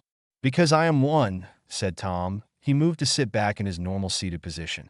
I would have made my passwords in parcel tongue, he added as if that were obvious. Yes, I guess that makes sense, said Moody, once more going through his notebook and writing things down. He also underlined the word parcel tongue. What's a parcel mouth? Asked Harry, never having heard the word before, and he couldn't suss it out from the context. Somebody who can speak to snakes, said Tom as if that were the most normal thing in the world. I thought all magicals could do that, said Harry, looking to Hermione for confirmation. She just shook her head at him that no, they could not.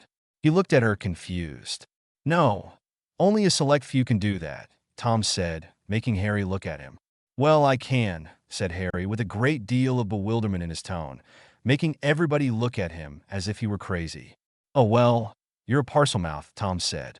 Though, he looked very confused over that fact. That doesn't make a bit of sense, though, since you're not a descendant of Slytherin.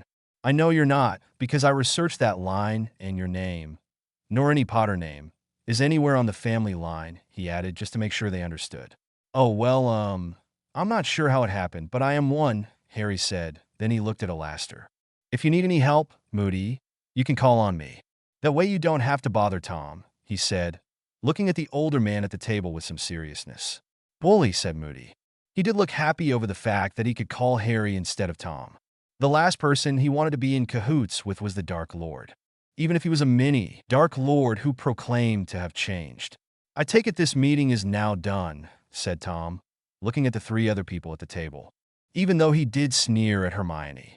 I can't think of anything else to ask you, said Harry. He too looked at the other three people as if to ask them if they had anything they needed to say. He was more than willing to stay and eat the desserts. Then again, he wasn't adverse in taking them with him. I can't think of anything either, said Hermione, glancing over her notes to see if she missed anything. Nobody asked you, Mudblood, said Tom. This time there was a sneer in his voice. Really? Again? Said Harry, exasperated. He was going to break him of that habit if it killed him or Tom. I just had to get one more shot in, said Tom with a casual shrug of his shoulders to show that he really didn't mean it. You really are a very petty Dark Lord. You know that? Harry said, throwing his hands up in the air. He just didn't know what to do with his friend. What can I say? I am what I am. And again, I point out that I sat through this entire conversation without calling you a single name, said Hermione, pointedly putting her nose in the air. I say that puts Hermione in the win column, said Harry, giving a small golf clap to the bushy-haired witch. Whatever, I'm out of here, said Moody, picking up his papers and walking away. He was so done dealing with teenagers. He didn't even bother taking down his wards, he just walked away. He is quite the pleasant fellow, isn't he? Said Tom, smirking at the retreating man's back. He knew the man's wards would eventually fade.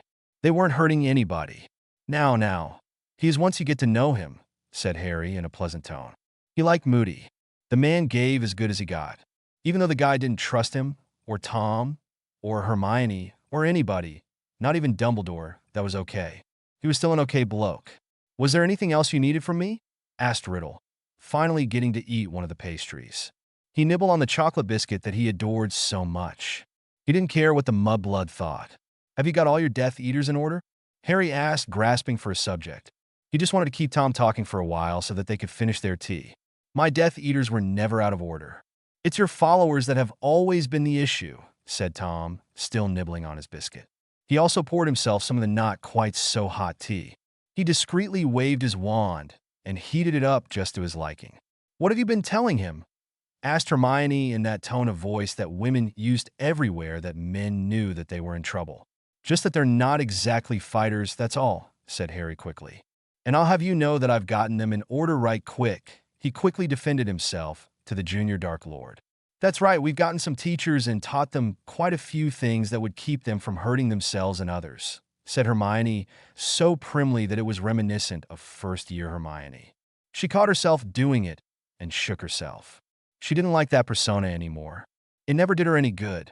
So, you finally got them in fighting order? That's great, said Tom, as excited as a stoic Dark Lord could be. Will you trust them at your back now? He asked.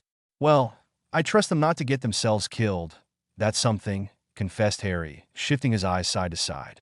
It wasn't that he didn't trust them at his back. He didn't trust anybody at his back except Hermione and possibly Tom. Call me when you trust them be your backup, said Tom with a sneer. Do you trust your Death Eaters? Retorted Harry, knowing full well what the answer was. Well, no, said Tom without the slightest bit of remorse. But I don't trust anybody at my back. Shrugging his shoulders. That's not a way to live, said Harry, shaking his head regretfully. I trust Hermione to be my right-hand man. Thank you, Harry, said Hermione, putting her hand upon his arm. You're welcome, Hermione, said Harry, putting his hand on her hand. You two are sick, said Tom, wrinkling his lips in disgust. How are things going with getting your house back? He asked, desperate to change the subject. I should have it back in 2 days. It's going to be quite a Christmas present for me. Grimmauld Place is going to be mine, Harry said, pumping his fists in the air. He was stupidly excited over this. No longer would he have to live on the streets. And for a bonus, he got to dominate the werewolf. I didn't know you were planning on getting your house back.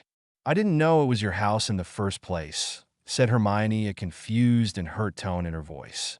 Yeah, I should have it back for Christmas, Harry reiterated, tilting his head to the side, confused as to why she would feel hurt. Why didn't you tell me? She asked plaintively. It was going to be a surprise. A surprise for me? She asked, a look of bewilderment on her face. A surprise for everybody, he said with a wry grin on his face.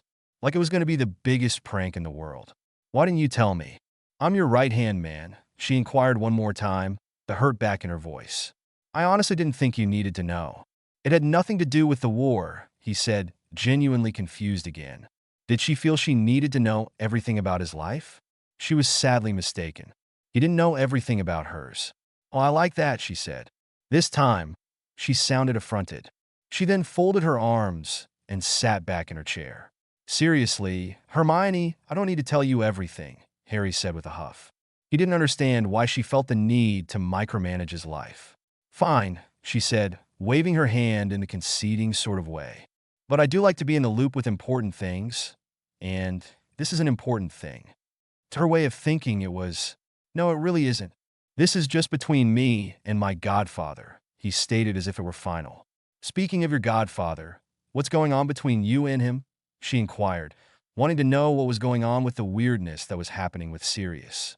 Every time Sirius started talking, Harry would shut him up and make him go to sleep.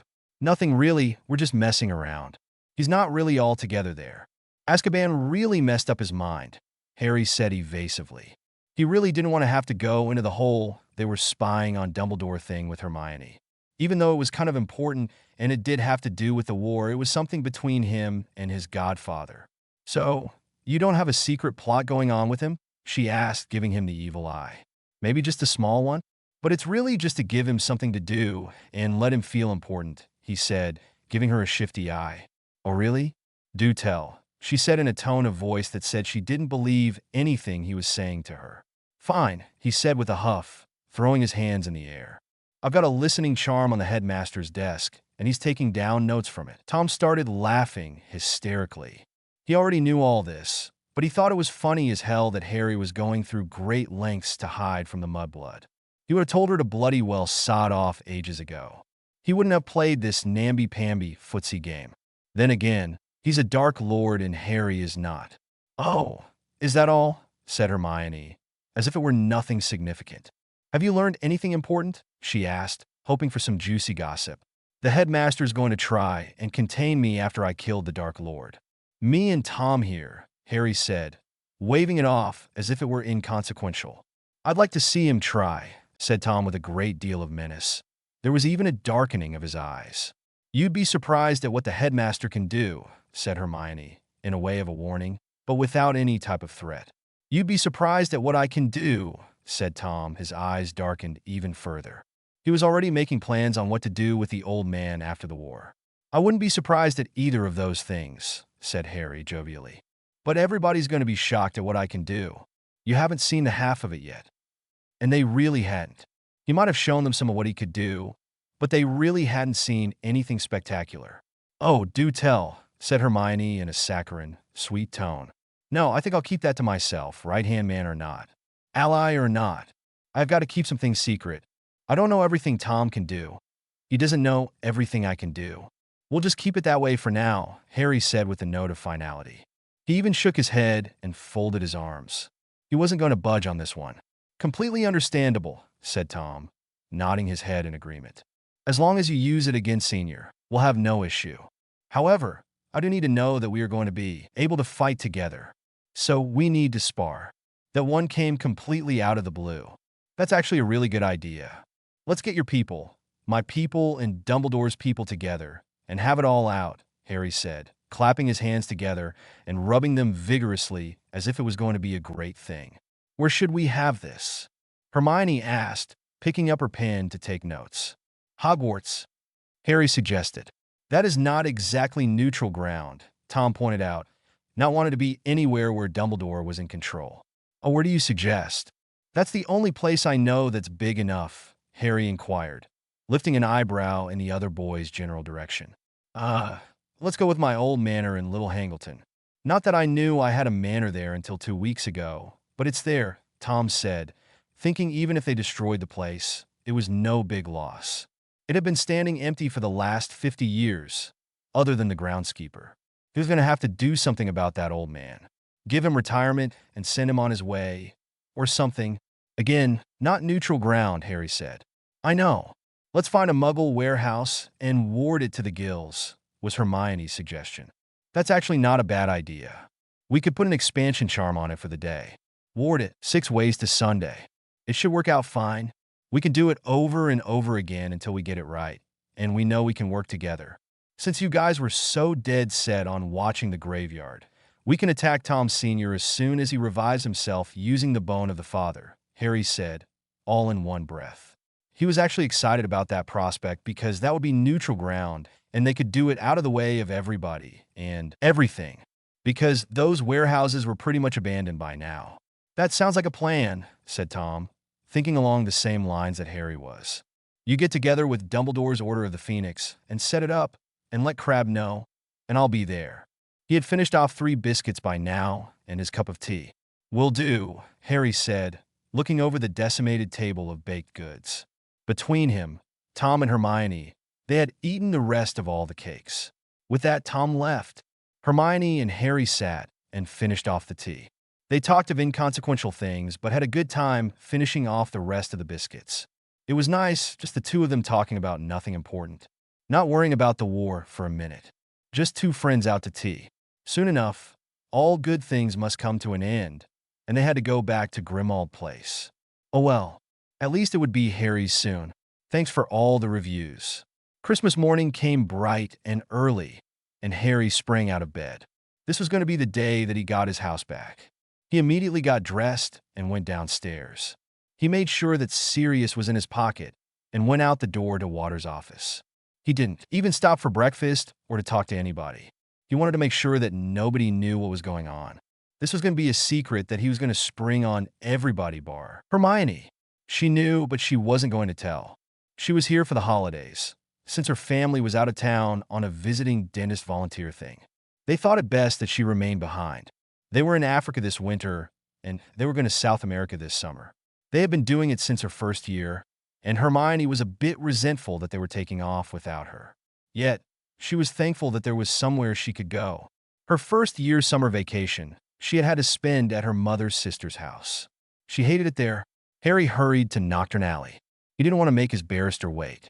Mr. Waters had taken the time off from his family just to be there this morning to have all the papers signed and handed over. They've been ready to be finalized for a day now. But Harry wanted it to be a Christmas surprise. He wanted to sign and have them officially noted on this day.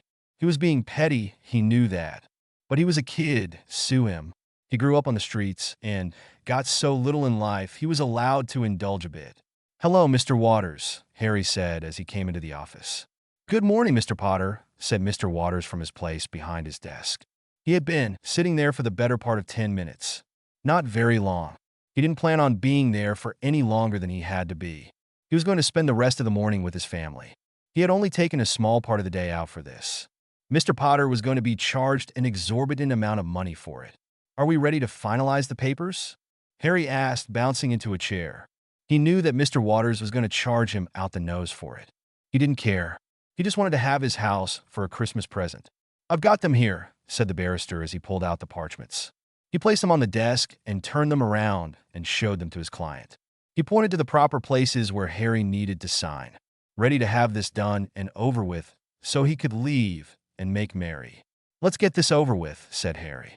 With that, the two of them bent over the papers and with a blood quill, signed on the dotted line. When Harry finished signing, a burst of light showed from the document. It duplicated, and one document went into a filing cabinet.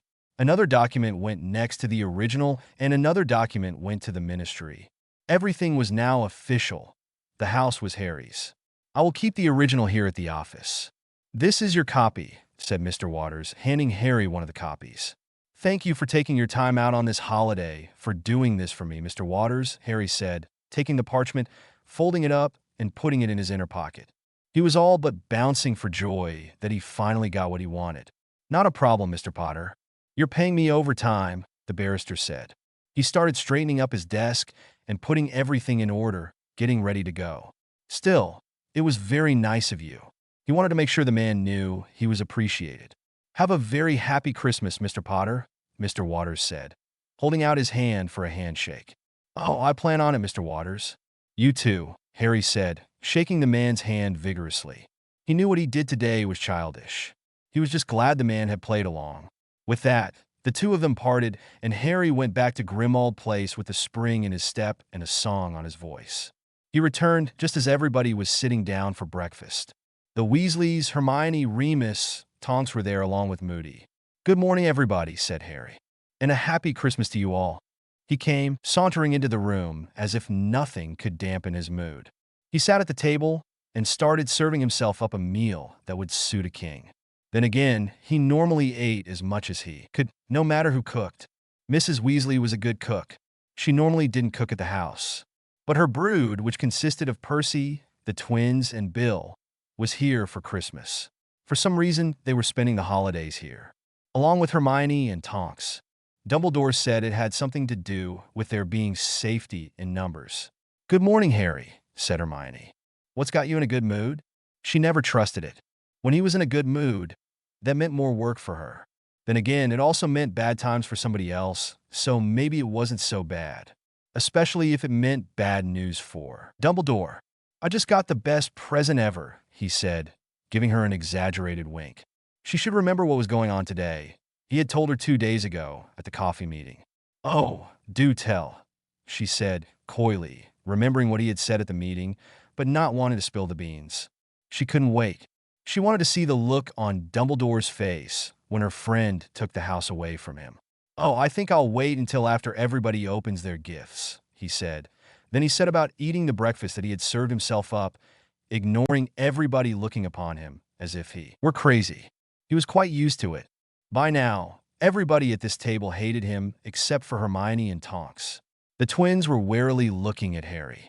They were skeptical as to whether he was pulling a prank or doing something sinister. They were still very unsure about this young man. He was not the nice man that they were hoping the hero would be. The entire Weasley clan were still upset that he was the catalyst for Ron disappearing. Molly more so than anybody else.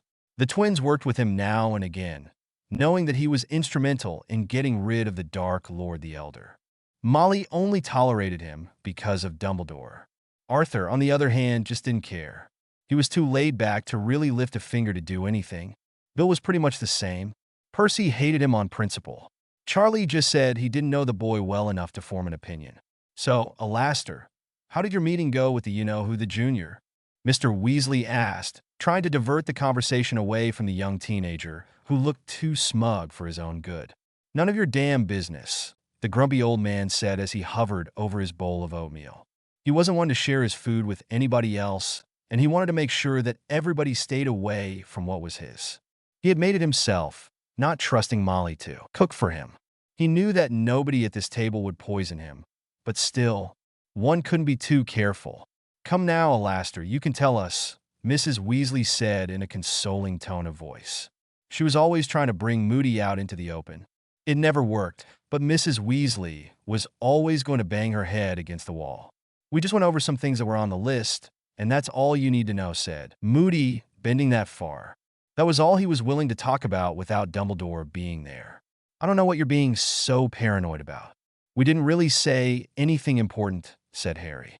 "Besides, aren't you going to need their help in the hunt?" he questioned, thinking that the old bloke would probably need more than just himself to find the Horcruxes. He knew Bill was a curse breaker, and that would be beneficial. "Not really," said Moody, giving the boy the evil eye. Harry just shrugged his shoulders and went back to his breakfast. If the guy thought he could do it on his own, who was he to give him any doubt? "What about me?" said Tonks from where she was sitting next to Hermione. "Are you going to need my help?" She was very eager to be more assistance in this war. She was bored to tears. When she joined the Order, she was told she would be fighting Death Eaters. But all she was doing was watching them. She hated it.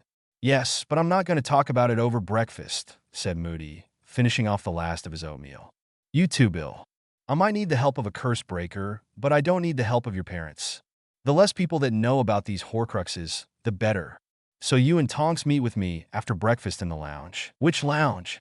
"There's like 5 of them in this bloody place," Tonks asked, looking around the room as if looking at the whole of the house. She hated this creepy old place. She knew it was part of her family's legacy, but damn. "The one at the front of the house," the one-legged man said, his magical eyes zooming in on that room as if he could see it through all the walls, which he probably could.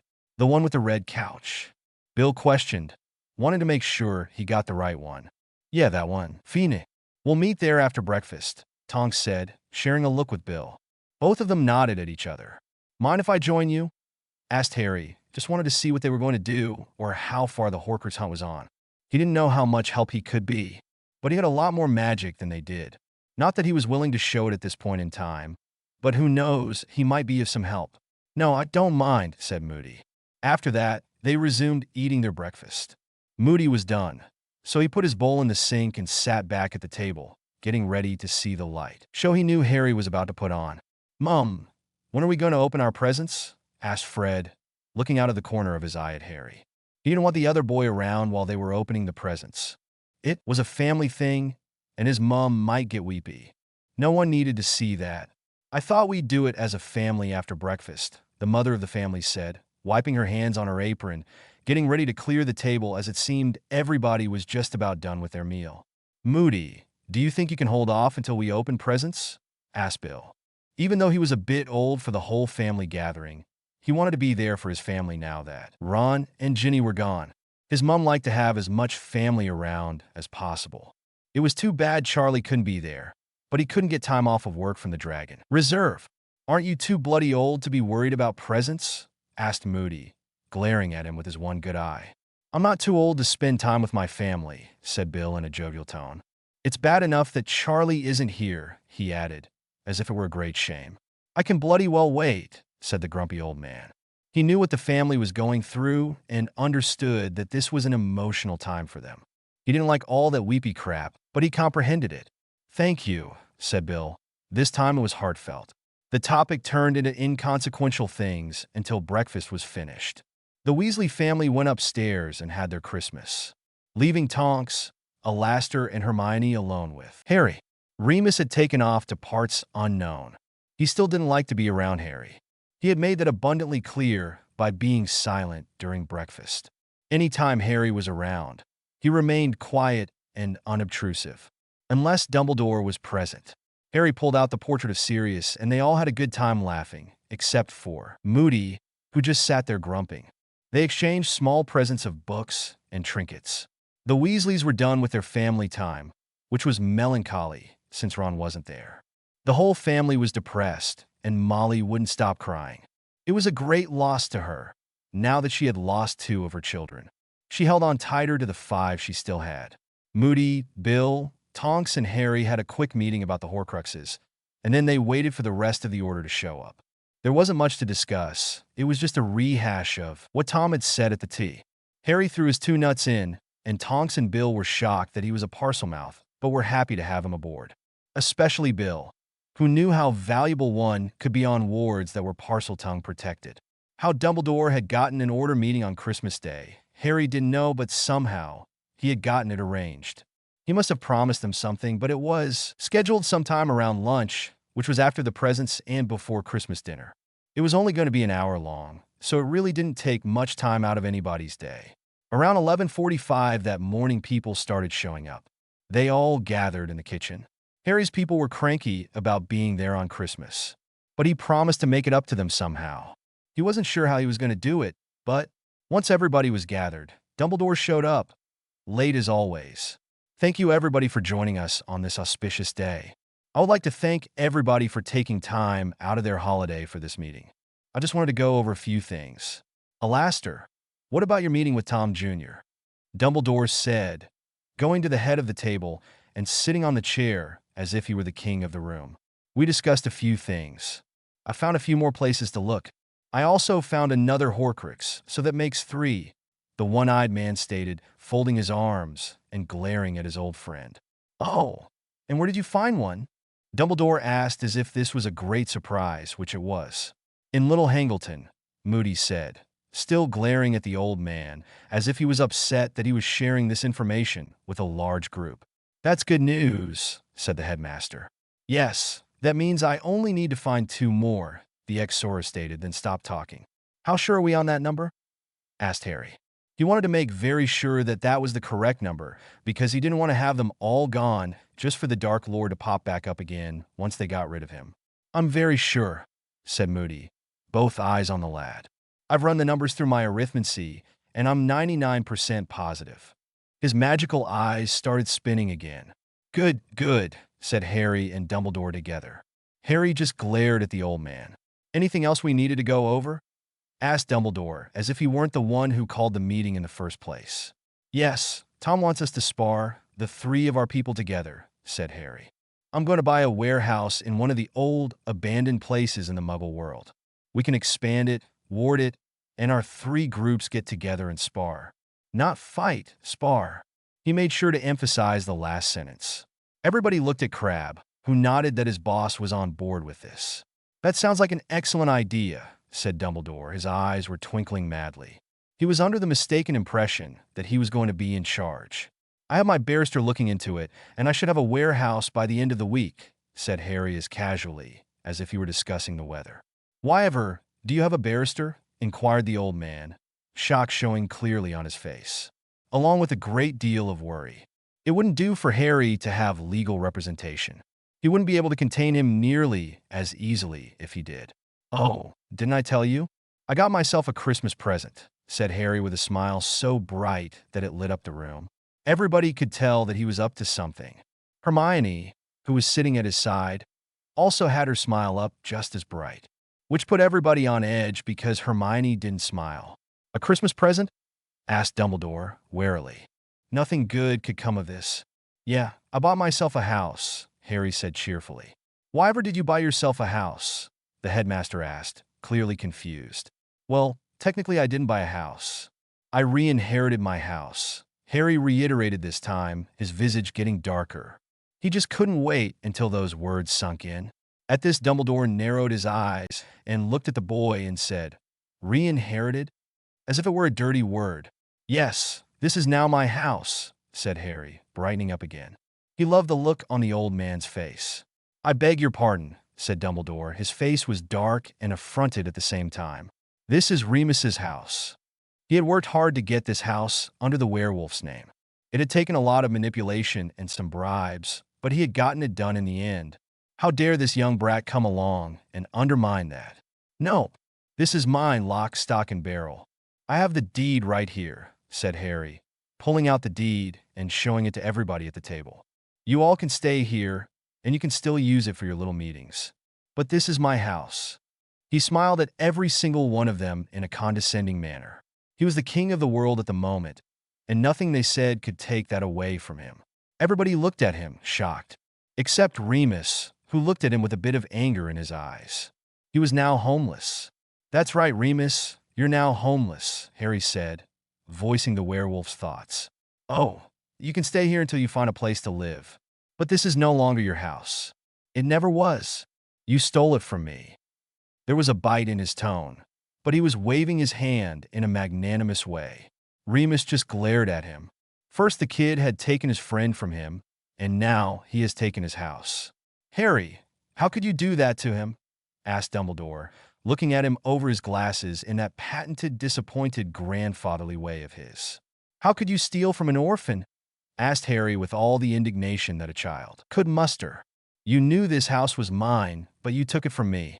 As was stated clearly in Sirius's will, any material objects were left for me. But you didn't even think twice. You said we need this, we're going to take it. I have no qualms whatsoever kicking all of you out. But I'm going to be compassionate and let you stay. His megawatt smile was back in place. I do not see it that way, said Dumbledore as he tried to stare the boy down. Then there's something askew with your values, said Harry, not the least bit intimidated. Dumbledore didn't scare Harry at all. How dare you speak to the headmaster that way, said Molly Weasley. Of course, she had to speak up. Dingle wasn't there. He stole from me, said Harry, throwing his hands in the air, not understanding why people weren't getting this. They stole from a young boy, an orphan at that. He was homeless at the time, which made it worse. It was like taking candy from a little kid, only they stole a house from him. You didn't need this house, said Molly, though her eyes were darting from side to side, as if she knew the headmaster was wrong, but didn't want to back down from her point. That doesn't make it right, said Harry, pointing out once again that he was right. And I want to point out that at the time, I did need a house. You lot just didn't know that, he added, glaring at all of them. Then he turned back on his smile, because he had his house now, and they couldn't do a damn thing about it. He's right, Mum, said Fred from his place by the door. How dare you take his side, said Molly, getting on her soapbox once again. She couldn't believe her sons were taking Harry's side against her. Stealing is stealing, said George, siding with his brother. How could you take his side, said Molly again, with a great deal of anger in her voice. He's the reason your brother is gone. Tears were streaming down her face. That doesn't make it right to take his house from him, said Fred. It hurt him to see his mum like this, but it was still theft, and that wasn't right. Besides, it was Ron's fault he was gone, not Harry's. You two, get out of here. I'm not even sure why you're in this room to begin with. You're not part of the order, their mother ordered. Dad said we could stay, George said, looking to his father for confirmation. The man just shrugged. Well, I'm telling you, you can leave because obviously you're not mature enough to handle this type of conversation, Mrs. Weasley demanded, pointing to the door as if to say, leave right this very minute. Because we disagree with you? Fred asked as if he couldn't believe his mother was losing her shite like this. Because we think stealing is wrong? George asked because he couldn't believe what he was seeing either. Yes. Now leave, Molly said, still pointing her finger at the door. She was not going to put up with this from her children. With that, the twins left, though they were not going to forget what their mother said and did. This just cemented them more on Harry's side. They couldn't believe the audacity of the adults to steal from an orphan and then have the gall to be upset when he took back what was his. They're not wrong, Molly, said Mr. Weasley, who had been quiet as he normally was whenever Molly disciplined the children. He never undermined her in front of the children. He just waited until they left. Not you too, said Molly, whirling on her husband as if to reprimand him too. It was wrong to take Harry's house from him, Arthur stated firmly. He had never agreed with it to begin with, but he had been outvoted. They're right, said Tonks. And I have to say, I think a lot less of this group knowing this. Let us not get into this squabble right now, said Dumbledore, making placating gestures. We did what we thought was right at the time. Harry has his house back now, and we're not going to fight it. I just think it's wrong that he kicked Remus out of the house, he said, trying to redirect the ire back on Harry. I haven't done that. I told him he could stay until he finds a place to live. I thought I was being quite compassionate, said Harry, still smiling at the room with a shit-eating grin on his face. He so loved causing chaos. See, said Tonks, waving her hands in Harry's general direction. He's being more kind-hearted than you all are. You are yelling at him for daring to claim what is his by right. I'm ashamed of the lot of you, she stated, flopping back in her chair, having said her say. Can we get back to the sparring? Grumped Moody. He could care less about who owned the house. If it was Harry's, bully for him. Dumbledore was wrong, and that was that. Yes, said Dumbledore as he looked at the young man thoughtfully. You said you were going to obtain a warehouse? He didn't like the idea that Harry was going to do something without his knowledge, like he did with the house. Yes, I should have one by the end of the week, Harry said. He was grinning like a fool. He really hadn't stopped all morning. Everything was just coming up Harry. He had a doozy of a warehouse picked out. It was at the edge of London and had been abandoned for ages. He was getting it dirt cheap. It didn't matter if they tore it up any more than it already was. They could fix it up with magic and tear it up many, many times. And then when they were done with it, they could tear it down and use the property for something else. It was a win-win situation. How can a minor like you purchase a warehouse? Remus wanted to know. He was going to pick a fight with the kid no matter what. I'm doing it through my barrister, the teenager said. Still, you are a minor, was the snarled comeback. We're doing it through a blind company, said Harry as if it was the most obvious thing. To him it was. That's the way it was done in the Muggle world. Anybody who'd ever watched a crime movie knew that. I don't understand, said Dumbledore, looking as confused as anyone not a Muggle-born at the table. And I'm not going to explain it to you, said Harry. It was bad enough that he had had to explain it to his barrister. Mr. Waters thought it had been an excellent idea and said he was going to use it with many of his other clients. Let's just say that what we're doing is legal in the wizarding world. And you accuse us of stealing? Said Remus, misreading between the lines. It's not stealing. I'm paying full price for it, the teen stated, shrugging his shoulders in a nonchalant way. He didn't care what the werewolf thought of him. He knew he wasn't stealing. He just wasn't doing something exactly legal. Again, let us not argue, said Dumbledore. He had a headache and regretted having called this meeting to begin with. I have something to say, said a small voice from Harry's pocket. Harry pulled out Sirius's portrait. When he pulled it completely up, Sirius said, Harry is completely right. This is his house. It always should have been his house, and y'all are prats. He too was smiling brilliantly. And then he looked straight at Remus. His eyes narrowed and he said, If I had it my way, you'd be on the streets. Be thankful my godson is a nice kid. Thank you, Sirius, said Harry, beaming at his godfather. Sirius, how could you say that? I'm your best friend, said Remus, devastated over the fact that his closest mate would say something like that to him. No, that was James. Besides, my best mate would never have left me to rot in jail, nor had me kissed without even hearing my side of this story, said Sirius yet again. He was never going to get over that fact, even if he was just a portrait. Besides, you were a prat even after I died, he added, going over the times they tried talking before Harry had found him. How long are you going to hold that against me? Asked Remus in a fit of frustration. As if somebody could get over something like that. Well, I would say to the day I die, but I'm already dead, said the picture, glaring at the werewolf. No thanks to you, he added with a great deal of bite to his words. The werewolf just hung his head. He did feel a great deal of guilt over Sirius's death. He never knew the man was innocent until Ron's wish. When he found out, he tried to apologize to the portrait, but he had treated it so badly when he had found it. It was not happening. They had had a tentative relationship, but anyway, do we have anything else? Asked Harry, cutting off the argument before it could go any further. There had to be a reason you called this meeting on Christmas Day. He knew there was no reason Dumbledore called them all here, except for showing that he had the power to do it. That was okay. He used it to his advantage anyway. I just wanted to know how the meeting went between you and young Tom, Dumbledore said. He smiled benevolently at everybody. Oh, so you were just throwing your weight around. I see, said Harry with a grin that said, Haha, I caught you at something.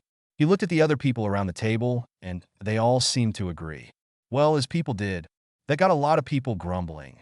Not many of them liked that they had taken time out of their Christmas day to come to this house, just to have this small and petty meeting.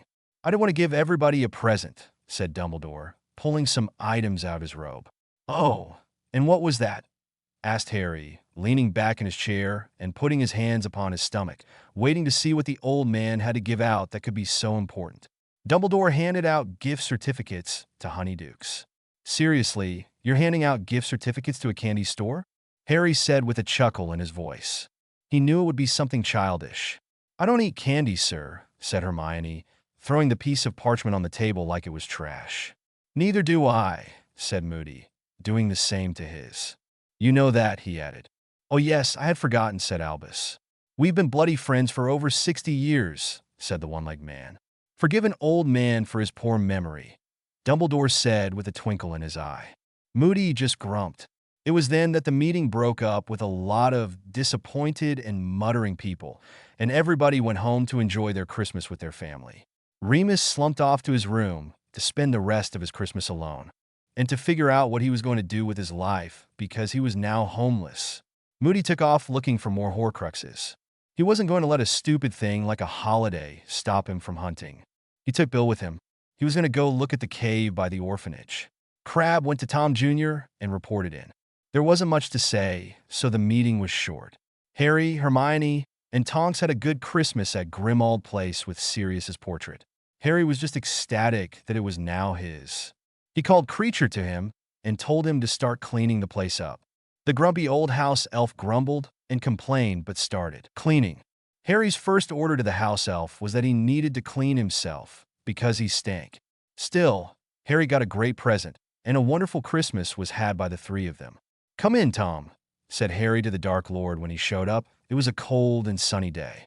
Not that that mattered since they were going to be inside, but there it was. "Don't mind if I do," said the Junior Dark Lord, looking replenished in his upper crust Muggle attire. Why he dressed Muggle, Harry didn't know. Perhaps he traveled here by Muggle means. Creature has been gathering things and putting them in one of the rooms on the top floor, but he's only gotten the attic done so far, Harry said, showing him into the entryway. The house had been cleaned up a bit since Christmas, but it was still dark and dank. "I thought we'd start on the ground floor and see if there is anything in the lounges and morning rooms. Nobody really goes through them. They just go straight to the kitchen and stick to the libraries. There's a lot of curiosities in those rooms." He led the way through the still dim hallways. The gas lights didn't do much to lighten their way and cast shadows in the corners. However, they could now see who was in the portraits, not that they knew who these people were. "Yes, I understand the Blacks did like their novelties. They were very much into Muggle baiting, from what I hear from my loyal followers," Riddle stated, following Harry down the hallway to the first lounge. He had asked about the Blacks. Once Harry said he was inheriting the house back. "You'd be shocked at the shite I found in here. There's a paper clip that'll bite your finger off," the teenager stated indignantly. The damn thing had tried to bite him on many occasions. He had given up trying to sort through the dark objects on his own after the third time. He could just wave his hand and make them all inert, but he wanted Tom to go through them first. "That's not so shocking," said Tom as they came to the first lounge. It was the one with the red couch. Like I said, they were very much into Muggle baiting. The room was full of dark objects that were in curio cupboards. "It is too bad the family died out," he said mournfully. "Well, Bellatrix is still around and Narcissa, but they are women and won't be carrying the family name. But how did they expect any of this stuff to fly in the Muggle world?" "I mean, half of it moves," Harry asked, throwing out an arm to indicate one of the moving objects on the desk that was a stapler that was chattering along the top. What it did, he didn't know, but it wasn't any good to him. "Well, obviously they didn't intend it to because it's sitting here in this house and not loose in that world. Or if they did, they didn't succeed," said Tom drolly as he went to the nearest cupboard and looked inside. The whole room was like a freak show he had seen as a kid. The kind that spliced fish to men and called it mermen. "Oh, I see," said the younger teen. "They must not have gotten it right. You're a smart fellow, Tom."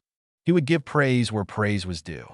And the other teen was correct. The Blacks were a twisted bunch and must have just experimented on a bunch of stuff. "Let's just get this over with," the older boy stated, not seeing anything he thought he could use. "I don't want to run into your werewolf. At least not yet," he added. He wouldn't mind confronting the lycanthrope later, but not now. Now, he just wanted to see what was in the rooms and then maybe get some lunch. "He is not my werewolf. I can barely stand the man," Harry groused, folding his arms over his chest. "I thought you were going to keep him close and let him spy on your group," Tom said in a questioning manner. But I can't stand his perpetual whinging. All he ever does is complain," Harry stated, mimicking Remus with voice and face. "Woe is me, I'm a werewolf, and my life is hard." He put his hand to his forehead and took on a mocking face. "I see," said Tom. "When are we going to have our little spar?" he asked, changing the subject. I've got the warehouse deal closing at the end of the week, Harry said, letting him. He didn't want to talk about Remus anyway. We can have our spar any time after that. He was excited to get it started. He wanted to see how his and Tom's group stood up to Dumbledore's. That, and it would weed out the stragglers. I say the weekend after that then? Tom suggested, picking up a pair of poisonous scissors. They would make any parchment they cut toxic to the touch. That was something he might be able to use. Then again, maybe not. They could be traced back to him. Did you want Dumbledore to be there? Harry asked, taking the scissors as Tom handed them back to him. He placed them in the discard pile and then moved on to the next object. I suppose I can put up with his presence long enough to have the spar, though I can't vouch that I will behave myself the entire time, the mini Dark Lord said with a sinister grin. I'd rather not have an all-out drag-out fight between you two, the younger man said, though the look on his face belied that comment. Remember, he's got decades of experience over you, he pointed out, going over to the last cabinet. They had gone over most of the stuff in the room and found most of it, while dark, useless. It was mostly trinkets that would fool muggles, but not magicals, and that was what Tom was looking for. He also has decades of sitting behind a desk over me too, Tom stated, picking up an eyeglass that might come in handy. It lets you see your enemy among the crowd. True, there is that, Harry conceded. He let Tom pocket the eyeglass. He did say the man could take what he wanted. Nevertheless, I will endeavor to keep myself in check. I suppose that's all I can ask for, Harry said, grinning at his friend. He was actually looking forward to the two of them meeting. It would either be spectacular or dead boring. Both of them were well-mannered and tried to outclass one another. The two of them went through the house, looking at all the dark objects. Tom didn't really find anything that reached his interests.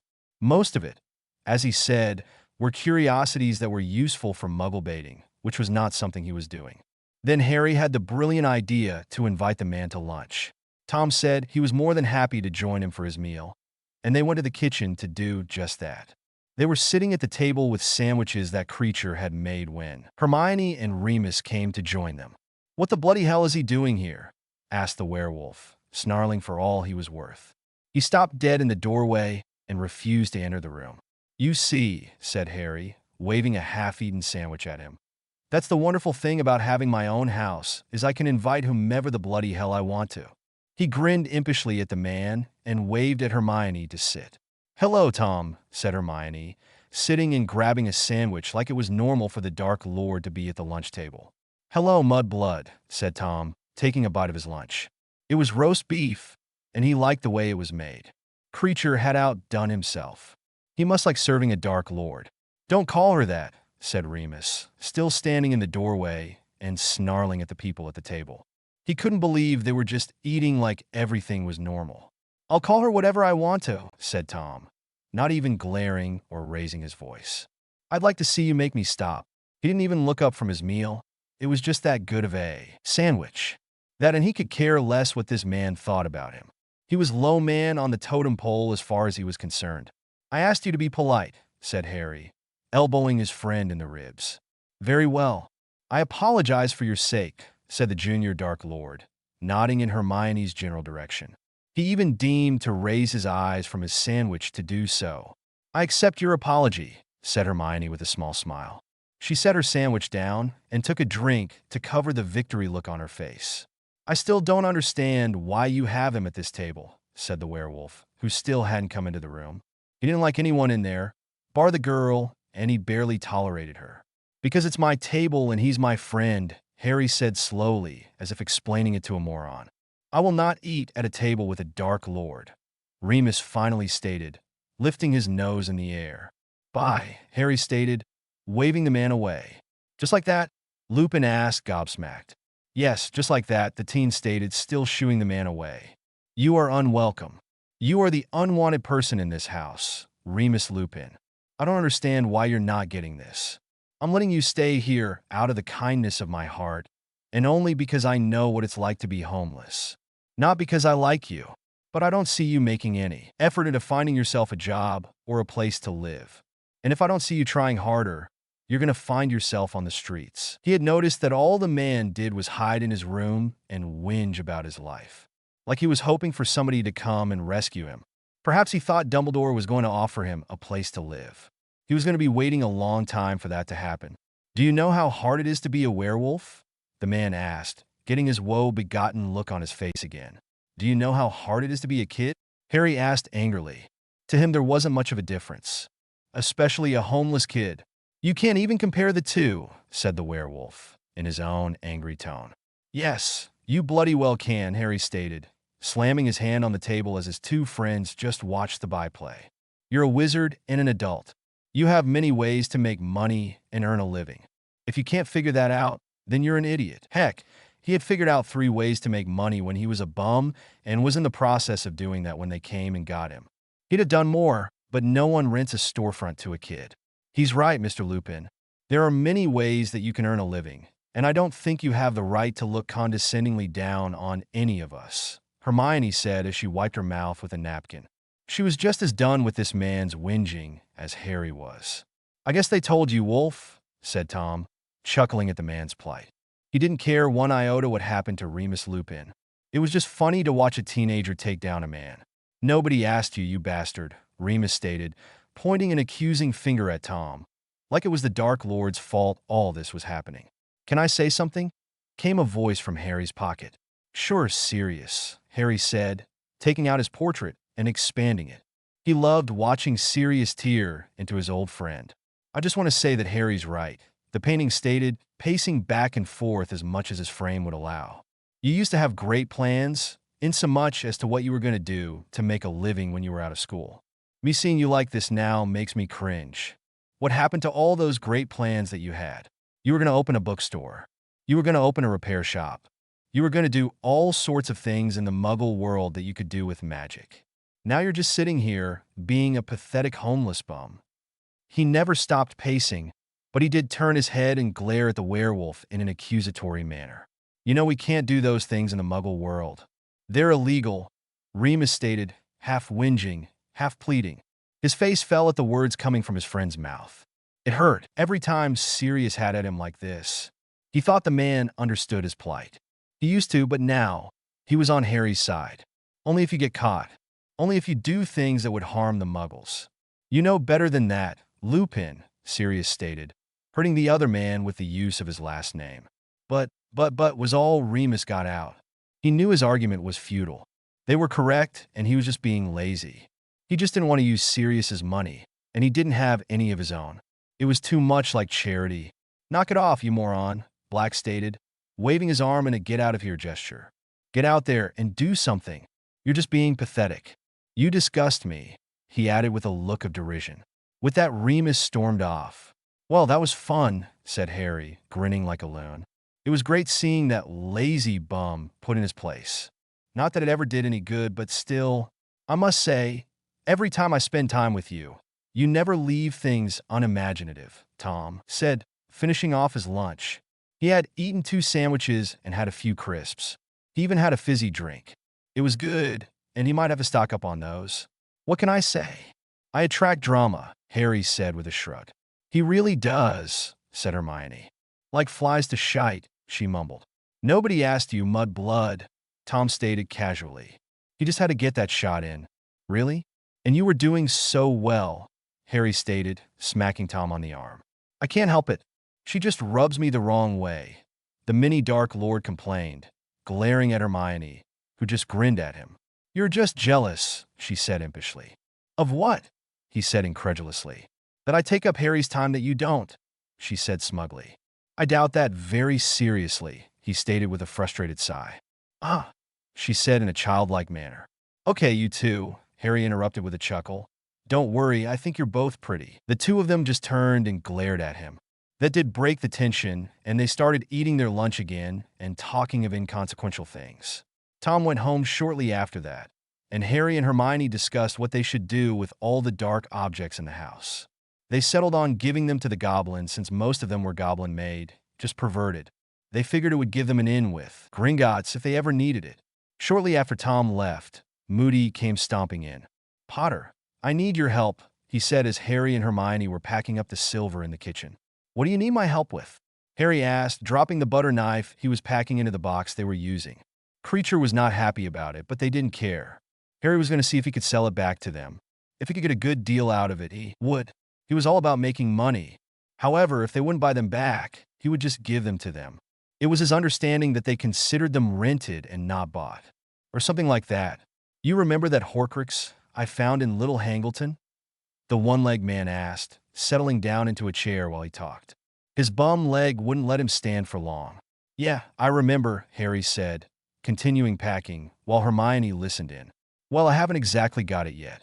I need help getting to it. I've got Bill and Tonks, but it's Parseltongue protected. Which means we need you, Moody stated, upset that they needed the teen, but he didn't want to get the Dark Lord. I reckon I can help with that, said Harry, moving away from the boxes and wiping his hands on his trousers to get the dust off. Come on, let's go now, the Exorcist stated, getting out of the chair and heading for the door. His wooden leg made thunking noises as he walked. Can I come too? Asked Hermione, wiping her hands on a towel, ready to join in the hunt. No, I think you'd better stay here, Mad Eye said, waving her back to what she was doing. This could be too dangerous. We're talking about a Dark Lord's protections. That, and he didn't want civilians around when they were practicing dark magic.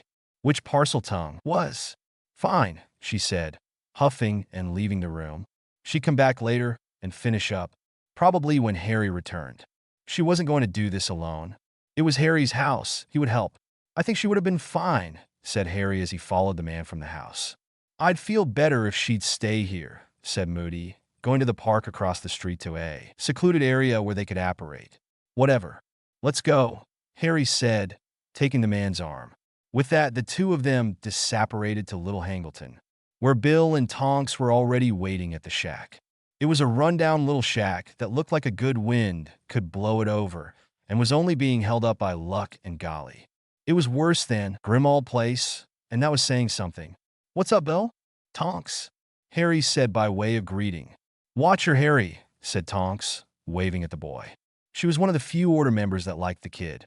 He was always one to make things exciting. Okay, Harry, was Bill's greeting. He was not as wary of the boy as the rest of his family. So, what have we got here? The young man asked, peering in the afternoon sunlight at the beat-up old shack. It was cold as hell, but the sun shone brightly, glinting off the snow and ice. A lot of dark wards, said Bill. With that, he proceeded to walk him through the breaking down of the wards that the Dark Lord Senior had put up to protect the Horcrux that was within the shack. It took them the better part of an hour to get just through the outer wards and into the small house. There was a snake nailed to the door, which Harry had to speak to. It took him 15 minutes to convince that snake to open the door. In the end, they had to kill the already dead snake. Then Moody got the idea of just setting the whole house on fire with fiend fire. Can you control that fire? Asked Bill with a great deal of trepidation. That was not a fire to be messed with. It could burn the whole town down. It took a great deal of self-control to hold on to it. I can, said Moody, narrowing his good eye at the young man for daring to question him. Yeah, but this is an awful big target, said Tonks, being the voice of reason, sweeping her arm in a wide gesture. The shack was large for all it was dilapidated. You could be right, lassie, Mad Eye said, taking in the whole of the shack. Let's see if we can find the objective first, and then burn it. He conceded that maybe the shack was too big to burn. But what if it is a priceless artifact? Asked Harry. He didn't want to burn money. It could be sold. Which would you rather? The destruction of a priceless artifact or the rise of a Dark Lord? Mad Eye asked sarcastically. They already had one Dark Lord risen from one of these things. They didn't need another. Then and if they killed off the Horcruxes, they killed off the Elder.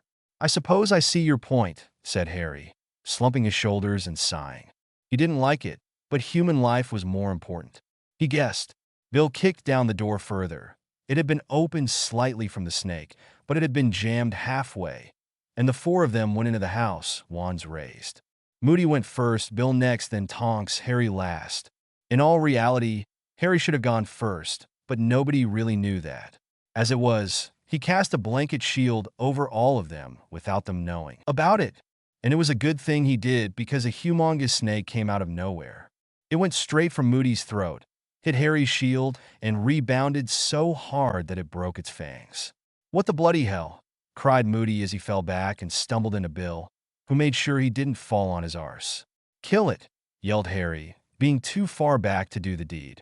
He recalled his shield so they could, but he held his wand at the ready to recast it. Bill threw a curse and severed the snake's head. Harry threw a Lumos charm up to the top of the ceiling to make sure there were no more snakes. There weren't. They scoured the house to find the Horcrux. It wasn't until they started pulling up the floorboards that they found it. The compulsion charm to put it on was a great indicator. It was a good thing that Moody was a paranoid old sod and started hexing them to Kingdom come the second they started feeling the pull. "Thank you, Mad Eye," said Tonks as she shook herself from the compulsion. It had been a near thing. That spell was a strong one. "Not a problem, lassie," the old Auror stated, pulling her back from the ring and pointing his wand at the object. "Now you can cast Fiendfire," Bill said. He was holding Harry back from the ring. "Wait," said Harry, struggling to move forward. Bill's grip was tight, though. "There's something about that ring that says that we shouldn't destroy it." He could feel it. There was something supernatural about that ring. "No, there's something about that ring that says it should be destroyed immediately," disagreed Mad Eye, and with that, he cast the fire. No more arguments. The Fiendfire burned and burned and burned. The Horcrux burned away, given the way the misty ghost came screaming out of it. The curses also fried, but the ring itself did not burn. Moody cursed and put more magic into the fire, but the ring would not melt. After a while, he became magically exhausted and had to quit the fire. Everybody just stared at the ring until it cooled down. Then Harry went over and picked it up and put it in his pocket because he knew it belonged to him. "At least we know the Horcrux is dead," he said as a consolation. "I guess there is that," said Tonks, though she eyed Harry's pocket as if it held something dark. She wasn't sure he should have it. But then again, she didn't want it, and the fact that Moody wasn't objecting. "Let's just go home," said Bill, giving it up as a bad job. "I'm done with Horcrux hunting for the day." He was exhausted and now smelled of smoke and ash. "We'll do the cave tomorrow," Moody stated, stomping off into the now night. He wanted to get it done and over with as soon as possible. "No, we'll do the cave in 2 days," said Bill with a note of finality. He needed that long to recover, and he had work to do. "Lazy, good-for-nothing generation," mumbled the old man as he continued walking, the others following behind him. They were making crunching noises in the snow, but that was okay. They were far from town. They would disapparate soon. "I do have another job," said Bill, nudging the man's shoulder good-naturedly. "As do I," said Tonks in a grump. As it was, she had to be up in a few hours to start her shift as an Auror. "You've really got to lay off these two," said Harry as he lagged behind. He was fingering the ring in his pocket. He really wanted to examine it. "You're the only one who's retired here." "I suppose so," said Mad Eye, waiting at the apparition point for Harry. "Well, I'll see you all in a few days, Bill Tonks," said Harry, joining Moody to take him back to Grimmauld Place. "Bye, Harry," the two of them stated, waving him off. Moody just grunted and the two of them disappeared and reappeared in the park. "Don't let the ring control you," Mad Eye said to the lad. "What do you mean?" Harry asked, still fingering said ring. "It's the resurrection ring. It'll bring the shades of loved ones back, so you can talk to them, but at a great cost. If you let it, it'll control your life." "Don't let it," the older man warned, jabbing a finger into his chest. "I'll try not to," Harry said, grateful for the warning. He wasn't one to let anything control his life. He was going to have to do some research into this ring before he used it. There had to be some stories about it, or something to tell him what it was and how to use it. "Don't try, just do." Then Moody walked away. "Right," said Harry. He turned and went to the house. "See you in a couple of days," he said over his shoulder. He had a ring to research. First, he needed to get those goblin items taken care of. Then he'd get with Hermione and apologize for leaving her behind. He wasn't going to tell her about the ring. She'd just try to micromanage his using it. So that's what he did. He and Hermione finished packing and putting all the goblin-made items in boxes and put them to the side. She was miffed about being left but forgave him and took her ire out on Moody. The next day, he and Hermione took the items to Gringotts and got some money for them, but that didn't endear them to the goblins, who thought they should have given them back for free. However, Harry was happy with the outcome. Harry went to the library and looked up the tales of Beetle the Bard and found the tale of the three brothers. He learned about the ring and was fascinated by it. He was determined to use it. "That could fly," said Bill, noting where Harry was looking and wondering what he was thinking. The boy who lived never knew Ginny, and he wondered if the two of them would have been friends. "Okay, tell them that it came to me in a dream, That there is a Horcrux in one of the Death Eater's vaults, Harry said, coming back to himself. He needed to stop thinking of the other universe. It had nothing to do with him. I think I can do that, the other man said, nodding his head, putting the story together in his thoughts. It would be an easy sell. If I need you, you had better come and back my play, he added. Not a problem, said Harry. I can do that. He already had his story straight in his head. If asked, he would say that his dad came to him in a dream and said that it was there. Easy peasy. Then it shouldn't be a problem, Bill informed him. We should be able to get it all taken care of. Do you know what this would be? As in, is this the last Horcrux? He asked, hoping it really was. I don't know, Harry answered with a shrug. You have to ask Moody. He's in charge of the hunt. Harry really hoped this was the end of it. I'll do that, Bill said, nodding his head in confirmation. Anyway, I figured I'd let you know, but I better get going before your mom has a hissy fit, the teen said, hearing the banging of pans coming from the kitchen. Yeah, you're not well liked here, Bill said, though he could see the telltale signs of the twins sneaking around the corner. He knew they must have been trying to listen in on the conversation.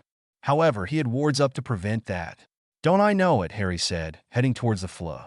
Only Bill and the twins gave him the time of day, and the twins only reluctantly. Anyway, thanks for the heads up, Bill stated, staying on the couch. Anytime. Harry. Bye, Bill, Harry said, fleeing away. It turned out that there was a Horcrux in Bellatrix Lestrange's vault. The goblins were more than happy to destroy it. They even did it without a fee. Bill did ask Moody if there were any more and was told that was the last one. As far as he could tell. Does this mean that the Dark Lord is now mortal? Harry asked as they all sat down to an Order/Harry's group meeting. You really should call him by his name, said Albus with that damnable twinkle in his eyes. Everyone was beginning to hate that twinkle. Well, everyone that didn't worship the man. Which name? Asked Harry, tilting his head. He has 3, if you include the Dark Lord. Voldemort, said Dumbledore with a put-upon sigh. For someone who deals with teenagers on a daily basis, he had little patience for Harry Potter. Why not Riddle? Asked Harry, genuinely curious. He would have thought that that would be what the old man would have wanted everyone to call Old Voldy. I thought that's what you were calling young Tom, said Dumbledore, prevaricating. He didn't want to give the real reason, which was to make it so that when Tom did come back it would test the mettle of the boy. Both their names are Riddle.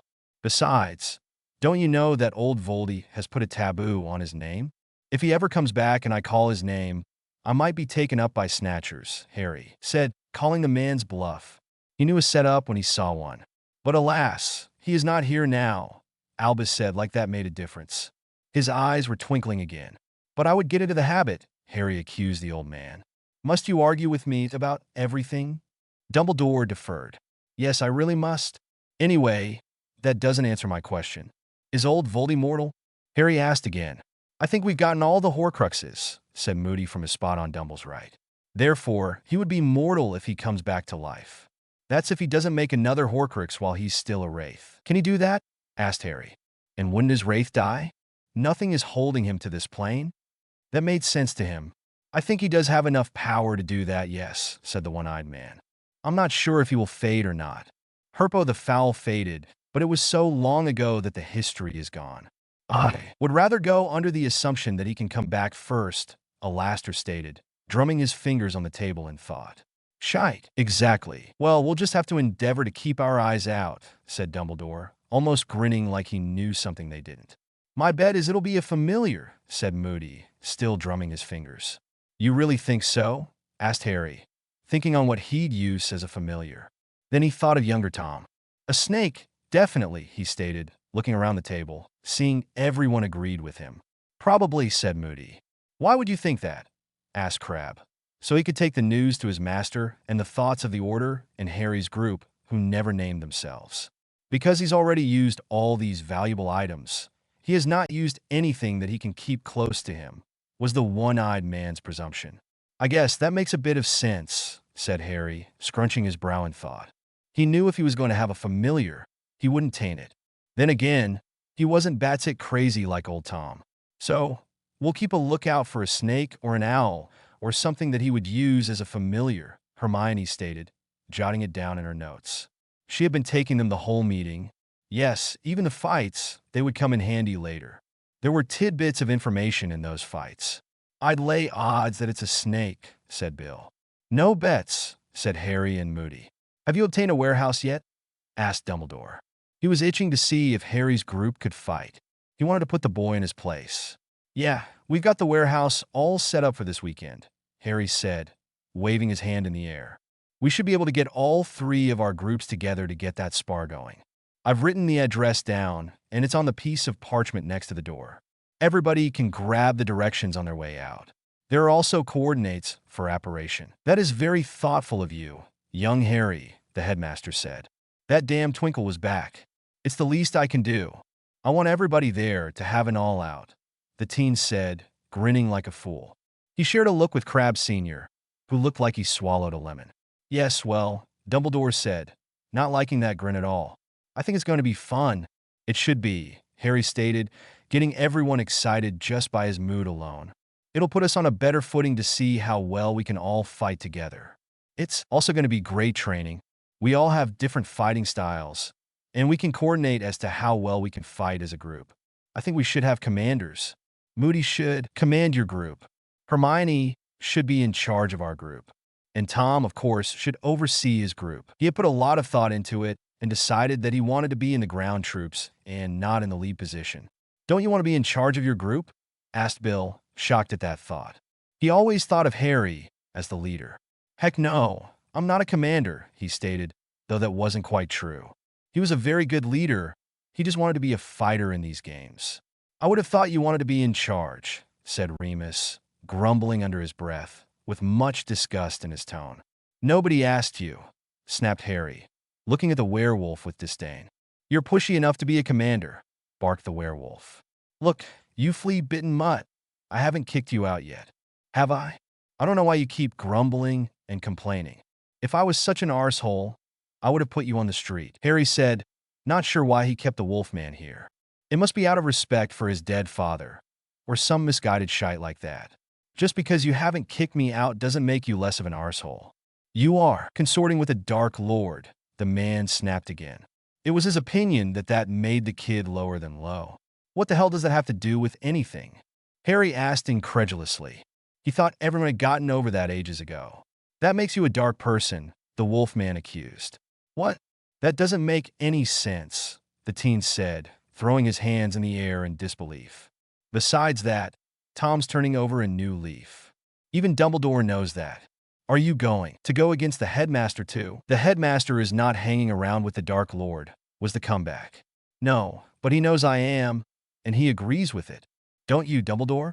Harry said, looking at Albus as if daring him to disagree. "I would not go so far as to saying I agree with it. As to I understand it," the old man said, prevaricating once again, this time not meeting anyone's eyes. "Way to mince words, arsehole," Harry stated, glaring at the old man. "Don't speak to the headmaster that way," said Molly Weasley, standing and putting her fists on her hips. "Ah, who asked you?" Harry said, waving a negligent hand in her direction. He was so tired of hers and Remus's bullshit. Before this degrades into a name-calling contest. "Is there anything else anybody has to say?" the headmaster asked with a sigh. He hated that his meetings always seemed to end on such notes. They didn't used to end in such a way. He used to have control. That was until he invited Harry's group to join. He regretted that now. "I have something to say," said the small voice from Harry's pocket. "Not this time, Sirius," said Harry. As much as he loved his godfather tearing into this group, he wasn't in the mood. "Come on, Harry," said the small voice. "Sorry, Sirius. You're not going to be able to add anything to the conversation," the teen said, shaking his head, regret in his tone as he tried to appease the portrait. "Damn it, Harry. Let me say my piece, or I'll whine all night long and keep you awake," the painting threatened. "Phoenix." Harry withdrew the painting from his pocket and expanded it. He leaned it on a chair so everyone could see it, and it could see a great many people.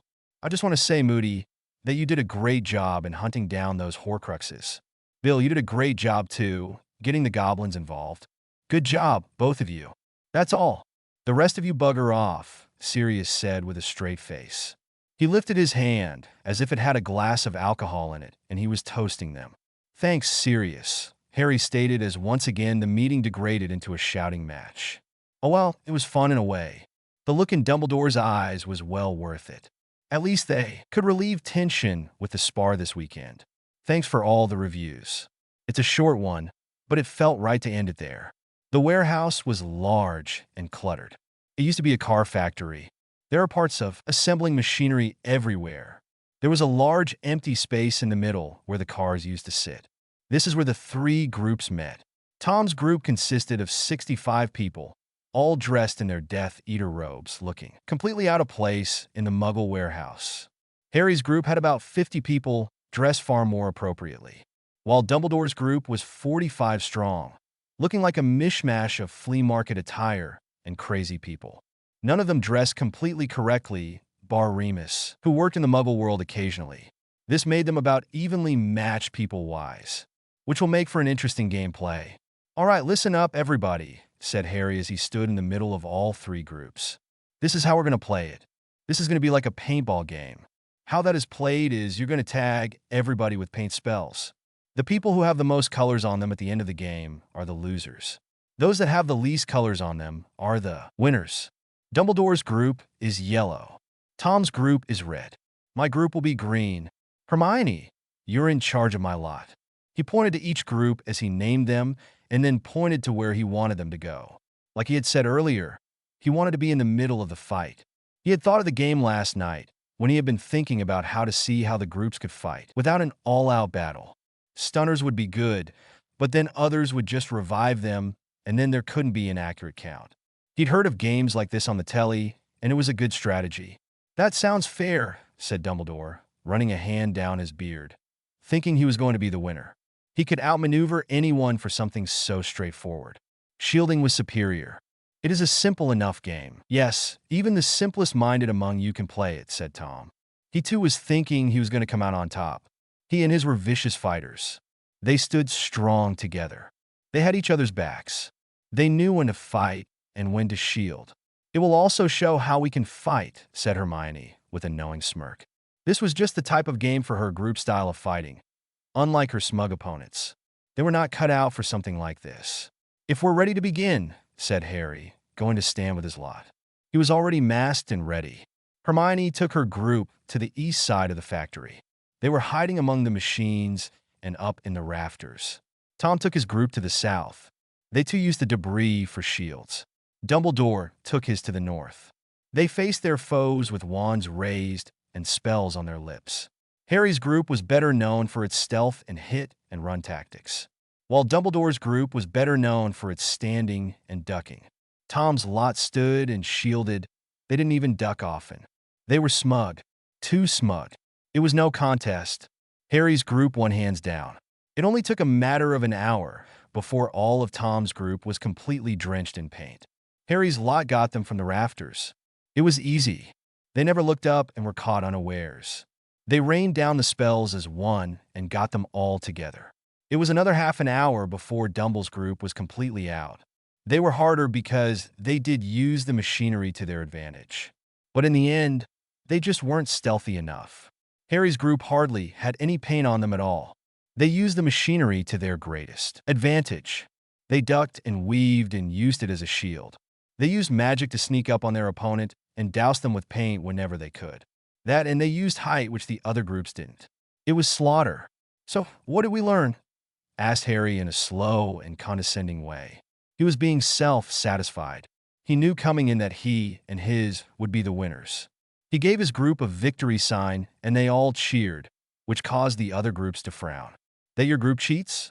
asked Tom, frowning at the cheering crowd and the smug Harry. "Sneaking around and using things to your advantage is not cheating," said Harry, smirking at the disgruntled Dark Lord. "It's a coward's way," grumbled one of the many Death Eaters. They looked quite colorful in their day-glow green paint. "It won us the game, didn't it?" said one of Harry's group. They were quite content being one of the winning team.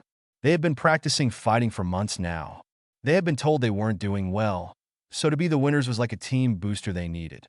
"It doesn't make it any less cheating," said another Death Eater, snapping at them for the audacity. "It's going to win us the war," said Harry, snarling back at the older man. He thought that was the bloody point. "It's a wise tactic," said Mad-Eye Moody, nodding his head in agreement. He was going over how he was going to train Dumbledore's order in these tactics. They were far superior to what they had been doing in the past. Considering your group was taken out first, I think I would listen to them, said Hermione primly. She too was smug. She was the general today, and she thought she had led her team quite well. It was her idea to use the rafters and catwalk. Oh, who asked you, Mudblood? Tom said, though there wasn't much heat in it. He was keeping up appearances. His Death Eaters needed him to be the man they thought he was. Then again, he was who he was, and they needed to accept him for who he said he was, not who they said he was. He was in charge, not them. He'd torture anyone who said something different. And if they defected, then he'd find new followers. It was that easy. You're just angry because I'm right, she said, sniffing. She could tell he didn't mean it. It was their banter. You are just angry because she's right, Tom, Harry said, laughing. He loved it when those two got together, even if Dumbles thought the two were serious, judging from the disapproval on his face. Can you teach us these tactics in time before the Dark Lord gets back? Dumbledore asked, changing the subject back to the original. Sure, they're not hard tactics to learn, said Harry with a shrug of his shoulder. At least that's what he thought. They spent the rest of the afternoon teaching the other two groups how to duck and weave among the machinery in the warehouse. And it was much harder to teach the purebloods how to sneak around than stand there and take it. Their habits were too ingrained for them to do what was asked of them. That end, many of them did not want to take orders from half-bloods and mudbloods. This is fucking ridiculous, said Harry as he watched Goyle go down for the 5th time in that hour. The man just won't duck and weave. He used the shield charm, which blocked the spell in front of him, but not the bloke coming from the rear. You're telling me, said Tom, shaking his head at his Death Eater's antics. Too many of them were falling for the same tricks over and over again. He was going to have a discussion with them tonight, and they were going over battle strategies until they got it right. I guess you're going to have to put some disciplines down tonight, aren't you, Tom? The younger man asked, getting a knowing look on his face. Oh, they will be feeling my displeasure. That is for sure, the young Dark Lord said, a sadistic tone in his voice as he saw Crabbe fall for the 3rd time. He just shook his head and groaned. The man was far too old for this to happen to him. They were all war veterans for Merlin's sake. They should not be taken down like this. I thought you'd given up your Dark Lord ways, said Dumbledore. There was much disapproval in his tone and visage. It was like he knew Tom Riddle, unlike everyone else in the world. In his view, could not change his ways.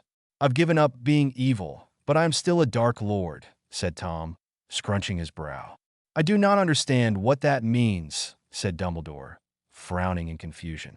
To him it was the same thing. Anything that wasn't light was evil. And I don't feel inclined to explain it to you, said Tom with a sigh. He just knew there was no explaining pragmatism to the man. It was black and white to him, and he would not be dissuaded of that notion. Tom had known that since he was a teen and never felt like banging his head against that particular wall. Alas, I'm going to take it to mean that you're still evil, the old man stated in a calm voice as if he'd known it all along. Then you are a fool, said Tom, resigned. I am no more evil than you are. He waved a hand in the old man's general direction. Anyone who inflicts harm on another human being is evil, iterated the old man with a bit of heat. You're an idiot, said Harry. That doesn't make somebody evil. However, I'm not going to get into a morals debate with you. You're too hard-headed and too set in your ways. He, like Tom, knew it was like beating a dead horse. There would be no changing that mind. We are going to have to disagree on that. That is for sure, agreed Albus. There was no twinkle in those eyes as he spoke to the two younger men. Well, teens, it was sad for him to see them so young and so dark. But any raid is going to take more than one weekend to get your group into shape, said Harry, getting back to the matter at hand. Yes, I can see that, said the old man, seeing his group was faring better than Tom's, but not by much, as he witnessed Molly being taken down from a side hit. Shall we meet here twice a week? I think we should meet separately from Tom's group, since you two don't seem to get along.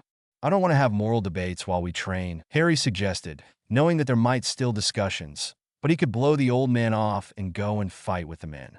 Tom would argue with Albus Dumbledore, just to be contrary. I think that would be a great idea, said Tom, not wanting to see the arsehole any more than needed. I, on the other hand, welcome having debates with other people, said Dumbledore, though there still was no light in his eyes. Sure, he liked debating with people, but not this person. There was something about Riddle that he never liked or trusted. Too bad it's not up for discussion, said Tom to the old man, then turned to the younger teen and said, let's say we meet up every Monday and Wednesday, while you meet up with Dumbledore every Tuesday and Thursday. That sounds like a plan, said Harry, completely agreeing it was a good idea. He had nothing better to do with his time, other than school. However, they could do nights. He didn't much care if he graduated, though Hermione might care about her grades. He'd have to check. She didn't have to come. She could only come when her homework was done. He was okay with coming alone. Then we can all meet up every Saturday and have a grand session to get our groups acclimated with one another, the headmaster said. He wondered how the boy was going to get out of the castle every night when school started up again to get here. But it would be fun to find out. That is actually not a bad idea, said Harry, going over the logistics. He had no problem leaving the castle. He knew of 3 secret passages and could simply walk out the front door. It wasn't a prison. Have any of the seers actually predicted when the Dark Lord is going to be back? Asked Tom. He was quite concerned about that. He wanted them to be ready, and judging from today's fiasco, that wasn't going to happen. No, only that it's going to be towards the end of the school year, said Dumbledore. He checked every so often just to be sure. But you can't force a seer to see. They either did or didn't. So, ending the Horcruxes hasn't changed that? Questioned Harry. He really didn't like the look that came over the headmaster's face with that question. What did the old man know? Did he still think that Harry was one? Should he tell him that it's gone? Nah, let him think that it's still there for now. Alas, no, fuck, the younger teen cussed. Indeed, said Tom. With that, the 3 males went back to watching the groups try to fight, each contemplating on what to do next, exploring the castle whatever chance he got. And he asked the house elves every question he could think of to discover every tunnel, every niche, every hidden room that he could find. They were more than happy to tell him about everything that they knew. Sneaky little buggers that they were. He probably knew more about the castle than the Weasley twins did. One Friday afternoon, he went to his lawyer's office and filed a claim to get his invisibility cloak back from the headmaster when he discovered from Sirius that that was who had it. It seemed his dad had loaned it to the man right before his parents went into hiding. Why he did that, they don't know. But Harry was bound and determined to get it back. It was the last thing that he knew of that he had from his father. He wanted it back now. Mr. Waters was more than happy to take on the case. He was never a big Dumbledore fan. It would be an easy case to win. This time, he was more than willing to take it to court. If it came to that, the house had been a simple case and hadn't needed legislation. This might be a bit more complicated. Or not. It depended on how hard Dumbledore fought to keep the cloak. The week before, the training of the 2 groups came along rather well. The purebloods were getting upset that the half-bloods and the mudbloods were showing them up. They were working diligently to make their master/leader happy. The fact that Tom put the fear of being put under the Cruciatus curse into the Death Eaters helped immensely. They were working harder than the Order, that was for sure. They improved faster and were much sneakier. Rotation was set up around the graveyard. Mostly the Death Eaters and Harry's group, because Dumbledore's group had jobs. Well, a lot of Harry's group had jobs too, but most of them were shopkeepers, so they had helpers and could take a day off here and there. The Death Eaters were mostly rich politicians and didn't work for a living, so they could watch the graveyard with ease. Those that did work took the night shift. So far, nothing had happened in the graveyard in Little Hangleton, but they were all waiting on tenterhooks.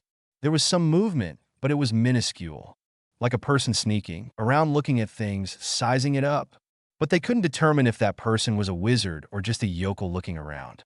I think we should discuss my payment before we go any further, said Harry to Dumbledore one day when they were in his office. He'd been putting it off for a while now. Now he wanted it out in the open. He wanted it in writing. He knew of the old man's plots, and he wasn't going to be caught in that net. Whatever do you mean? Said Dumbledore. I thought you were over this. After all, there had been no discussion of payments for months. He thought the boy had dropped that subject. He had gotten his house back after all, and now he was suing for his invisibility cloak. He thought the boy had enough on his plate. Oh no, I'm still going to get paid for old Voldy, the younger teen stated. He was going to get his due if he had to scream and shout to get everybody to hear that they were going to renege on his deal. And you still owe me for changing Tom's direction. Don't think I did that for free. I have every intention of paying you what we agreed on, said the old man. He pulled out a contract that they had designed that first day and he had drawn up and gone over. He showed it to Harry, who took it and was reading it over. Your payment for Tom will be in your account by the end of the week, he added, knowing that it was necessary. He needed to keep the boy compliant. Well, I'm glad to hear that, said Harry, still reading the contract, making sure there was no fine print. It was in legalese and difficult to read, and he was going to have Waters go over it before he signed it. But he was going to read it here first. He cast a spell on the parchment to make sure there were no hidden words. There weren't. What about the blanket pardon that we were promised? He noticed there was no mention of it on there. He would not sign it without one. I have talked to the Wisengamot, and we decided that we could not give you that blanket pardon, Albus stated, folding his hands over his beard in a superior way. He was lying through his teeth. He hadn't spoken to anyone. He decided on his own not to add it. Then I've decided that I cannot vanquish your Dark Lord, the teen stated, putting the contract on the desk and pushing it towards the old man in a forceful manner. He was a bit put out that he was not being taken seriously. You would renege on our deal, was the comeback. There was that disappointed grandfather look that Albus was so well known for. Well, too bad. It didn't affect Harry in the least. Part of the deal was a blanket pardon, Harry snarked. He was going to be firm on that. Sirius had heard many times, via the listening charm, that this man was going to lock him and Tom up. I'm not going to be sent to jail for killing a Dark Lord. There was no way this was going to even be attempted. He didn't think they could catch him, and Tom would win in a fight. Harry had the money and the gumption to live in the Muggle world. He had the smarts and brawn to do it too. Tom was Dark Lord enough to win a war if it came to that. It hurts me that you have so little faith in me, my boy, Dumbledore said, trying for the guilt trip. It wouldn't do well for the boy to push this. I'm not stupid, old man. I know that you're planning on taking care of me after I take care of your problem, Harry said, calling his bluff. He had no problem laying his cards on the table. The man could look all he wanted. He'd never find his listening charm. The magic was intent magic, and Dumbledore wouldn't know how to search for that. How did you come to this conclusion, my boy? Albus stated, alarmed. There was no way the boy could know his plans. Let's just say a little bird told me, the boy said with a smirk. I don't know what you've heard or who you heard it from, but I do have no intention of taking care of you as you put it, the headmaster said, telling an untruth. His face never changed, but for the one tell he had that Harry didn't pick up on. He was quite an accomplished liar. He was a politician after all. I don't believe you for a minute. I want a blanket pardon for me and mine and Tom. I don't much care about his people, but I don't want him or me to be hauled to jail for taking care of old Voldy. This is non-negotiable, Harry stated, tapping his finger on the desk for emphasis. I will see what I can do, Albus sighed, not having any intention of doing anything. He knew that if he gave the boy immunity, then he could kill indiscriminately, and he didn't want that. Those people could be brought to the light. Just remember, if he comes back before that pardon comes along, then this war is on your head, the teen stated, leaning back in his chair with an uncaring air. He'd fight to protect him and his, but he won't lift a finger for England. Tom would do whatever he felt was necessary, but Harry was supposed to be the only one to vanquish the Dark Lord, so there was that. I don't see how it could possibly be my fault, the headmaster said, puckering his forehead. That didn't make any sense to him. You're the one who's dragging your feet on this, the teen explained his reasoning. To him it made perfect sense. Remember the prophecy, he added. I believe you are the one who's being petty. Or paranoid, Albus said, once again going for the guilt trip. It's not paranoia when they're out to get you, Harry stated, shrugging once again without care. I have not shown you in any way, shape, or form that I am out to get you, the old man stated, prevaricating again. Not outright lying, just bending the truth. All he did was behind closed doors after all. You took my house. You're holding my invisibility cloak hostage. And now you're not giving me what I need to show me that I'm not going to be thrown in jail for doing your dirty work, said Harry, ready to slam his hands on the desk. He was getting that angry with the man's bullshit. I'd say you've given me plenty of reasons. What assurances do I need to give to you to show you that I'm not going to throw you in jail? Dumbledore asked, hoping there was something he could say or do that wasn't a pardon. Just give me that pardon, the teen said, glaring at the old man in such a way that he wasn't backing down. I don't know if I can do that, Albus said with a sigh. Like it was out of his hands, which it was not. Then we're done. Harry got up and left the office. He knew in the end the man would have to give him what he wanted. Until then, all bets were off. Do you think he truly means that? The headmaster asked the air behind him. He had Severus here, as usual. The man was his trusted confidant. I think he does, said Snape as he came from under the invisibility cloak. He had been listening to the entire thing and thought the boy had the right of it, but he wasn't sure if the old man was going to listen to him. Dumbledore was getting too set in his ways and not really taking advice from anyone lately. This will not end well, the old man said with a put-upon sigh. The last thing he wanted was to give the boy, and most of all Tom, that pardon. He did not, and will never, trust Tom. Riddle, you would endeavor to give the boy what he wants, Snape said, though he was loath to. He didn't want the older Dark Lord back, and he didn't think the Order of the Phoenix was up to taking him down. That, and he trusted the prophecy. Only Harry Potter would be able to vanquish the man. Then all my plans will come to an end. Besides, he still has the Horcrux in his scar, the old man stated, waving in the general direction of the door. Have you not noticed that his scar has faded? Snape said, a crease on his brow. Even he had noticed that. How had the headmaster missed it? Has it really? I have not noticed that. I wonder what that means. Dumbledore asked aloud, his forehead furrowed in thought. I would imagine that it means the Horcrux is gone, ventured the dungeon bat. You would have thought it was obvious. That is impossible. That means the boy would have died, the headmaster said, still thinking upon the ramifications of the faded scar. Could the boy have died sometime within the last month, and he not known about it? The wards on the castle would have told him if a student had died within its borders. So, he didn't think it happened since the boy came to the school, and the scar was predominant when he came here. He remembered that. So, when had it faded? What did that mean? Perhaps he already has. We do not know what he does in his free time. He does not tell us everything. Who knows what happened to him on the street? Snape stated nonchalantly. He was sure the boy had magicked the scar away. He knew that Harry Potter knew magic that they didn't. He showed it off enough that the rumor mill talked about it. I will have to question him further. Until then, I will work under the impression that the Horcrux is still there, Albus said, giving up on that line of thinking for now. He had to worry about getting the boy a pardon and still get him incarcerated. Or think of another way of ridding them of him and Tom. On your head it be. With that, Severus left the old man to his thinking. He wasn't going to bang his head against this wall any longer. All training for the Order stopped. They were flabbergasted as to why. When they found out it was because Dumbledore would not give the pardon to the boy, they were up in arms at the next meeting. The meeting stopped at Grimmauld Place and started at the Burrow. Why won't you just give the boy the pardon? Asked Molly as they sat in her kitchen. There were only a few people there. Remus, Moody, Molly, Arthur, Dumbledore, and Dingle. Because then he can kill indiscriminately, said Dumbledore with a sigh as if it were the most obvious thing. He really hadn't wanted to get into the reasoning, but they deserved to know the answer. Then word it in such a way that he can't, said Arthur, thinking of many different ways to do just that. Like the boy could only kill Tom Riddle Sr. and his 7 lieutenants.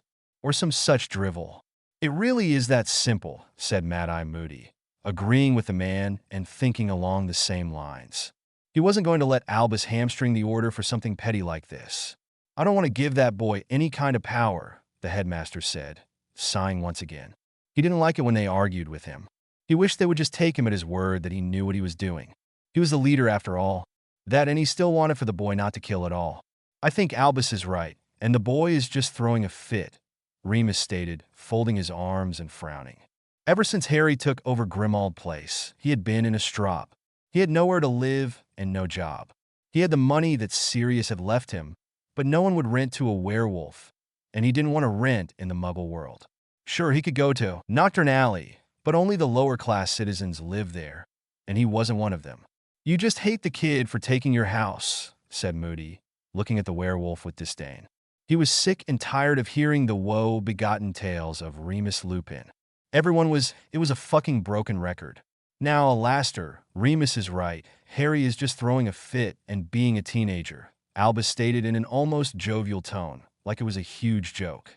If he could make it something not quite so menacing, then they would shelve it and they could move on. You're just being a stubborn old fool, said Moody, slamming his fist on the table.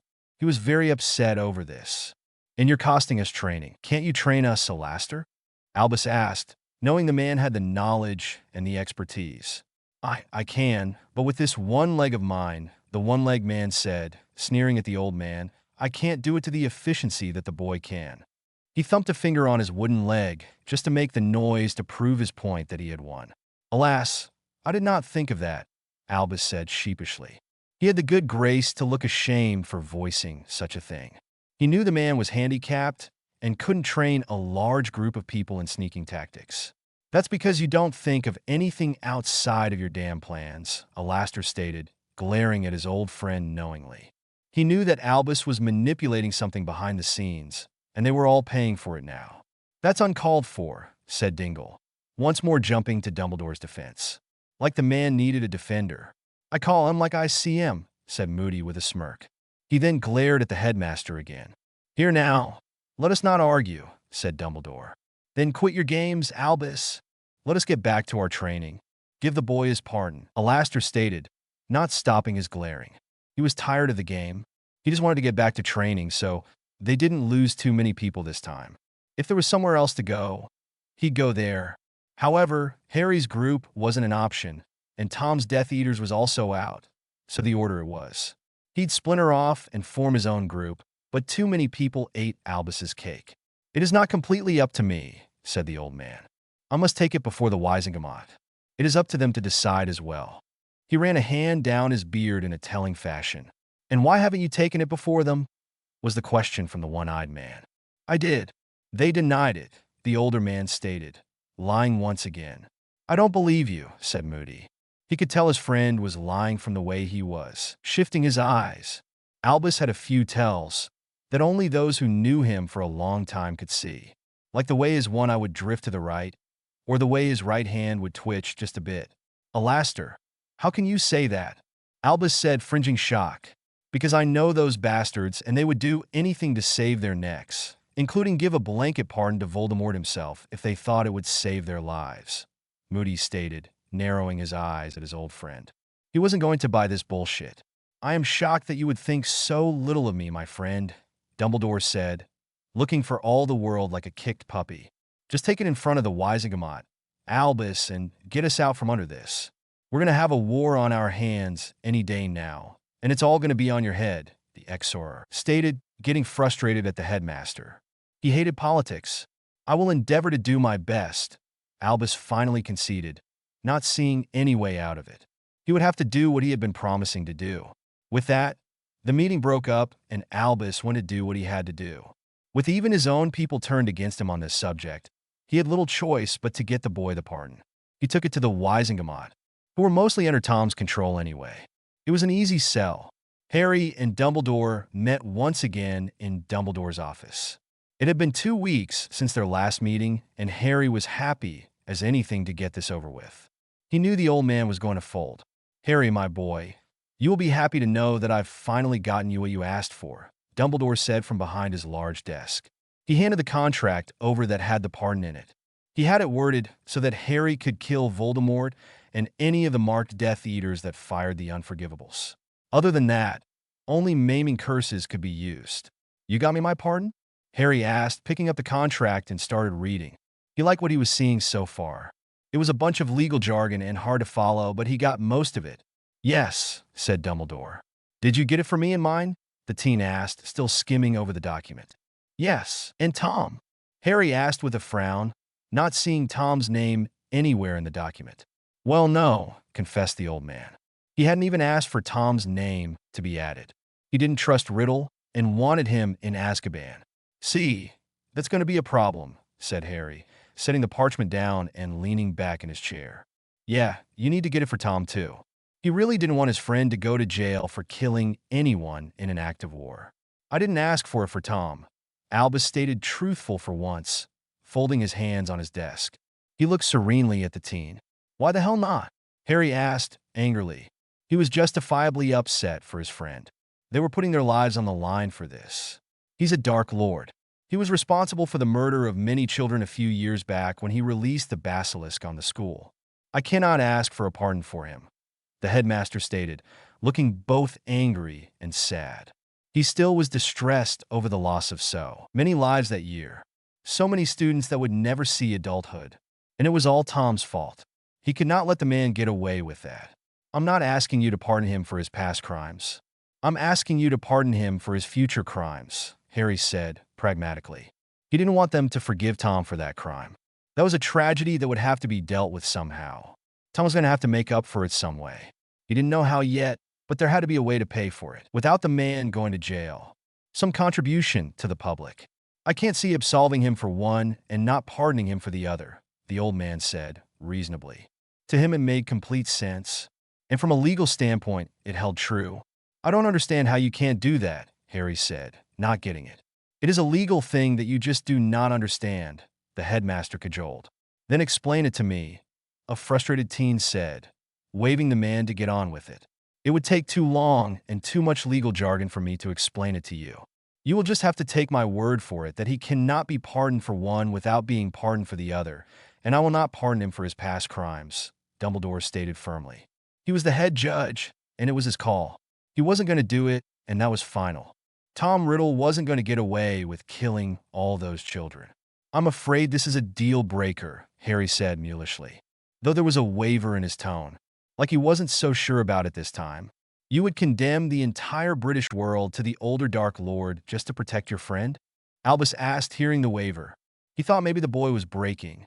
He was wrong. Harry was just thinking that there might be a different choice. Let me talk to Tom and see what he thinks. I'll get back to you in, say, 2 or 3 days, Harry said, going over what he was going to talk to Tom about. He'd ask the mini Dark Lord his thoughts on the matter. I would very much appreciate that. Until such a time, would you think about training the Order again? The head of the Order asked, hoping to get Moody off his arse. The Exora had been riding him for ages now. Not until I talked to Tom, said Harry with a knowing smirk.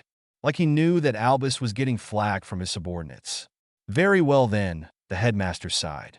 He seemed to be doing that a lot around Harry Potter. Until then, Dumbledore, Harry said, leaving the room, the contract still unsigned. Edited November 8th, 24. Fuck Dumbledore, we got this. Thanks for all the reviews. It's a short one. Harry met up with Tom in their usual cafe. They sat at the back table with tea and cakes. Hermione was there to take notes and be mediator. Not that she was needed because Tom and Harry had great camaraderie. They understood one another and didn't need anyone to mediate. Even when they disagreed, they did so with class. Well, Tom did, Harry did so with flippancy. So, Dumbledore is giving me a pardon for me and mine, but not you and yours. What do you think? Harry asked, taking a sip of tea and separating the cakes by their preferences. Hermione really didn't like sweets, so she munched on a few digestives. She did like her tea, though, and had some at her elbow. I think Dumbledore is an arsehole, Tom said like butter wouldn't melt in his mouth. He picked up a fork and sliced his chocolate cake and took a bite. I knew he would do that, he added. He was kept abreast on what went on in the Wisengamot by his Death Eaters. I completely agree with you about the arsehole part, but I'm wondering what you think about the pardon because I don't want you to have to go to jail if you have to kill your older self, the younger boy stated, getting angry on his friend's behalf. You're the one who's going to have to kill my older self. I might have to kill some of the Death Eaters, he shrugged it off casually. If they defected, they deserved to die. He had made it a point in telling them that on a nightly basis. They knew the score. You're right on that if the prophecy is true, Harry said, nodding his head in agreement. I might have to kill a few of the Death Eaters too, he added, looking at his friend. That would be too bad, but I would understand, Tom said, shrugging. Well, why don't you just try not to kill anybody, Tom? Asked Hermione, tapping her chin thoughtfully. That was the logical conclusion. There is a thought, but that would be rather hard for me, because we're going to be in the middle of a battle, and I am a Dark Lord. Who knows what would happen in the heat of fighting, he stated, a thoughtful look on his face. He had never been in an all-out combat, but he had grown up in the middle of the last World War. He'd heard the stories from the soldiers. Well, just because you're a Dark Lord doesn't mean you have to go for the kill shots, the bushy-haired witch pointed out. I have an idea. Why don't you use the gun I got you instead of spells? There's no law against using a gun in the magical world, Harry said, thinking it could be a loophole they could exploit. They might just get away with killing them all. I think they'd still get me for killing somebody, whether I use a gun or spells, the mini Dark Lord stated dryly. He was sure of that to his very bones. Dead is dead, no matter what instrument is used. You're probably right, said Harry with a sage nod. Still, you could use the gun and take shots for the arms and legs and incapacitate instead of kill, she persisted. She liked Tom in a roundabout way. He was fun, smart, and witty in a dry way. I could probably do that, said Tom, to placate her into shutting up. He knew that he could if he wanted to, but his anger was very real, and his desire to put those that betray him into the ground was palatable. Let's do some practice shots at a shooting range, Harry suggested, raring to go. He was itching to use the guns. He had been putting it off for far too long now. He'd done some shooting in some out-of-the-way places at Hogwarts, like the Forbidden Forest, but there was always the chance of teachers or students coming along. Especially the Weasley twins. Those two were always lurking about. Where are we going to find a shooting range that's going to let teenagers use a bunch of illegal guns? Tom said, sarcastically. Don't be foolish, Harry, he stated, leveling him with a pointed look. You have a point. We'll go to the woods and set up some targets, Hermione said, getting a faraway look as she thought of places to where they could shoot. She had some knowledge of guns, but only skeet shooting. Or we could just use the warehouse that I bought that's out in the middle of nowhere, Harry said, rolling his eyes. He had purchased it. They might as well use it. No, they'll call the cops on us, she said, waving it away dismissively. You're right. It's not that far from civilization, Harry said, thinking of his closest neighbor, which was within a mile. The gunshots will be heard. There has to be some place we can practice, Hermione said, almost in a wail, getting beyond frustrated. She just knew that there had to be a way. All we have to do is add a silence ward around the warehouse, said Tom, finally putting them out of their misery. He remembered being like that and forgetting that magic could be the cure-all of most of their problems. It was hard to think of magical solutions when you were told you can't use magic in your own home. Yeah, we could do that. Well, you or the goblins can. Harry and I can't, said Hermione, ready to smack her forehead for not thinking about it herself. Sometimes I forget about magic, said Harry. Like Hermione, you wanted to make a face bomb. He was used to using it for small things, not big one. Making a whole warehouse soundproof never occurred to him. He could probably do it, and do it better than Tom or the goblins. He might just do it over theirs. That's because you weren't raised around it, said Tom in a reasonable manner. Then again, neither was he, but he had been using it longer than they had. That's very true, said Harry, nodding in agreement, not telling them that he was going to add his own special twist. So, we'll set up a ward around the warehouse to muffle the sound, and we'll practice taking maiming shots, Hermione said, getting back on track. I'll practice taking kill shots because I want to blow that motherfucker's head off. I'll be taking some of his friends too, Harry said, getting a wide grin on his face. Now that old Voldy was mortal, he was more than willing to help him off this mortal coil. Well, they still had to watch out for any familiar he might have lurking about, but that should be easy enough. He was still sure it was a snake. Language, Harry, his best friend said, though there was no heat in her tone. Oh, don't tell me to mind my language, Hermione, the teen whinged. It really wasn't like her, chastising him. Oh, you're right, I shouldn't tell you to mind your language. Talk however you like, she said, waving her hand in his direction. Thank you, he said, rolling his eyes at her. Then he grinned at her when she tossed a biscuit at his head. He just snatched it from the air and ate it. But still, we need to figure out how to get a pardon from me, said Tom, looking at the two younger teens. In case something happens. I'm not going to find my way out of that graveyard if I can help it, he stated, thinking hard on how to avoid that. You practically own the Wisengamot. I don't understand why you don't get the pardon yourself. Why are we relying on Dumbledore? Harry asked, not understanding why Tom didn't just order his Death Eaters to vote a pardon for him. He is the chief warlock. He has the final say in everything and veto power.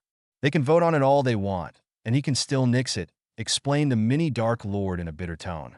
Albus Dumbledore has been a thorn in his side for years. He wasn't scared of the man, per se, but he had a healthy respect for his power. That's just bullshit, said Harry, folding his arms like a 5-year-old. I know, said Hermione in a commiserating voice. But that's the way it is, she said, getting angry for both of them. No man should have that much power. Well, we've got to be able to do something. There's got to be a higher power than Dumbledore, Harry said, slamming his fist into his other hand. He upset his empty teacup and made the other patrons look in their direction.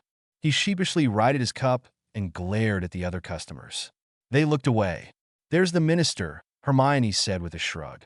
"That sniveling coward," Tom stated with a sneer. "I thought you got rid of the minister," Harry said, remembering that Tom had taken over the ministry. "Well, I've got him running scared, that's for sure," the mini Dark Lord said with a sinister grin. "I can get him to write me a pardon," he added thoughtfully, though he didn't know if he could find the man. Well, he could just walk into the man's office and demand what he wanted. "You're the one who's been in power for so long. Surely, you've got some pull in politics," Harry said, looking at Tom with a thoughtful look. "I do," said Tom in frustration. "I just don't have the power to give myself a blanket pardon. I'll try to get the minister to write one. However, I'm a Dark Lord, so if he doesn't give me what I want, I'll just take it. Let me apply some pressure via my Death Eaters, and we'll see what we can do about getting me that pardon the legal way. If he does about a pressure, then we'll do it the illegal way." He liked the idea of direct confrontation better and better. Besides, even though Dumbledore is the chief warlock, he still has to follow the law. He can be arrested for breaking it, Hermione reasoned. She was one to take the law seriously, mostly. She had to know the law in order to know how to avoid being arrested. Like if he doesn't give you back your invisibility cloak when they say he has to, he can be arrested for that. "That's good to know," said Harry, knowing that that case might go in front of the Wisengamot soon. Albus was digging in his heels about giving it back.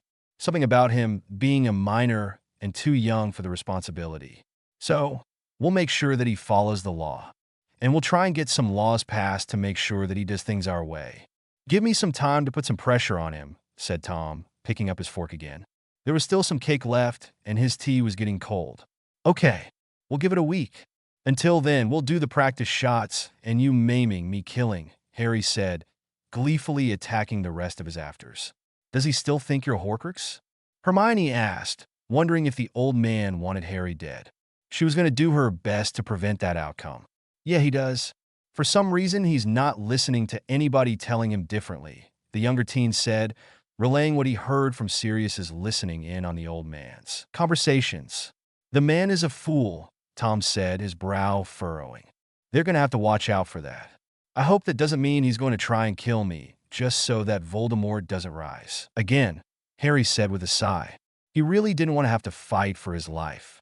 He capped the fucker, but then he'd have to leave England, and he really didn't want to have to do that. "If I were you, I would get it documented that your scar is Horcrux-free," his best female friend suggested, sipping her tea. "I'll get Bill to do that. He's a curse breaker of high standing," Harry said, taking one of the biscuits off the plate and putting it in a napkin. He was full now and was making himself a care package. "There are always some left over." "That's probably a really good idea," Riddle stated, watching Harry snatch up the leftovers. He knew the boy had starved most of his life and didn't begrudge him his food. "These cakes are really good," Harry said, not the least bit ashamed of his hoarding. "I like that we come here." He shoved the napkin in his trousers. "Me too," Tom said with a nod. "You two are strange," said Hermione, wrinkling her nose at the two males. "You just don't appreciate good cakes," said Harry, giving her an impish grin. "Well, I'm off to get my pardon," Tom said, putting his napkin on the table. "Bye, Tom," Hermione and Harry stated, leaving the cafe. "Goodbye, you two," he said, strolling away.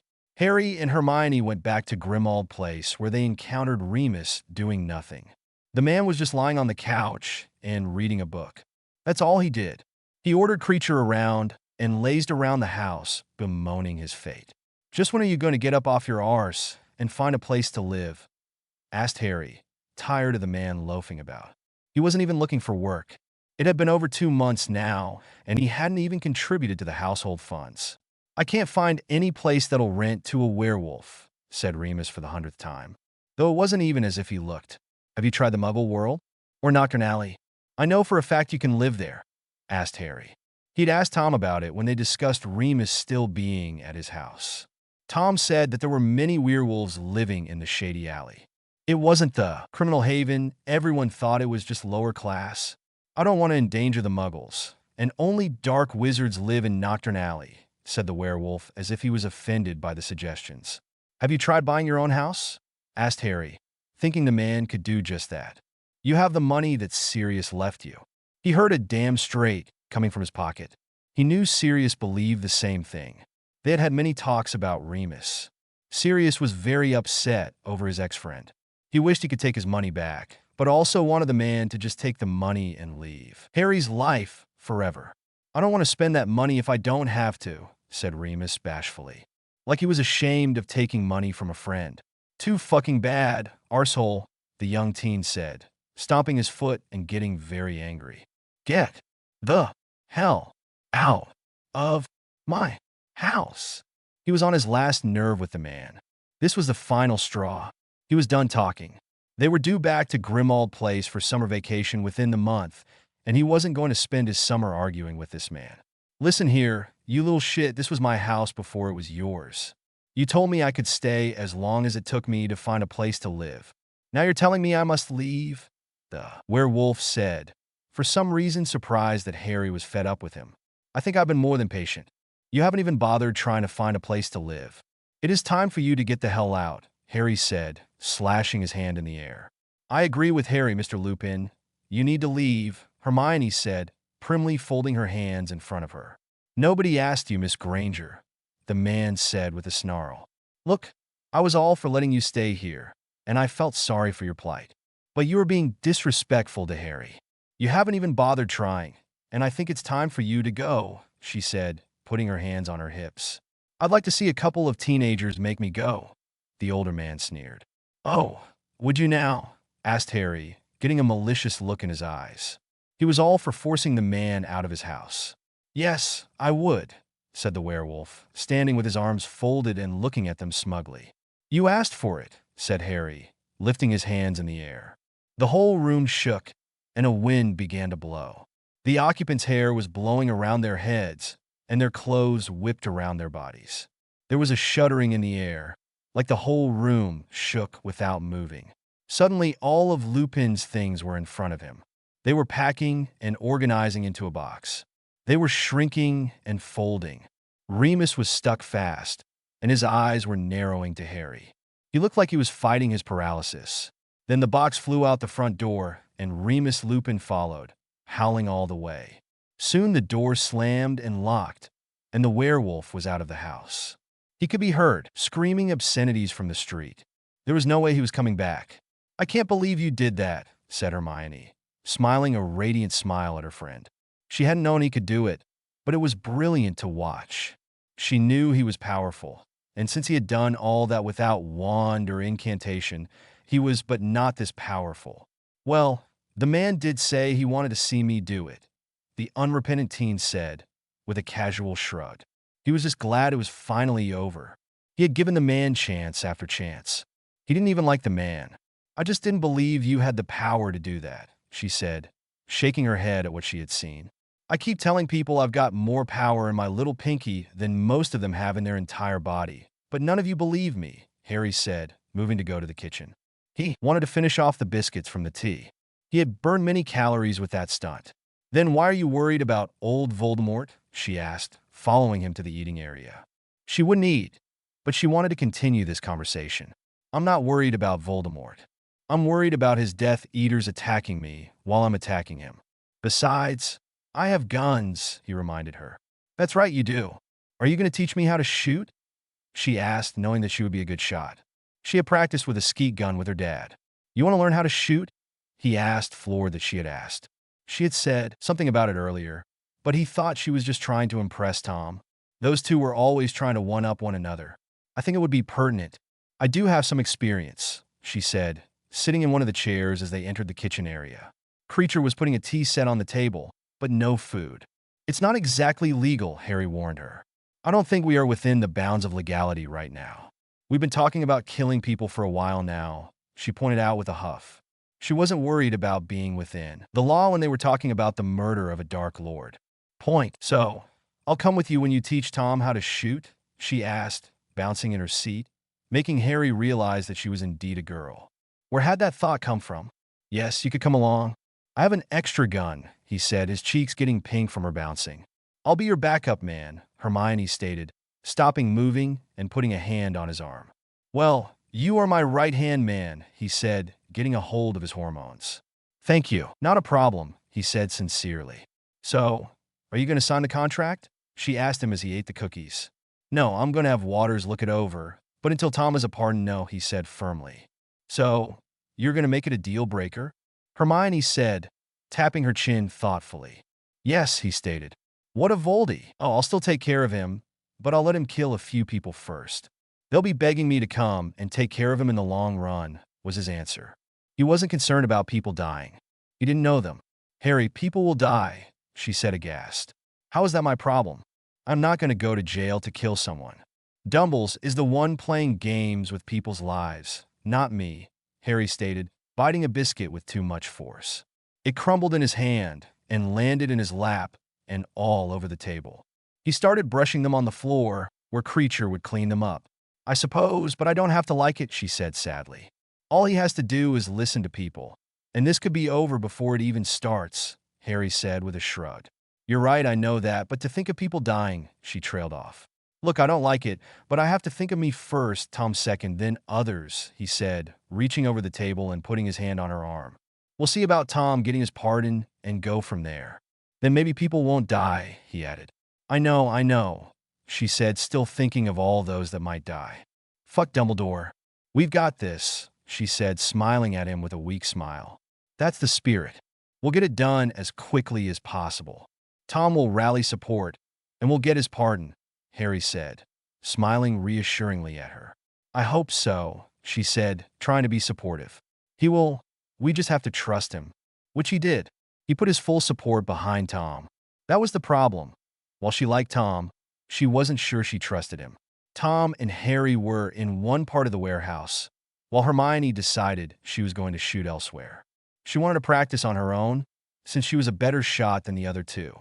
She could have given them some pointers, but they didn't want her to. They thought they could suss it out on their own. She huffed and went to the other side of the building. Tom, how goes that pardon? Harry asked, firing off the shotgun into a very good likeness of what they thought Voldy would look like. It was tall, slim, snake-like, and had no nose. The shot took off the left side of the dummy's head. Harry thought it was a good shot. He was aiming for dead center, but it was close enough. I've talked to Fudge, and he said he's going to give it to me. He's working on it right now, said Tom, aiming and firing off a shot to the shoulder.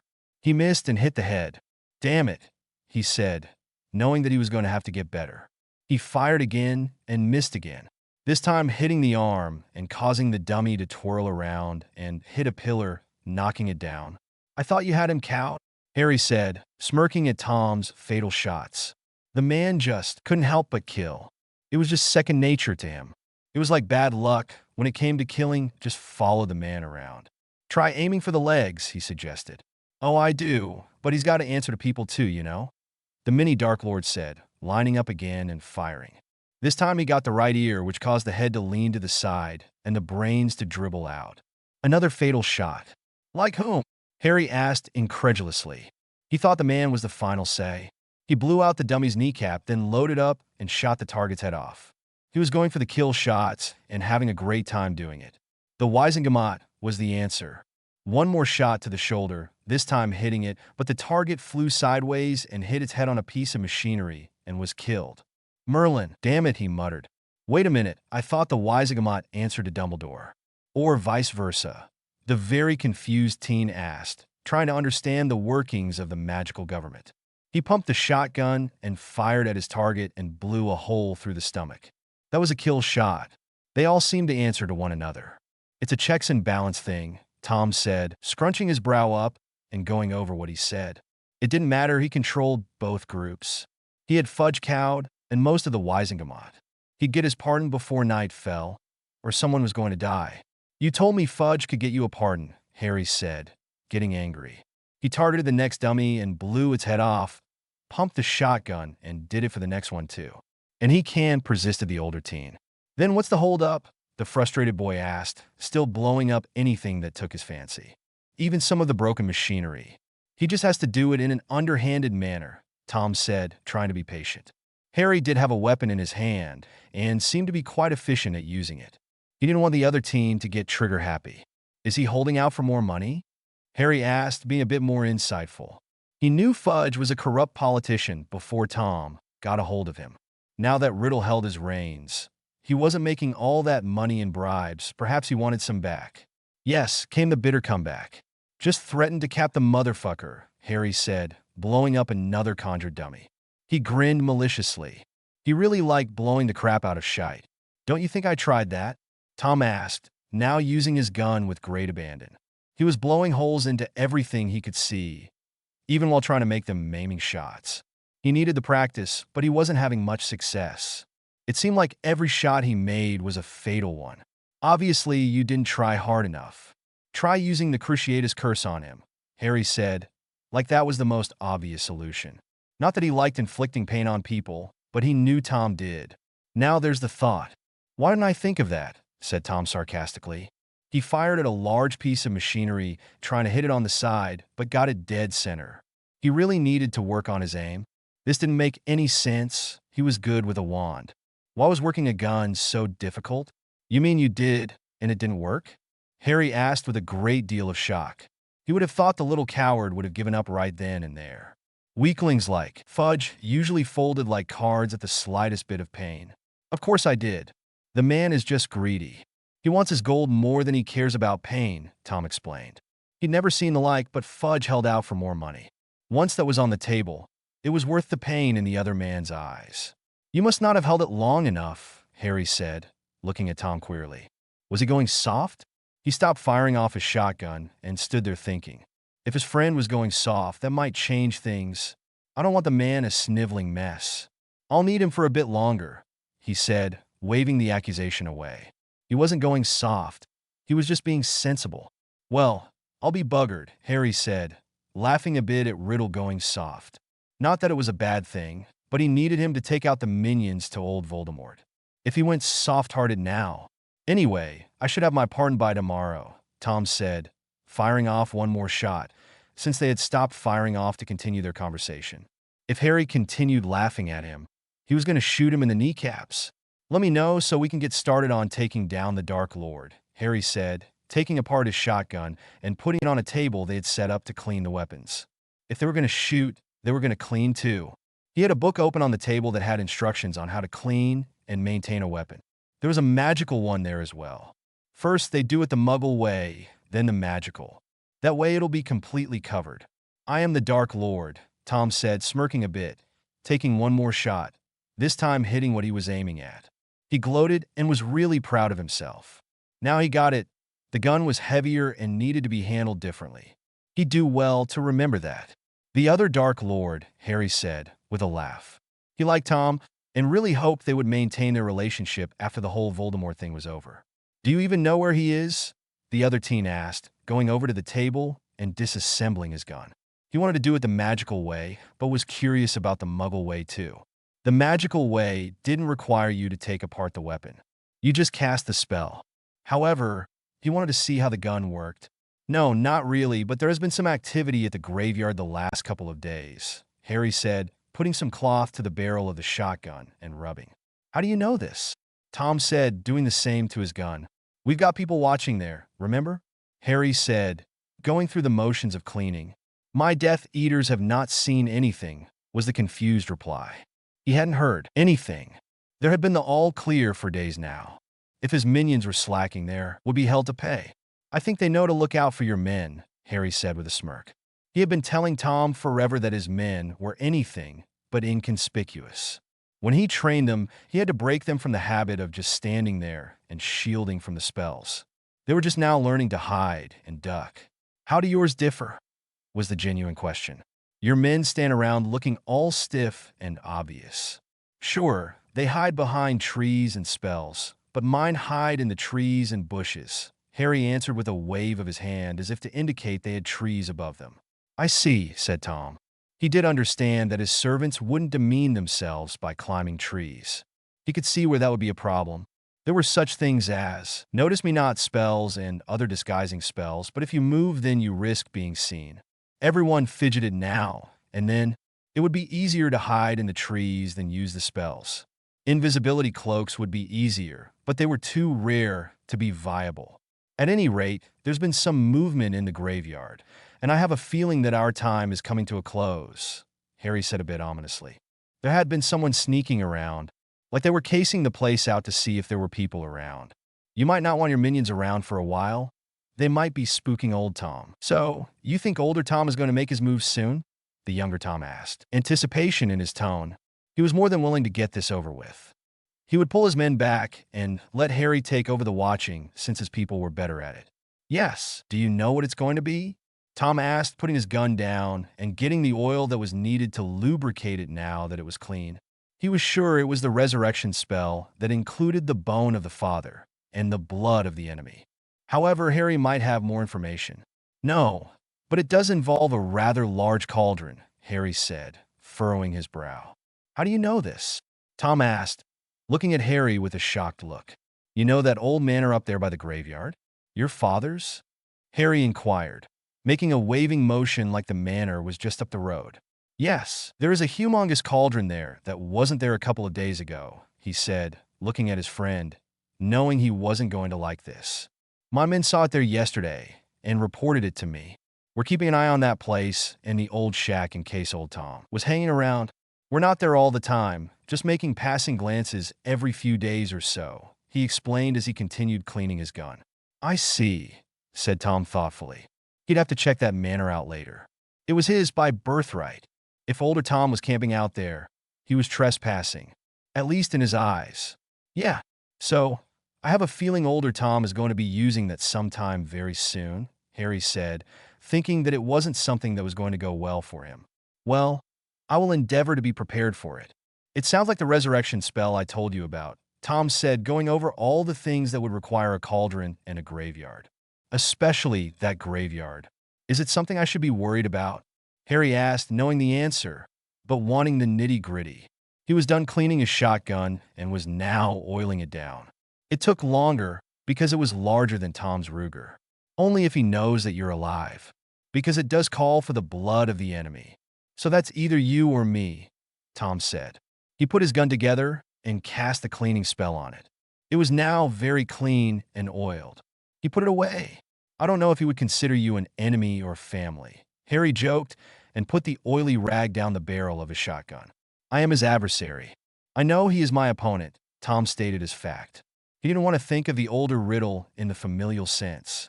So, watch out for kidnapping attacks.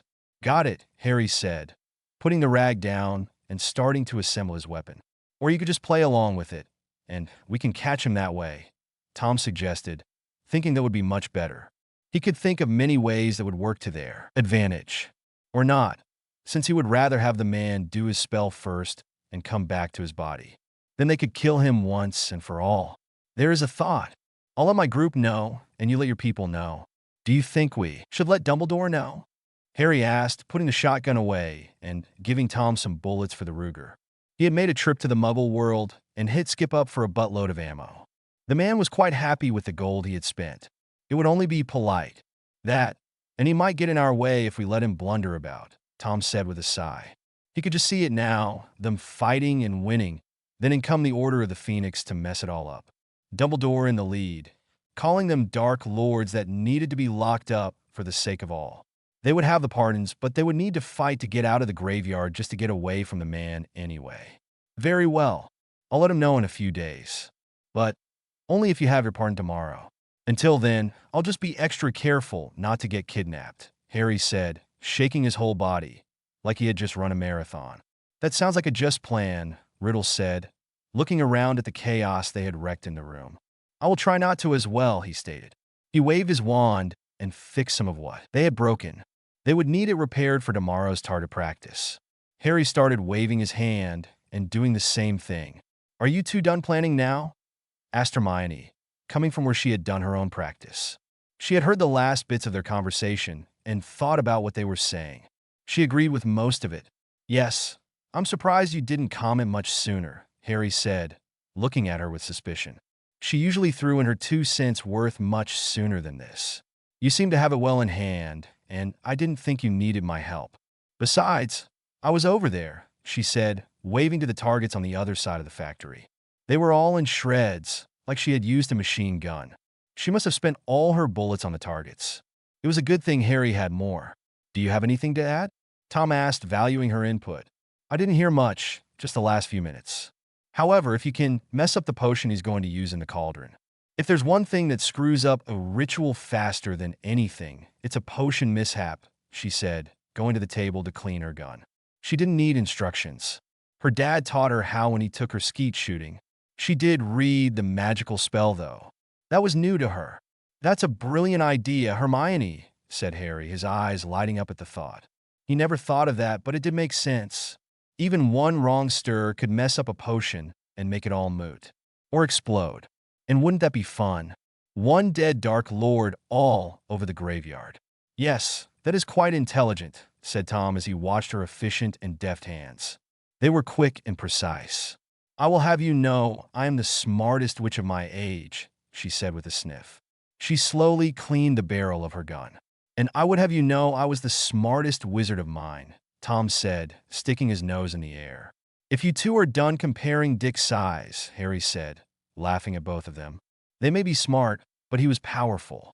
Harry, I don't have one of those, Hermione said aghast. She then laughed at him and looked at the stricken look on Tom's face. Believe me, I've noticed you are all girl, he said with a leer. Oh really? When did you notice that? She asked, oiling her gun with slow, deliberate movements. The other day, Harry said, winking at her. He didn't really mean anything by it. It was just being playful. This was Hermione, and she was safe. That didn't mean he couldn't be playful. Oh, dear Merlin, you two are going to start flirting, aren't you? Tom asked, groaning with his hand, pinching his nose. We might, Harry said unrepentantly. There's nothing wrong with healthy flirting, Hermione said primly. She knew Harry was safe to flirt with. Besides, she had her eyes on someone else, though that person was out of her radar at the moment. Just shoot me now, Tom said, turning and walking away. The last thing he wanted to see was these two flirt. He didn't know why, but it made him squeamish. You're in a room full of armed people, Tom. That's not a smart thing to say, Harry said with a laugh. He wondered why it upset his friend to see him and Hermione play with each other. Oh well, he'd get over it. They didn't mean anything by it. Point, the mini Dark Lord said, not turning around, but he did stop walking. Anyway, we should break it up now. We've done our shooting, and we've all got our aim down pretty pat. Well, except Tom, but he'll get there. Let's say we get back together tomorrow, Harry said, now that Hermione was done with her cleaning.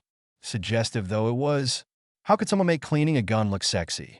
Yes, I must go back and talk to my minions about being more inconspicuous, Tom said, turning back to them and getting an angry glint in his eyes. I'll take them off the roster for the graveyard until they get it correct. He really needed to address that. It wouldn't do to have Harry one-up him in this. That's probably a good idea. Try not to hurt them too much. We're going to need them for the fight, Harry said, going towards the entrance to the factory. I am a Dark Lord, not an idiot, the older teen stated, he too going to the opening. It had been a fruitful day. Right, you are my friend, Hermione said, clapping Tom on the back. They had come that far in their friendship to where she could touch him without him commenting. Heck, he didn't even call her mudblood that often. Goodbye, Tom, Harry said when they got to the front where they would disapparate. Well, Tom would. He and Hermione would take the night bus back to the school. It was Saturday, and they would come back tomorrow. The weekdays were full of training the groups on how to fight. Well, not the Order anymore, since Dumbles was being a fool. Yes, I will see you on the morrow, Tom said and disappeared.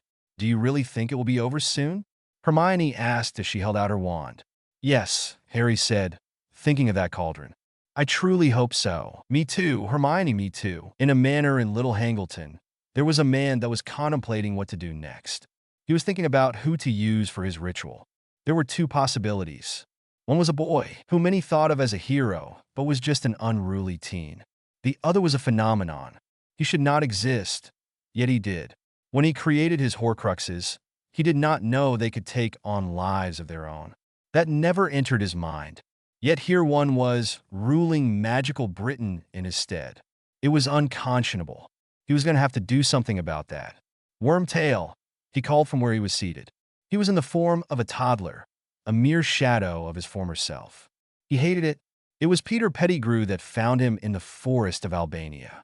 The sniveling man had come to him when Black had escaped from Azkaban. The innocent man had been kissed, but by the time Wormtail had found this out, it was too late. He had already committed into bringing Voldemort back to life. "Yes, master," the rat-like man said, coming to him, wringing his hands in a worried fashion. He was a fool and a coward, but he had his uses. "Prepare for the ritual. We will need to do it on the summer solstice. I need you to make sure you have everything we need, which means you need to have plans in place to capture both Harry Potter and my younger self," the Dark Lord stated. He decided he would bring both of them there. It would kill two birds with one stone. "But, master," the Dark Lord, Peter said, fretting something fierce. He was too scared of the other man. There had been rumors of his great power. That and he ruled magical Britain with an iron fist. One didn't do that if they were a wuss. "You will do as I say," Voldemort stated, casting the Cruciatus curse on the coward. He lifted it after a moment. He didn't want the man to bolt. He just wanted him to be compliant. "Yes, master," Pettigrew stated as he got off the floor, knowing that no matter which Dark Lord he went to, he would get the same treatment.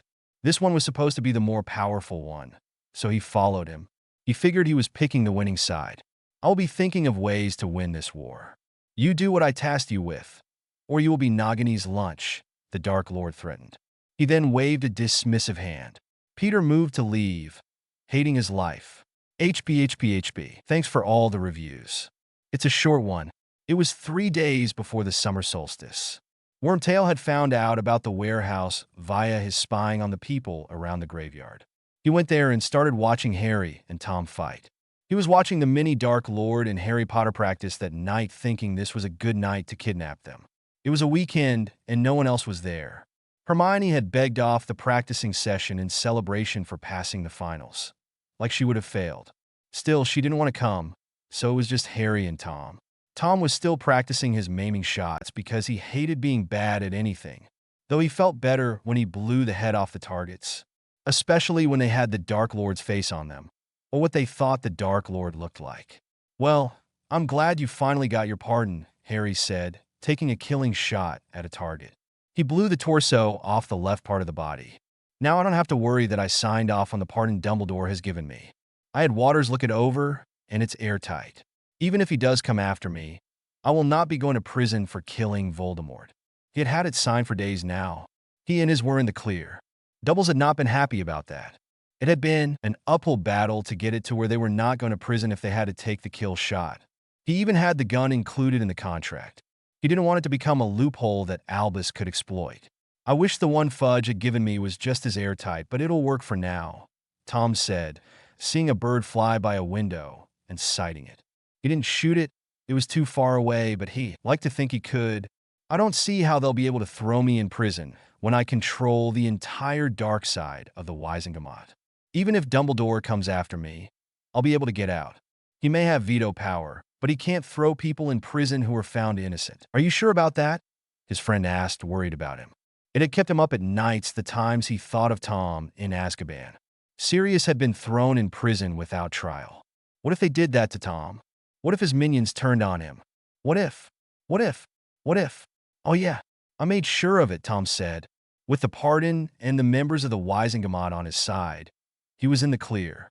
He really hoped that Dumbledore made an issue after the fact. Not at the graveyard. That would be too much of a hassle, but yeah, afterwards he was looking forward to it. "Okay, I'll take your word on it," Harry said, sighting a bug on the wall and following it up to the hole it crawled into with his shotgun. He then fired at a target and wished they moved. It was getting boring shooting stationary targets. "Have you heard anything more about what's going on around the graveyard?" Tom inquired, noticing a rat in the corner that was missing a toe. He knew this rat. He had been warned about him by his minions. He made a motion to Harry that they were being listened to by pointing to his ear that was on the opposite side of his head from the rat. Then he pointed to the corner. Harry glanced to the corner and noticed the rat and got a confused look on his face. Tom just winked and nodded. "No," the confused teen said, playing along. He wondered why the man wanted the listener to have classified information. "There's been no activity around the graveyard. However, there have been things happening around the manor. We've been keeping a low profile because we believe that Voldemort is there," he added, hoping he wasn't giving up too much information. He tilted his head and saw the mini Dark Lord nod his head in approval. "Just Voldemort?" Tom asked encouragingly. "Yes, just him and his snake," Harry said, looking at the rat, who hadn't moved, which was weird for a rat. They didn't sit still often. He was getting the inkling that this was a man, and he was pretty sure he knew which one it was. Ron had told him about his pet that had turned into a rat and was the real traitor. The one Sirius was supposed to have killed. Sirius will be happy to hear that he had found him if he could catch him. I would think he would have some minions run about, Tom said, jerking his head in the rat's direction, indicating that he thought the rat was one of old Tom's minions. No, it's just him, but we don't want to interrupt any plans he has, Harry said, getting an understanding look in his eyes. Tom wanted to lay the trap tonight. Did you tell Dumbledore? Tom wanted to know. He was working his way over to the middle of the room, letting the rat hear everything. Yeah, I thought you wanted me to, Harry said, moving closer to the rat. I did. Then why did you sound accusatory? Did I? I apologize, Tom said, looking around the room for something else to say. Apology accepted, the other teen said with a smile. He was still moving to the corner, where the rat he was sure was Wormtail was. He had heard many stories about this rat, and not many of them were good ones. Sure, the ones when he was a kid were funny, but as he got older, well, they weren't as complimentary. The rat lived up to his animal form. Well, I think it's going to come to a head soon, Tom said, moving towards the cleaning table. Me too, Harry said, cocking his shotgun and shooting above where the rat was, making it scurry away. I'm done shooting for the night. I think it's time we go back to our respective places, the mini Dark Lord said, getting a satisfied look on his face. He had done what he wanted to do. The trap was laid. Now all they had to do was wait. Is that one way for you to tell me to head back to school? Harry said, a bit put out that he did indeed have to go back to school. I just hate to remind you that you're so young, Tom said in a sarcastic voice. Fuck off, Tom, Harry said as sweetly as possible. Such language, Harry, the other teen said, shoving Harry good-naturedly. Very much not in a Dark Lord fashion. He could be a teenager with Harry. It was nice. So, what made you realize that was Wormtail? Harry asked in an undertone. The rat was probably outside the building by now, laying in wait. His aura, the other teen said, looking around to make sure the rat was not around. He knew the man was a coward, that he betrayed the Potters framed black, and that he had run as soon as the Dark Lord fell. Now he knew he was working with the older Dark Lord, and wasn't that a hoot? The man only had a coward on his side. You can see auras? The younger boy asked, not knowing that. I have to be able to. I'm a Dark Lord, Tom said, as if it was a given. I must know if people are lying to me or not. I can tell by their auras, unless they are legilimens. Then they can hide from me. That was one thing he didn't like about Snape. He couldn't tell if the man was lying to him or not. He didn't believe so, but it was harder with him. I take it Peter is not a legilimens? Not even close, agreed Tom. Well, let's go set a trap, Harry said, putting his shotgun away and reaching for his backup gun. With that, the two of them proceeded to clean their guns, put them away, and head off into the night. They took their time meandering down the pathway. They were laughing and ribbing one another, waiting for the coward to make his move. It came, slowly, but it did finally. Cool me. Wormtail snuck up on them and hit them both with a stunning spell. Ah, Harry Potter, the boy who lived. How welcome you are into my humble home, the Dark Lord Voldemort said when Harry rose. Fuck off, Voldemort, Harry said with absolutely no respect. He could care less what the old bastard thought of him. He had as much respect for the Dark Lord as he had for the headmaster, which was none. You have such colorful language for such a young child, Old Tom said with a chuckle, as if pacifying a toddler. To him it was funny watching the child try to be brave in the face of danger. He had no clue just how powerful Harry was. I'm 14 fucking years old. I'm a teenager. I'm supposed to have colorful language, the teenager stated, like it was the truth. So, you can go fuck yourself, arsehole, he added for effect. And my younger self, I see you're awake too. Do you have colorful language as well? The old Dark Lord asked, hoping the younger Dark Lord had some decorum. He hated to think any version of himself would lower himself to cuss like a commoner. No, I'm more refined than that. But you can kindly go fuck yourself, Tom said, bowing his head some. He might not respect the man, but he had manners, which Harry did not. And I mean that in the most disrespectful way, he added just to be polite. I see, said the Dark Lord looking at the two taller males. who were tied up in chairs in front of the basket he was currently resting in. He was swaddled like a baby, but for his arms. He held a wand in his tiny hands. He thanked all the gods that the coward had grabbed his wand from the Potter home when he ran. Why he had kept it all these years, he didn't know, but he was glad he did. Wormtail was in the other room with Nagini. He was milking her for the potion they would need on the solstice. That and Voldemort didn't want them in the room while he had fun with these two teens. "Well, you've got us here. What are you going to do with us now?" Harry asked, already bored. He could leave at any time, but he wanted information on what old Tom's plans were. That, and he was going to let younger Tom make the call. It was his older self they were playing with. "Well, I plan on keeping you here for the next 3 days until the summer solstice, and then you're going to be guests of honor at my resurrection," Voldemort said, gleefully, like he was ecstatic to have company besides Wormtail and Nagini. Which he probably was. Wormtail was a coward and a yes-man. He wasn't much of a conversationalist. Nagini was a snake. She probably only wanted to know when her next meal was. That and she bitched about how cold it was all the time. "Oh, great Merlin, you're going to keep us here for 3 days?" whinged Harry, lowering his head to his chest in mock mourning.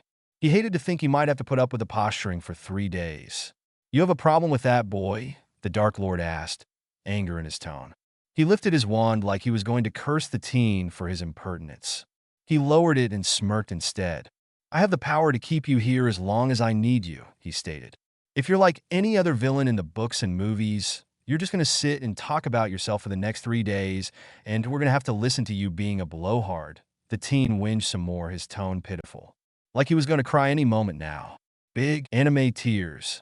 It wouldn't be pretty. Harry wasn't a handsome crier. There would be snot everywhere. "I am unlike any other Dark Lord. I am greater than all of them," Voldemort declared, making Tom sneer and Harry scoff. "Yep, it's going to be a long 3 days," Harry said, looking to the ceiling for help. "Don't worry about it, Harry. You've got me here," Tom said, trying to be consolatory. "You're not much better. Besides, you're a Dark Lord too. So you're just going to go bounce off him and see who's got the bigger dick." Harry whinged some more, looking at his friend with an accusatory face. "That was a horrible thing to say. I thought we were friends," Tom said, completely affronted. "He had the bigger dick. The Dark Lord probably sold his for more life. You played the same game with Hermione all the time, and she doesn't even have a dick," Harry said, giving him a look that spoke volumes. "Granted, if you two are done with the comedy routine," Voldemort said, getting tired of the byplay. This was his kidnapping, and he was in charge. Not these two comedians. "I will never be finished with the comedy routine when you're around. It'll keep you from talking," Harry said, meaning every word. He didn't want to listen to the man brag about what he had done, what he was going to do, and what the rest of the world should think about him. Crucio, the Dark Lord in tone, lifting his wand and sneering. He was going to enjoy hearing this child scream. The pain curse hit Harry full force, and the sensation of 1,000 knives cut through the teen's body. It was the worst thing he had ever felt. He screamed loudly, and he thrashed. He was not ashamed to admit it. Then just as quickly as it started, it stopped. It took a moment or two, but he pulled himself together. He had gained control of the pain. It didn't bother him anymore. It turned into a prickling sensation. "Is it the best you've got?" said Harry, once he could feel his mouth again. He might have screamed, but he wasn't going to let the Dark Lord think that it was going to break him. Crucio, nothing. There was no pain. He could feel it try and work, but it wasn't there. It was like needles instead of knives. Only on numb skin. "You really going to keep this up?" he asked, looking at the man in confusion. "Because as you can see, it's not working." He wondered if the man's mind got left behind with all his Horcruxes. It was like those blokes on the telly that kept shooting something that kept walking towards them. Obviously, the bullets didn't work, so why keep shooting it? "Crucio," the angry Dark Lord said one more time. Why wasn't this curse working? The boy should be a complete mess, not sitting there smiling. "Okay, it's your magic you're wasting," Harry said. He did wonder why they weren't just killing the baby Dark Lord and be done with it, but Tom seemed to have a plan, so Harry was following along. "You really are an idiot, aren't you, old Tom?" said Tom, taking the attention off Harry. He did wonder how the boy wonder could take the curse without the pain. None of his minions could do that, and they were twice the boy's age and had been taking the curse for years. "Don't call me by that insipid name." You of all people should know better, the toddler-like man stated bitterly. He hated that name with a burning passion. To him, it was the worst name in the world. I have come to like the name, Tom said, looking to Harry with a fond expression. It was because the boy insisted he looked up his history that he knew the truth behind his father's desertion. He knew all about the love potion and the rape. How could you like the name of that muggle man who left our mother? Old Tom asked. Hate filled his tone. His eyes blazed with the light of the sun. He really hated that man. How could he not have left our mother when she potioned him to love her? The mini Dark Lord asked, with a bit of hate towards the woman who bore him. It was her insecurity that brought him into this world and caused all the downfalls in his life. If she had not potioned the man, then he would not have been born without the ability to love. How do you know this? The older Dark Lord asked, never really getting into his mother's story. He really wanted to know his father's story and only knew that the man had left him when he found out his mother was pregnant. I asked the townsfolk of Little Hangleton. They told me his story, about how he suddenly fell in love with her and ran off with her. He left behind a fiancé and a family. A rich family at that. That could only be potions, Tom reasoned, going over the facts as they had been presented to him. It was the only logical conclusion. Townsfolk lie, the disbelieving man said, though there was doubt in his tone. However, it was more like he believed but didn't care. He still hated his father. I don't think so. Nevertheless, he ran off as soon as he found out she was pregnant. He left us alone in the world. We were raised in that god-awful orphanage just because he didn't want to have anything to do with her. He should have stood by her side when he found out she was pregnant. He should have raised us, the older Dark Lord said, standing firm in his convictions. You're a fool, Tom. Why would anybody want to raise the result of a rape? The mini Dark Lord said, looking at the older baby lord with disgust. Rape? You can't rape a man, was the confused comeback. Yes, you can. He did not consent, Tom said just as firmly. Are you two really having this discussion? Harry asked, knowing that it would end in a draw. They were both too pig-headed. Yes, they both said. You're never going to agree on it, the boy who lived pointed out in a calm tone. You're probably right, Harry. I refuse to have a discussion with somebody who won't open to other opinions. He's too set in his ways. He's corrupted his mind too much. His soul is completely obliterated with his Horcruxes. He's evil now, the younger Tom said, and he would have waved his hands if they weren't tied behind his back. What do you know of my Horcruxes? The suddenly worried and angry Voldemort asked, raising his wand in a threatening manner. This was bad. If they knew. I'll never tell you what I know, Tom said with the conviction of a teenager. Crucio, the Dark Lord said, hoping to get the other Dark Lord to talk. He was relying on the boy's youth to break him. You'll have to do a lot worse than that to get me to talk, Tom said, once he could breathe. He now knew why his minions did everything he told them to. That was beyond unbearable. He was tougher than that, though. He would not break for this man. He was a Dark Lord. Crucio, I'm a Dark Lord, you old fool, Tom said, slumping in his bonds once the curse stopped. I am not some person you've taken off the streets to torture. You will have to do a lot worse than that to have me say a word about anything. You really are an idiot, said Harry, fed up with seeing his friend tortured. He was ready to get out of there. Tom, just say the word, and we're out of here, he said to his friend, letting him take the lead. Wormtail, bring me Nagini, the Dark Lord yelled, getting tired of being mocked by two teenagers. Oh, you think your snake is going to scare two Parselmouths? Harry mocked him with wide eyes and just made fun of the not-so-scary Dark Lord. You can speak to snakes? Voldemort asked, surprised that the boy who lived was a Parselmouth. Since the day I was born, Harry jibed. I'm you, the mini Dark Lord pointed out, like the other Dark Lord had forgotten. Blasted, the baby Dark Lord said, as Wormtail and Nagini could be heard stirring in the other room. Why did you not know this? Harry asked, tilting his head. He thought everyone knew he could speak to snakes. Obviously, somebody did not do their research, said Tom in a laughing manner. Oh well, Harry, do you think you could get us out of here?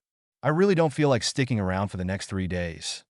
He was still a bit trembly from the torture and wanted to get home. He hoped they killed the snake on the way out. If it was the last Horcrux, then they could let Voldy do his little ritual and then kill him then. It was a cruel thing to do, but he was a Dark Lord for a reason. Do you think he'll try and kidnap us again if I do? Harry asked, looking at the baby Dark Lord who was glaring at them. Probably. He is an idiot, Tom said, glancing at his other self, hoping the man didn't crucio him again. He could take it, but should we kill the snake on our way out? Harry asked with sadistic glee, like it would give him great pleasure to do so. Let's, Tom agreed, more than willing to do just that. Okay. With a wave of his hand, Harry made their bonds disappear, and the two casually walked away from the toddler Voldemort. As they walked by, Harry beheaded the snake, who was coming out of the other room. He would have shot it, but he was keeping the guns a secret for now. He tied up Wormtail, who was right behind the snake, and walked out of the room. When they got to the front door, Harry turned around and said, "Feel free to try again." "Why did you say that?" Tom asked, laughing at him. "Just to fuck with him. You're such an arse." "I know. And now, so does he." "Why did you tell him about the Horcruxes?" Harry wanted to know. "Now, he'll come after me," Tom said with a shrug of his shoulder. "You want him to come after you? You know how stupidly powerful I am. And you want him to come after you?" was the confused question. He would have thought it would have been the opposite. "Yes," was the firm answer. "Why?" "I have my reasons," was all the answer he got. "I hope you know what you're doing," Harry said, letting Tom apparate him back to the warehouse. It had been hours since they were kidnapped, and it was midnight. He was going to catch the night bus to Hogwarts and fuck them if they didn't like him coming in this late. "I do," the mini Dark Lord said. "All right, I trust you," Harry said, letting his arm go when they got to the warehouse. "I'll mirror you tomorrow. Keep your minions out of the graveyard. There's no sense in watching it anymore. I'll have one or two of my men there. Don't worry. I'll tell them to keep out of sight," was Tom's suggestion. "I doubt the Dark Lord will change his plans, but just in case." He didn't think Voldemort would, but who knew? "Will do," Harry said, already going over in his head on tactics. He wanted the fight to go off without a hitch. They knew it was going to happen in 3 days, so now it was time to plan. "Until tomorrow," Tom said, and he disappeared. "I really hope he knows what he's doing," Harry said, lifting his wand to catch the night bus. "I can't believe you stood there and let him kidnap you," said Hermione as they walked between classes. They had about half an hour between their next class. Not that they were ambling towards their next class. They were just kind of walking around Hogwarts waiting for it to start. "Well, I let Tom take the lead, and I wanted to see what was going on," said Harry with a casual shrug of his shoulders. His hands were in his pockets, and he was just kind of walking along next to her. He wanted her input, but he really didn't care one way or the other. Not that her opinion didn't matter, but what had happened had already happened, and there wasn't much that she could do about it. However, she had some really good insight on things, and she might see something that he and Tom missed. "Yeah, but to let him kidnap you, that was just unbelievable," she said. She couldn't believe that young Tom had let old Tom kidnap them. What was the man thinking? Did he really think that the older Dark Lord was going to spill his plans? Did they really think the man was that far gone? "Well, we did find out his plans, but now we're going to have to wait 2 days to see if he continues them," said Harry, surprising Hermione into finding out that, yes, the older Tom did spill his plans. "Oh, I don't doubt that he's going to continue them," said Hermione, waving her hands dismissively. "He's that kind of a fool. Besides that, his Horcruxes have probably messed with his head." She didn't doubt that for a moment. In her research, she discovered that the man's soul was so beyond repair that he was more than likely not thinking straight. But to think that he was spilling secrets, that was unbelievable. "You're probably right," her teenage male friend stated, nodding in agreement. "I know I'm right," she stated, nudging him with her shoulder as they walked on. "I want to be there when he initiates his plans," she said out of the blue. "How am I going to arrange that?" asked Harry, looking at her in a way that she couldn't interpret. "I don't care how you arrange it," she said in a demanding way. "I'm just going to stick by your side until he kidnaps you again. Or we can just stay in the graveyard until the plans happen." She was going to be there one way or another. There was no way she was going to let him do this all by himself, him or Tom. They were her best friends. She was going to stick by their sides no matter what. "Don't be daft," he said, poking her in the side. "We can't hang around the graveyard for 2 days. That wasn't even something he even plotted on doing. He was pulling his men from the graveyard as he was thinking. He already knew that the Dark Lord wasn't going to change his plans. There was no reason to keep those guys there as it was. He might keep one man there, but to keep the rest of his people there? That was unfathomable. "No, you're right. But the second you disappear, I'm going to be at that graveyard, she persisted. If you insist. You're my right-hand man, after all, and we have been practicing for this, he said, thinking of all the gun practice they'd done. The hours and hours of practice they've done. It got kind of tedious after a while shooting at standstill targets. Damn right, the bushy-haired witch said. Besides, I've been included in the pardon. I want my pound of flesh. She smacked one fist into the other. What has Voldemort ever done to you that you deserve a pound of flesh? Harry asked incredulously. As far as he knew, Voldemort had never even looked in Hermione's direction. He went after my best friend, she said impertinently, as if it were a given. Ah, I didn't know you cared, he said, resting his head against her shoulder in a mocking fashion. He fluttered his eyelashes at her. You're such an idiot sometimes, Harry. I don't know why I put up with you, she said, shoving his head off her body. You're my best friend, Hermione. You're the only person in this entire castle that I put up with, he said, meaning every word of it. He had put up with a lot with the people in this castle, but she was the only one he tolerated. Well, the Weasley twins have taken a liking to you, she said, thinking hard about the students and how they treated Harry. Only the twins gave him the time of day with equality. Everyone else treated him with awe, or like he was the devil himself who came to tempt them with sin, even after everything you did to their brother. Well, that isn't fair, they know better now. Yeah, but they still distrust me, he said, pointing out the fact that they still didn't treat him completely with trust. Not as much as they used to, she pointed out. I mean, they want to be there too because they think that Voldemort is the reason that their brother disappeared. In a roundabout fashion, if he had not created Horcruxes, then none of this would have happened, I think. It's topsy-turvy. That and they've taken a disliking of Dumbledore too, because they think he's part of the problem as well. She had had a long talk with the Weasley twins about what had gone on with their brother, about the Wish and Harry's involvement. They finally got to realize that the Dark Lord and Dumbledore were more at fault than Harry was. And while they weren't completely sold on the mini Dark Lord not being at fault, they were more prone to blame the older Dark Lord and the headmaster. Well, they should have thought of that ages ago, pouted Harry. I'm not sure how much I like them. They hadn't exactly treated him well since he'd come to Hogwarts. He shuffled his feet and moved on down the hall. I'd give them a chance if I were you. They're all right blokes, she tried to cajole. Since she couldn't seem to talk their way into the final battle, maybe she could talk him into being friends in the end. We'll see. I mean, they haven't done me any harm, but they haven't done me any right either, the boy hero conceded. He didn't see any harm in picking up more friends after it was all said and done. We'll get with them after this is all over and see what happens after that.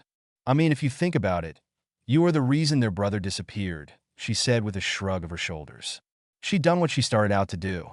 It would work its way out one way or another. It's his own fault, said Harry forcefully. He's the one that made the blasted wish to begin with. He was not going to take the blame for what that boy did.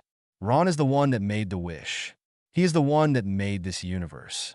That blasted redhead was the one that was going to take the blame. Yeah, but if he hadn't, think of how your life would have been, she said in a consolatory tone. She had no love lost for Ronald Weasley. He had been a mean kid to her from the get-go, and she was glad to see the back of him.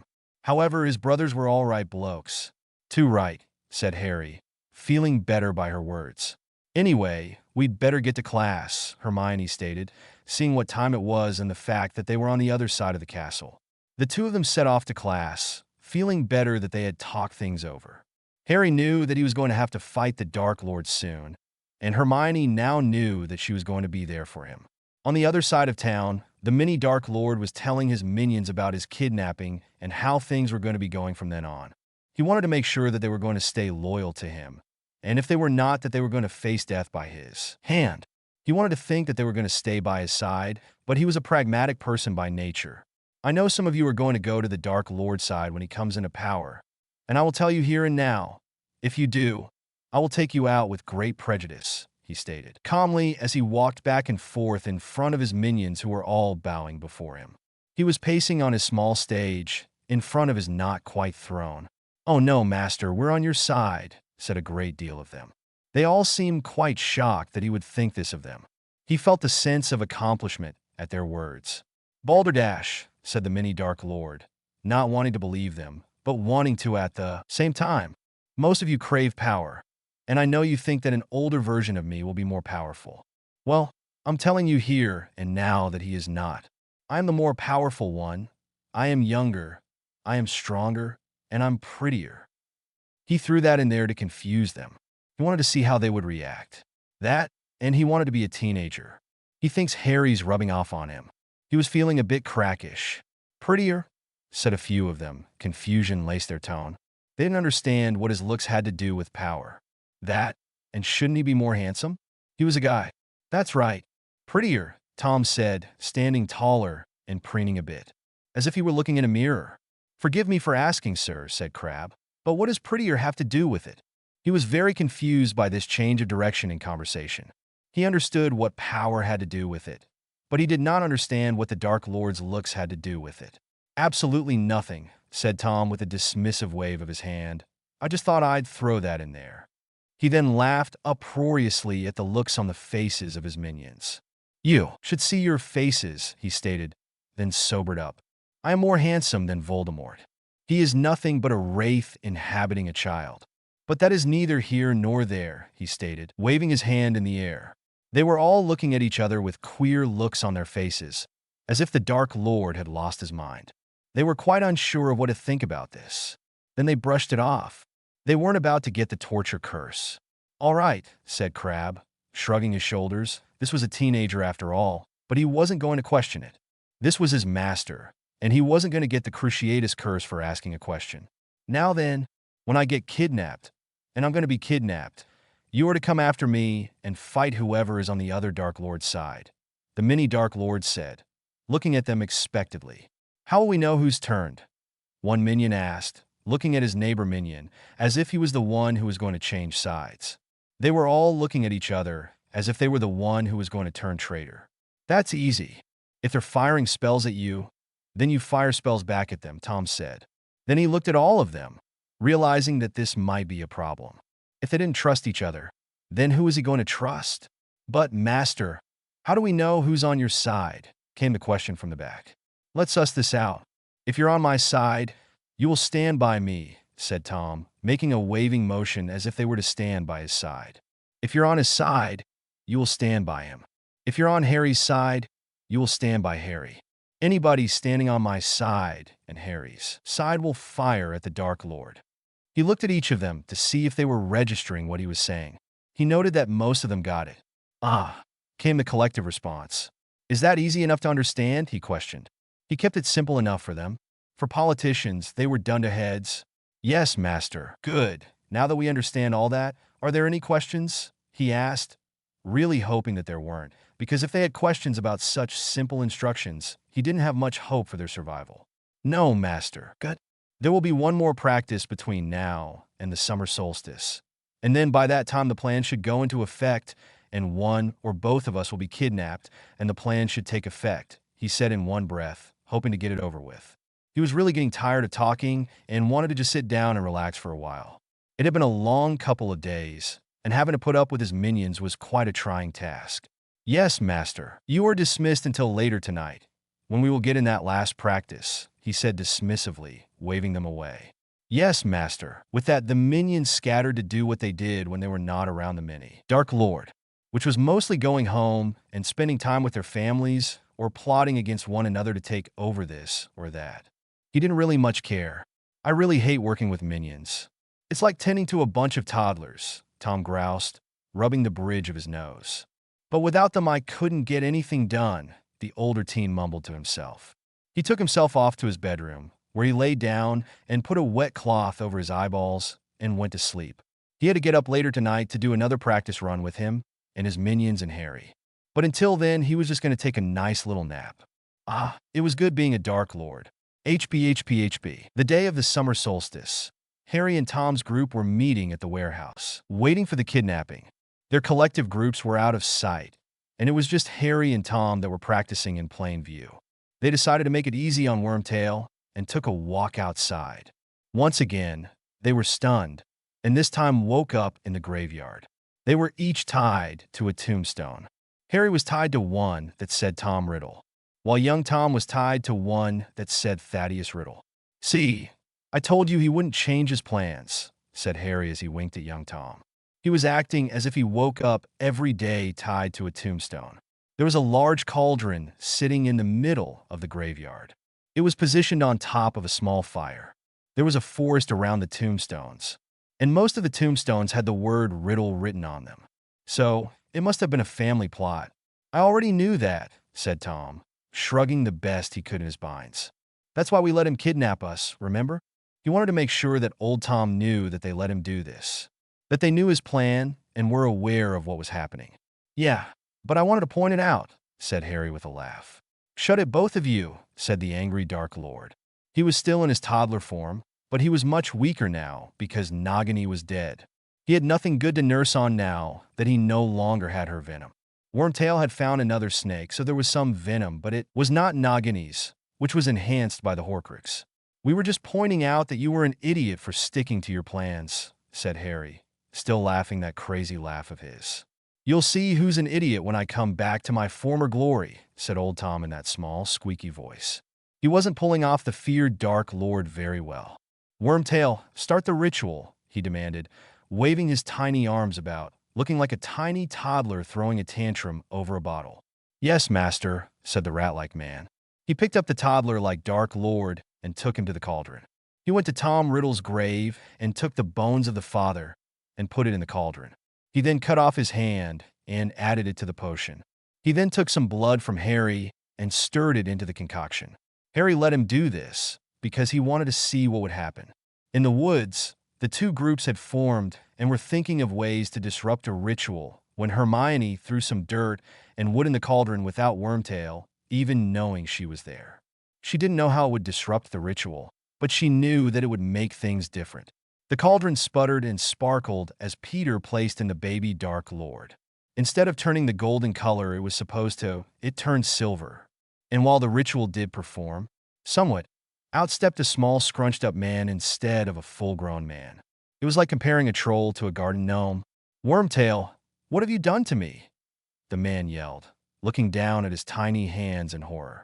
They were small and shriveled and bony, and it looked as if they had been pickled instead of full and plump like they should have been. He stood about 3 feet tall. He looked like he had been a victim of a concentration camp. He was hunched, and he couldn't stand his full height.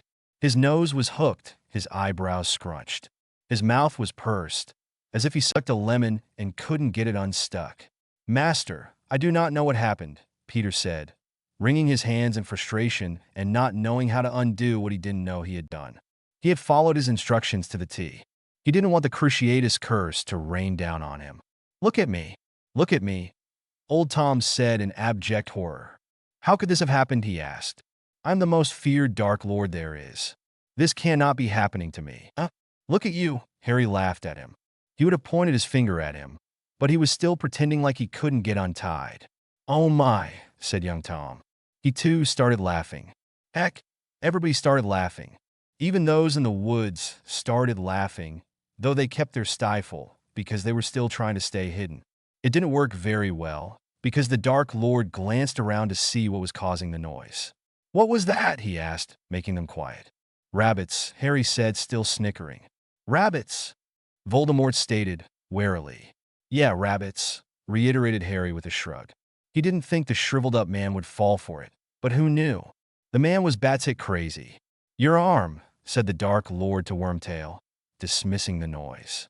He was going to call his minions to him, and they were going to show these two who were in charge. Yes, my lord, said the rat-like man holding out his severed arm. He was hopeful that his lord would stop the bleeding, and he wouldn't bleed to death. Your other arm, said the Dark Lord, not caring if the sniveling man died. Yes, my lord, Peter said, though he did see that the bleeding had stopped enough that he would not die. He was still miffed that his lord did not stop the blood flow. Hadn't he been a good servant? Why had his lord forsaken him? Was it because of the ritual? He had not done anything wrong. The Dark Lord used the dark mark to call his servants to see who would come to his calling. Much to his surprise, only 5 men showed up. Young Tom smirked sadistically. This wasn't going to be the big fight that they thought it was going to be. None of these men were his men. They must be more loyal than he thought. I am very disappointed, said the Dark Lord, looking at the 5 men that showed up. He noted that Severus Snape was not there. He wondered if the man was still spying at Hogwarts. He'd have to give him pardon. "Oh, I'm not," said Harry, who had finally gotten himself under control. He was still finding it funny as hell that the man looked like a shriveled-up garden gnome. But he was happy as heck that only 5 men showed up. "Nobody asked your opinion, boy," Old Tom said, pointing his finger at the young man. "I don't give a fuck what you asked," said Harry, as only an impertinent teenager can say. He stuck his nose into the air and rolled his eyes. "Cut him down, Wormtail," the older Dark Lord said, pointing to young Harry. "I will kill this young man while the young Dark Lord watches. Then I will take on my younger self, and then I will rule magical England." "Are you sure, my lord?" Pettigrew asked, still trying to stave off his bleeding. He had gotten it to a slow trickle now. "Don't question me," said the Dark Lord, glaring at the sniffling man. It only took one look, and the rat-like man was scurrying over to cut down the young man. The Dark Lord might look like a gnome, but he still smelled of magic. Not near as strong as he should have, but dark. "Yeah, cut me down, Wormtail," said Harry mockingly. He could get himself down any time. He didn't need Wormtail to cut him down. But he stood there and let the man cut his bonds. And once the sniveling man did, he landed in a crouch in front of the gravestone. He then took out his wand and held it in his hand and waited. "Do you know how to duel, Harry Potter?" Voldemort asked, bowing at the waist. He held his hand and his wand up to his face. He looked absolutely ridiculous being the tiny little thing that he was. "No, but I know how to fight, Old Tom," Harry said, holding his wand straight out in front of him. Harry looked stunning being the muscle-bound teenager that he was. The scars on his face gave him a scary look. The contrast was amazing. "Fine then, let's fight," Old Tom sneered. With that, the two of them started trading curses. The decrepit old man was in a losing battle from the start because he had very little power and young Harry had a lot. It wasn't even a fight. It was a slaughter from the get-go. Harry was toying with the man. It was like a very large cat playing with a very small mouse. "Come on, Tommy boy. You're not even playing with a full deck here," Harry said, laughing at the man. He danced over to him, bopped him on the head, danced back, and then pointed his wand at him and turned his robes pink. Pranks were the only thing he was doing. It was laughable and sad. "Blast you, Harry Potter," Voldemort said, turning the Cruciatus curse on Harry Potter, which he already knew didn't work on the boy. Young Tom had to wonder why he didn't just use the killing curse. "Quit playing with him, Harry," said Tom, still hanging in his bindings. Unlike Harry, he did not know how to release himself from his bonds. He was waiting for Harry to finish toying with the man. "Oh, but I'm having so much fun," said Harry, dancing around the gnome-like man. "I agree with Tom," said Hermione as she stepped out of the forest. "Quit playing with him. This is ridiculous." She was shaking her head sadly. Everybody else in the forest stepped out with their wands raised, pointing at the 5 minions of Old Tom's. Those 5 men were just standing there with their hands raised above their heads, unsure of what the hell was going on. They had come to the call of their old master to find the shriveled gnome and Wormtail. They didn't come to see this mockery of a battle. "Oh, let me have my fun, you two," Harry said, still bouncing around the battlefield. "No, this is just sad," said Hermione as she cast the killing curse at the decrepit old man, and he fell like a rock. She saw it as putting the man out of his misery, like putting an old dog down. "Hermione," Harry exclaimed. He wanted to be the one to cast the killing curse on the man, but he wanted to have his fun first. Besides, wasn't that what the prophecy said? "What? This was just sad," she stated, folding her arms across her chest as if he was going to question her. "Yeah, but I was having fun," said Harry with a bit of a pout. "You were being sadistic," said Hermione, glaring at him as if he were the one being stupid. "Can you please cut me down?" asked Tom, exasperated by their byplay and wanting to be cut off the gravestone that he was still hanging on. "Stop," said Dumbledore as he came into the graveyard. He was being followed by the Order of the Phoenix and Amelia Bones and her Aurors. "All right, Hermione, you go relax. We'll go do manly shite and blow shite up," Harry said, finally taking his eyes off her chest. "Quit looking at my chest," she said, giving him an impish grin. "Both of you quit acting like teenagers," said Tom, though he had to admit he was appreciating the view too. The bushy-haired teenager was growing into quite the attractive young woman. She was only 15 now, but she was getting older. "Like you weren't looking," said Hermione, giving him the Cheshire grin. That caused the mini Dark Lord to blush. Is Tommy Boy blushing? Harry taunted. Shut it, you. I'm a Dark Lord. I don't blush. With that, he turned his head and disappeared. Anyway, I'm going home. You boys have fun blowing stuff up, the young woman said, leaning over and giving her friend a hug. All right, you relax. Don't think about what you did today. He was a Dark Lord and needed to die. But if you need to talk, then come see me or find somebody else to talk to, Harry said, returning her hug. He wasn't touchy-feely, but he knew she had just killed somebody, even if he was not quite human. So, he was going to be there for her. Don't worry, I will. She was relieved that he didn't pull away. She needed the human touch right now. Oh, I guess we'll have to take the night bus together until you get off at Grimmauld Place, Harry said, holding up his wand when they got down to the end of the path they had been walking. That's right, she agreed, waiting for the purple triple-decker bus to appear. Do you want to talk about it while we ride? He offered, hoping she didn't. No, I think I'll just think about it for a while, she said, not really feeling all that bad about killing the deformed man. She didn't even think of him as human. He was so unhuman-like. Okay, Harry said as the night bus arrived with a bang. They got on and sat on a bed together in silence until Hermione got off at Grimmauld Place. Good night, Hermione, Harry said as she was leaving. Good night, Harry, she said, smiling at him. She's going to be all right, he said to himself as he rode the rest of the way to the warehouse where Tom awaited him. Edited November 9th, 24. Master of Death?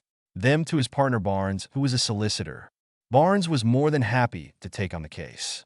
He looked over the contract and saw that there was indeed a clause that any of Harry's followers could do the deed and Harry would get paid. He filed the petition for the case to be brought up in front of the Wisegamot. It got put on the docket in a matter of a week. It was a high-profile case, and they wanted it out of the way fast. That and the Dark Lord wanted it done now. And since he was in charge of the court, they did what he said. Barnes also filed for the suit over the invisibility cloak and wanted that done as soon as possible.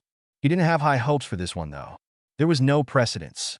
As it was, Harry had no guardian and no one to speak for him. The date for the court cases came up, and Dumbledore dragged his feet the entire time. The last thing he wanted to do was give up the invisibility cloak and give Harry his money. He felt that he was entitled to both. The Wisegamot was hearing both cases on the same day. It had taken some finagling and quite a few bribes, but they got it on the same docket. The first case was over Harry's invisibility cloak. Dumbledore went to sit in his chief warlock seat, but was recused almost immediately. Dumbledore, what do you think you're doing?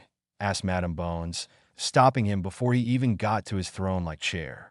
There was no way she was going to let him even close to that chair. I'm going to go sit in my seat, he said, irritated that she would question him. He was doing what he always did. This should not be different. You can't sit there. This court case is about you, she said as if she was speaking to a child. You cannot preside on your own case, she reiterated, pointing to the respondent's chair. That is where you need to be, she stated. I am sure that I can be impartial, he said, not budging from where he was standing. If he didn't preside, then he might lose. And he couldn't lose. If he did, he would lose a lot of standing with his followers, and that would be bad. No, you cannot go sit over there, she said again, still pointing to the chair opposite of the defendant's chair. Madame Marchbanks will be taking over, Bones stated, looking at the very old woman who was the next in line to be chief warlock. Very well, he said through gritted teeth, seeing that he was not going to win this argument. There were too many people glaring at him and nodding their heads. He marched over to the chair she had been indicating and sat down. He was the only one at the table. He noted there were some documents on the table and started thumbing through them. They were the defense documents. When Barnes noticed he was doing that, he snatched them away and snarled at him. Keep your nose out of my case, he snapped. You should not leave them where others can read them, Dumbledore said primly. He was glad he got a peek. He now knew the defense of at least one case. Madame Marchbanks took the seat, banged her gavel, and started the proceedings. Everyone be seated, she commanded, her voice carrying throughout the courtroom. It was magically enforced. We are here to discuss the case of Harry Potter versus Albus Dumbledore over the possession of the invisibility cloak. Harry Potter, present your case, she stated, banging her gavel once again. Albus Dumbledore has been in possession of Harry Potter's invisibility cloak since the last war. It was given to him by Harry Potter's father, James Potter, as a loan before they went into hiding. He has been neglectful in giving it back to him. It is not his, and we demand its return, said Mr. Barnes, shuffling through his papers. Mr. Dumbledore, do you not have any representation? The chief warlock asked, looking at the old man who was sitting smugly by himself. No, I do not feel I need anybody to represent me. I feel that Harry Potter does not deserve this cloak. James Potter gave it to me to hold until such time that Harry is responsible enough to obtain it, Albus stated, looking over at Harry and giving him a condescending look.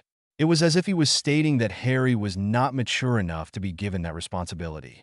I don't believe that that is your call, Mr. Dumbledore, said Mr. Barnes, though he knew it was a flimsy defense. He had been trying to come up with a legal way to get the cloak back, but without a guardian, it was up in the air as to what the Wisingamot would do. And who are you to make such a call? Dumbledore asked, looking down his nose at the solicitor. I am an attorney at law, and the law states that that cloak belongs to Harry Potter. It is a family heirloom, and it belongs to the Potter family, of which you are not, he stated, hoping that if he couldn't get it to Harry, at least he could get it back into the vault. He is not an adult, Albus stated, looking smug again. He has shown me time and time again that he is not mature enough to handle the responsibility, he reiterated, making a grand gesture to the courtroom, like he was doing the boy a favor by holding on to the cloak for him. Nowhere in the law does it say that. Besides, he asked me, an adult, to obtain what is his property. The solicitor tried, though his phrasing just confused the hell out of everyone. I am his legal guardian, Dumbledore stated, throwing that tidbit out there. He'd been saying it for so long that he believed it. No, you are not, Barnes stated, pulling out a document. Harry Potter is a ward of the court, he said, giving it to the bailiff to show the parchment to Marchbanks. She looked it over and nodded, that it was a fact that the teen was a ward of the court until he was 17, or emancipated, of which I am the head, the headmaster said, nodding regally. He was going to win this case. He was sure of it. Again, no you are not, Harry's solicitor said, trying for one more gambit. I am the chief warlock, Dumbledore said, looking at the man like he was barmy. Harry Potter is a ward of the court of the Muggle world, was the comeback. Harry Potter is a magical child, Albus said slowly, looking around confused. He wanted to gauge the Wisingamot and make his point. I am the head of the magical court. Once more he held out his arms in a grandiose gesture. That does not give you the right to withhold his property, Barnes said, getting angry. He knew he was losing and there was little he could do about it. Why did Blackhalf die? If the man had lived, he could have gotten the cloak. Yes, it does. I'm sorry to say, Mr. Barnes, Mr. Dumbledore is right, Marchbanks said, looking over the paperwork on her desk and listening to the arguments. She didn't like it, but the old man was right. Not that she could call anyone old, but she didn't like Dumbledore. But, Madam Marchbanks, it's Potter property. It should belong to Harry Potter, Barnes almost pleaded. Can we at least get it remanded into Gringotts? It can stay in the Potter vaults. Harry can't get in there until he is 17, he asked, going for his last-ditch effort. Yes, I think that is an excellent solution. Dumbledore, you are to hand over the cloak to Gringotts at your earliest convenience, within the next 3 days. If it is not, then you will face prison time. For each day you dally, you will face a week in Azkaban, she stated, banging her gavel. That's not fucking fair, stated Harry, who had wanted his cloak back now. Dumbledore was silently fuming, but also smug. Harry wouldn't get the cloak until he had time to find a way to contain the boy. But he wouldn't have it either. He needed to make more plans. Tom watched the calculating eyes on the headmaster's face and didn't like what he saw. He might just have to get rid of the old man, sooner rather than later. I'm sorry, that is my finding, Marchbanks stated, giving Harry a contrite look. She felt for the boy. She knew he had so little from his family. However, it was the law. On to the next case, cried the bailiff, banging his staff like it was ceremonial. This is the case of Harry Potter versus Albus Dumbledore. I see that it says that the headmaster did not pay Harry Potter for the vanquishing of the Dark Lord Voldemort. Harry Potter, present your case, Marchbanks said, banging her gavel and nodding to Barnes. We have a contract here that states that if Harry Potter vanquished the Dark Lord Voldemort, that he should be paid a grand total of 10,000 galleons. Albus Dumbledore reneged on that contract, the solicitor stated, being as succinct as possible. Mr. Dumbledore, The chief warlock asked with a lifted eyebrow. It was an open and shut case. Harry Potter did not vanquish Voldemort. His subordinate did, the headmaster stated, running his hand down his beard in a knowing fashion, like he was wont to do. It states in the contract that anybody working under Harry Potter could do the deed, and the contract would still be fulfilled, Barnes stated, handing the contract to the bailiff to give to Marchbanks. She took it, read it, and then looked at Dumbledore. "Does it state that, Mr. Dumbledore?" she asked, seeing what he would say. "Yes, it does. But I did not know it was in the contract," the old man said, like that made a difference. His eyes were twinkling in all innocence. "That does not matter. If it is in the contract, then the contract is still valid. You must pay the man," she said, banging her gavel. Like she thought earlier, open and shut. "But he's a minor. Therefore, the contract is not valid," Dumbledore stated, trying to get out of it another way. "You paid me for taking care of your first Dark Lord. You must pay me for taking care of your second Dark Lord. You validated the first contract. Therefore, you must validate the second contract," said Harry, a bit too cheekily. He really should let his solicitor do the talking. "Is this true, Mr. Dumbledore?" Madame Marchbanks asked, leaning over her podium. "Yes, I did pay him for the first Dark Lord," Albus sighed. "He knew he should have never paid the brat. Then you obviously entered a contract with him. You must pay him for the second contract. Pay him in full by the end of the month, or you will see prison time," she stated, banging her gavel with finality. "Very well." The old man sighed again. "I find this case closed," she said, banging her gavel one more time. "Ain't that some shite?" Harry said, grinning from ear to ear. "I'll thank you not to use vulgarity in my courtroom, Mr. Potter," Marchbanks said as she rose from her chair. "Sorry, ma'am," Harry said, not looking the least bit sorry. "So, you won your cases," Tom said, coming up to him when the courtroom was clearing out. "Not like I had hoped. But yeah," Harry said, shaking Barnes's hand and thanking him for well-fought cases. "I wanted the cloak," he lamented, looking menacingly at Dumbledore. "At least it will be in your vault," the mini Dark Lord stated, thinking that was the best place for it. "So, Dumbles, will I be seeing my pay soon?" Harry asked, going up to the man, taunting him like the petty teen that he was. "I do not believe the Dark Lord is dead," the old man said, looking at Harry's scar and smirking. "Oh, yeah, I got rid of that, and I can prove it," the teenager said, calling out to Bill Weasley, who was in the public gallery. "Hey, Bill, can you come here a moment?" he said, waving his hands frantically to be seen over the crowd of people trying to make their way out of the room. Bill heard him and made his way over. "What's up, Harry?" he asked, looking at the three of them with confusion on his face. He had no idea what the teen could want from him. "Tell Dumbles that the Horcrux in my scar is gone," he requested, shocking the curse breaker, who hadn't known there was one in the facial disfigurement. "Hold still," Bill said, getting out his wand and running it over the scar. He did 4 different tests and finally sighed. "There is no dark magic of any kind in that scar. There is definitely no Horcrux," he stated with decisiveness. "Are you 100% positive, Bill?" Albus asked, knowing a Weasley wouldn't lie to him. "Yes," the curse breaker stated, looking at the man gravely. "Very well." Albus sighed for the 100th time that day. "You will have your money by the end of the month," he said, and turned and walked away. "There goes a very defeated man," Tom said, shaking his head. He decided to let the man live as long as he didn't fuck with him or Harry. And Hermione, of course. 3 years later, Harry Potter was now 17 and was waiting to get into his vault. He had been itching to get a hold of his cloak for years. The past 3 years had been good for him. He dropped out of Hogwarts after his OWLs and studied magic on his own. He had enough money to live a life of luxury with what his parents and Sirius had left him.